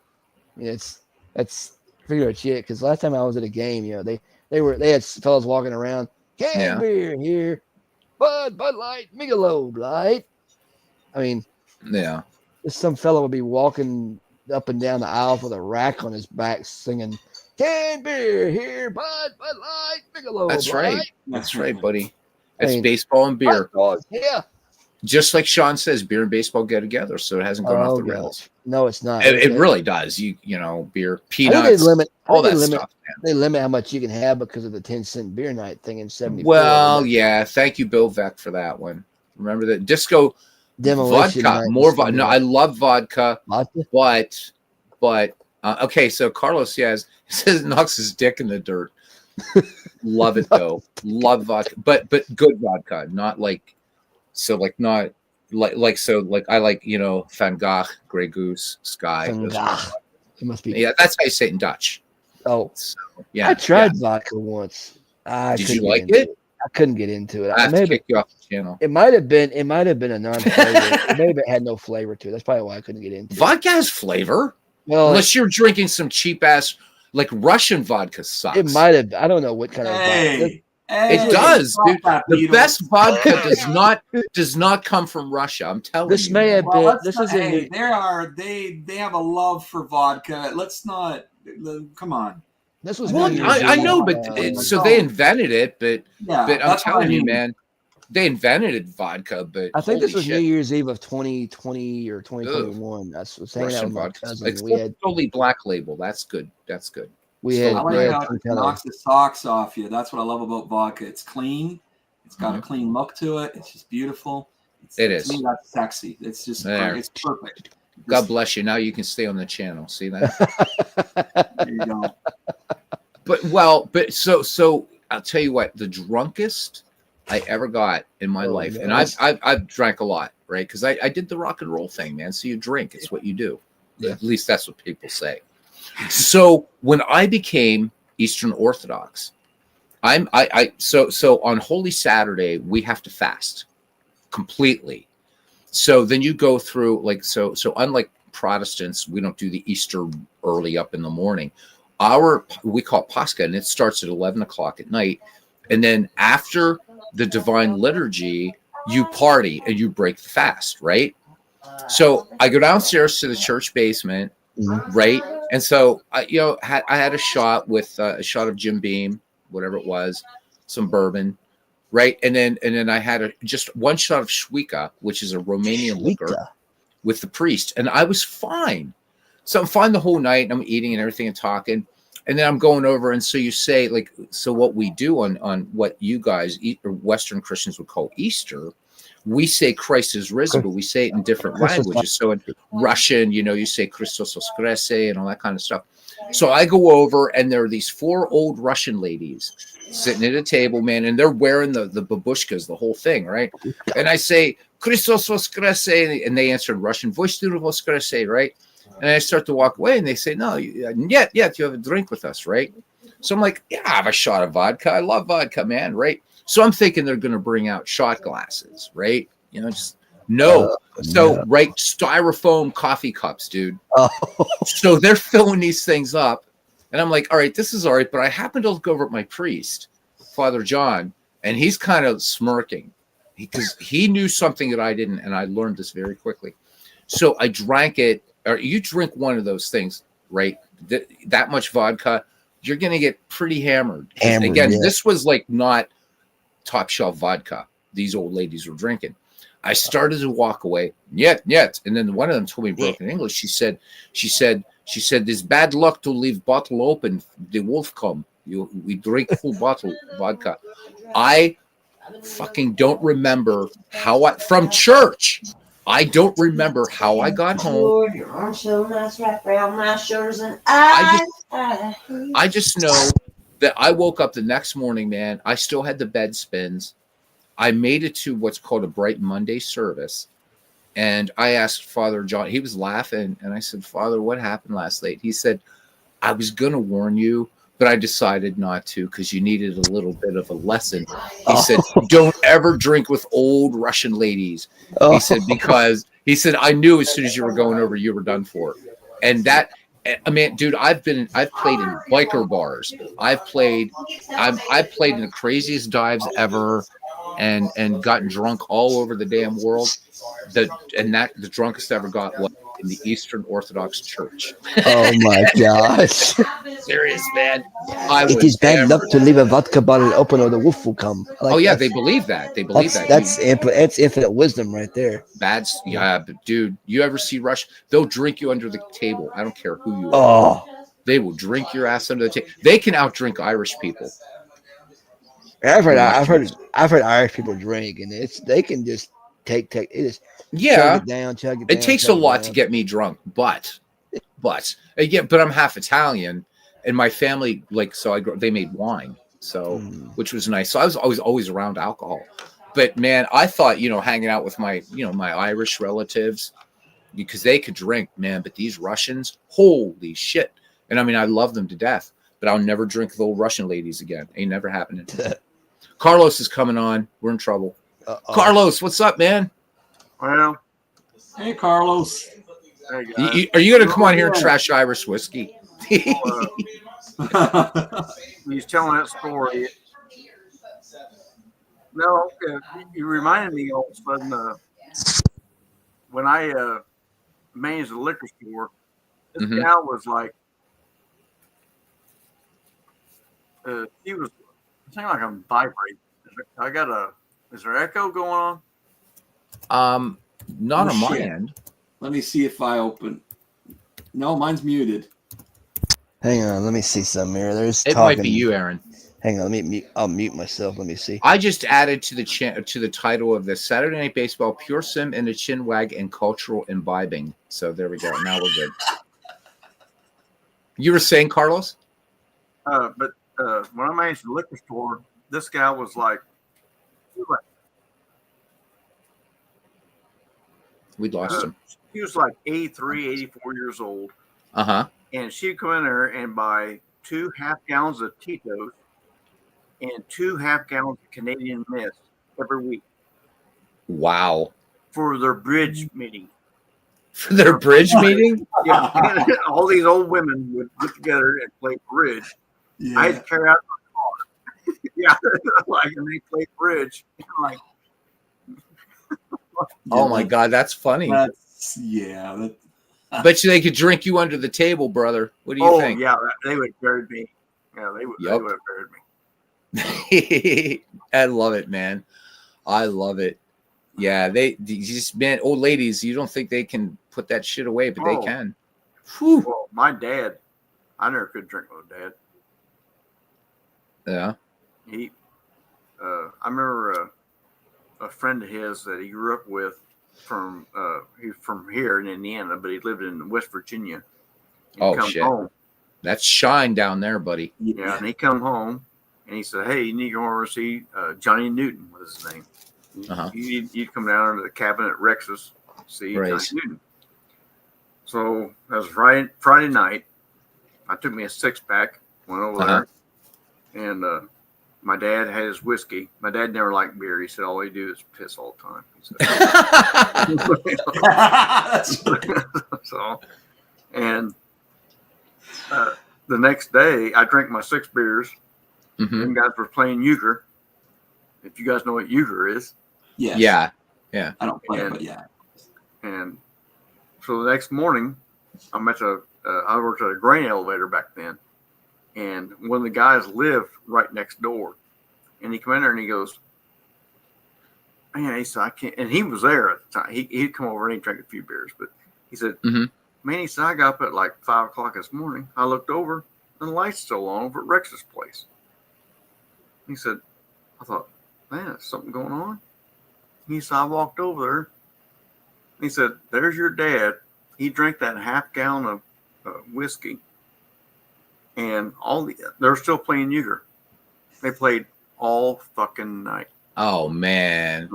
I never could drink my dad. I would have been like dead 3 times over, brother. Yeah. I'm serious. Oh, Dad. Oh, my God. He tied one on. Because now my dad, he was shorter than me. Dad was 5'5" and like 265 pounds. So, but he could put it away. Yeah. Wow. Because that size, he should get drunk pretty easily, right? Well, he told a story when he was in the Navy, and he was overseas somewhere. Can't remember exactly where it was.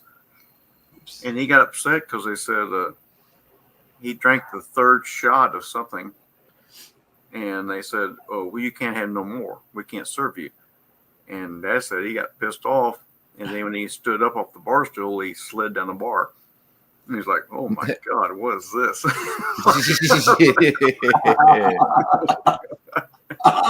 Man, oh man. Okay, that's good. See, I can't drink tequila because here's why.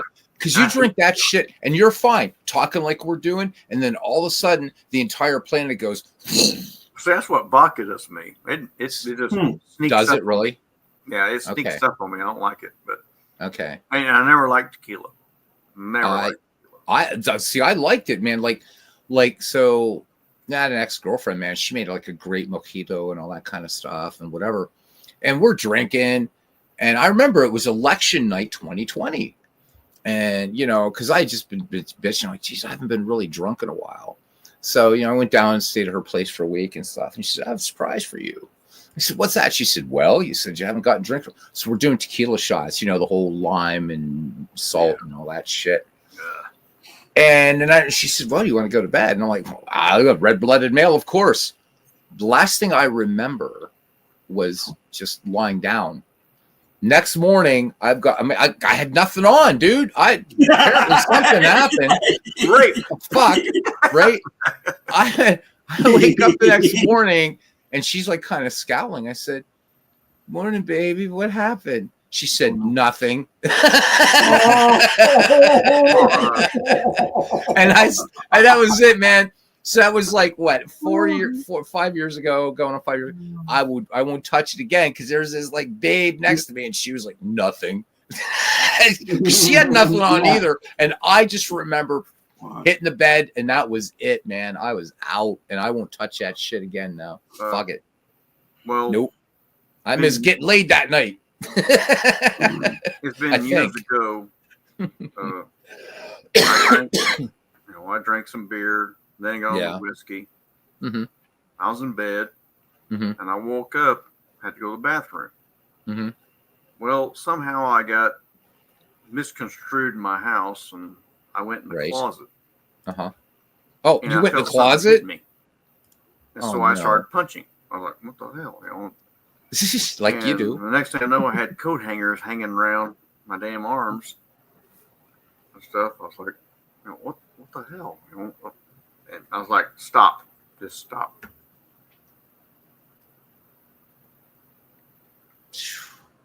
Great stories, man. Because we've all been there. We've all been there. Not enough times, though. Not for me. Well, of course. I got another 49 years to go. Maybe I can create some memories. some more anyway. Well, a lot of my relatives were long lived, and I think it was because of the alcohol they imbibed, because it's a preserving agent. It's got to be it. I mean, screw the liver, but the rest of me is fine. I don't know. Carlos, are you going to be around Super Bowl Sunday next week or what? Here and there, you going to drop in every once in a while? What's up, guys? Yeah. I mean, so anybody that doesn't come in, what I'm going to do is assume you're watching the Puppy Bowl, so it's all cool. Yeah, do that. Sure, yeah, definitely. The Puppy Bowl. Puppy Bowl is awesome, man. What have I got planned? Yeah. Oh, it's gonna be the Super Bowl baseball spectacular, and we're gonna start about 10:30 a.m. Eastern, and we're just gonna go till exhaustion. Baseball all day, all evening, all night. We're doing those it. that don't care about the game or don't really care about. Yeah, we do it every year, but this is gonna be like the old Jerry Lewis telethon, except I'm not gonna sing "You'll Never Walk Alone." So yeah, and we're gonna have Aaron's gonna sing. I did it my way. Yeah, warm up the pipes now, man. I like it. Good. Now, You got 6 Aaron, people. We were at like 18 at one time. Now we're at 6. So we're doing great here. This is what happened to the Beatles Eternally channel, man. Late at night. Yeah, You know, it's the 6th, especially on a and Saturday. 3 of them are sleeping. Right. So because I don't count in who's looking, so it's Sean, Carlos, and Good night. what's your name again? Fucking Aaron. And Yes. oh my God. So Okay, yeah. I just thought of something crazy. Now What's it's that? late hour, but Beatles. I thought of something real What's crazy, and you know how we're talking about beer tied to baseball, right? Yes. What if a company Mhm. like Appa or any of the actually the small ones, fuck Appa, oops, pardon my language, to hell with Appa and Strat.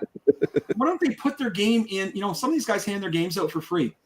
Right. If they could somehow come up with an agreement with, say, their local liquor store or whatever, well, we have and whatnot, and you put the game as an insert into a case of beer or something. That'd be You know cool. what I'm saying? Like, I mean, Yeah. that's an idea, isn't it? You know what I'm trying to say? I'm trying, right? You know what I mean? Like Absolutely. I think that makes sense. You know, I mean, Yeah. they're giving away. You can give away a demo of your game. You know, and maybe I'm reaching, but you know what I'm saying. I'm I trying. think it's great. Carlos jumped out. See that? Boom, he's gone. Oh, bye, Carlos. It That's says cool. device is not connected. He must be hitting the vodka again. So if anybody finds a male member in the dirt, you know whose it is. Because he says it knocked his dick. Never mind. It was a callback. Oh, It doesn't. I realized I was like, oh shit. Oh. it doesn't work at 3 a.m. So what are you gonna say? I mean, the joke. It doesn't work. Guys, I think we're gonna shut it down. We're at 4 hours and 11 minutes. Oh we're my at gosh. 13 a.m. my time. This is crazy. Yeah, Even it's just the Yeah, but Dwayne Martz holds the record. He has done the longest stream in the baseball community, Really? sports gaming community. Yep, he did it last year because we had to babysit his channel for half hour so we could grab something to eat because he was getting hypoglycemic. So I got to kick Dwayne's ass this year. It's going to happen next Sunday. I think I remember that. Didn't he do like finish a World Series that day or something like that? He whatever it was, because like he was on. He was on. I think it was almost 8 hours. Jeez, I think I remember. I can't believe I'm so old that I won't be able to do like in the old, like if we were around blah blah blah. If we were, I can't say the word. If we went back in time, I'll put it that way. Okay. And I was like, say, I don't know. We'll go with say 15 years ago. I would have been able to do like a 24-hour marathon of baseball. I can't even think about doing stuff like that anymore at all.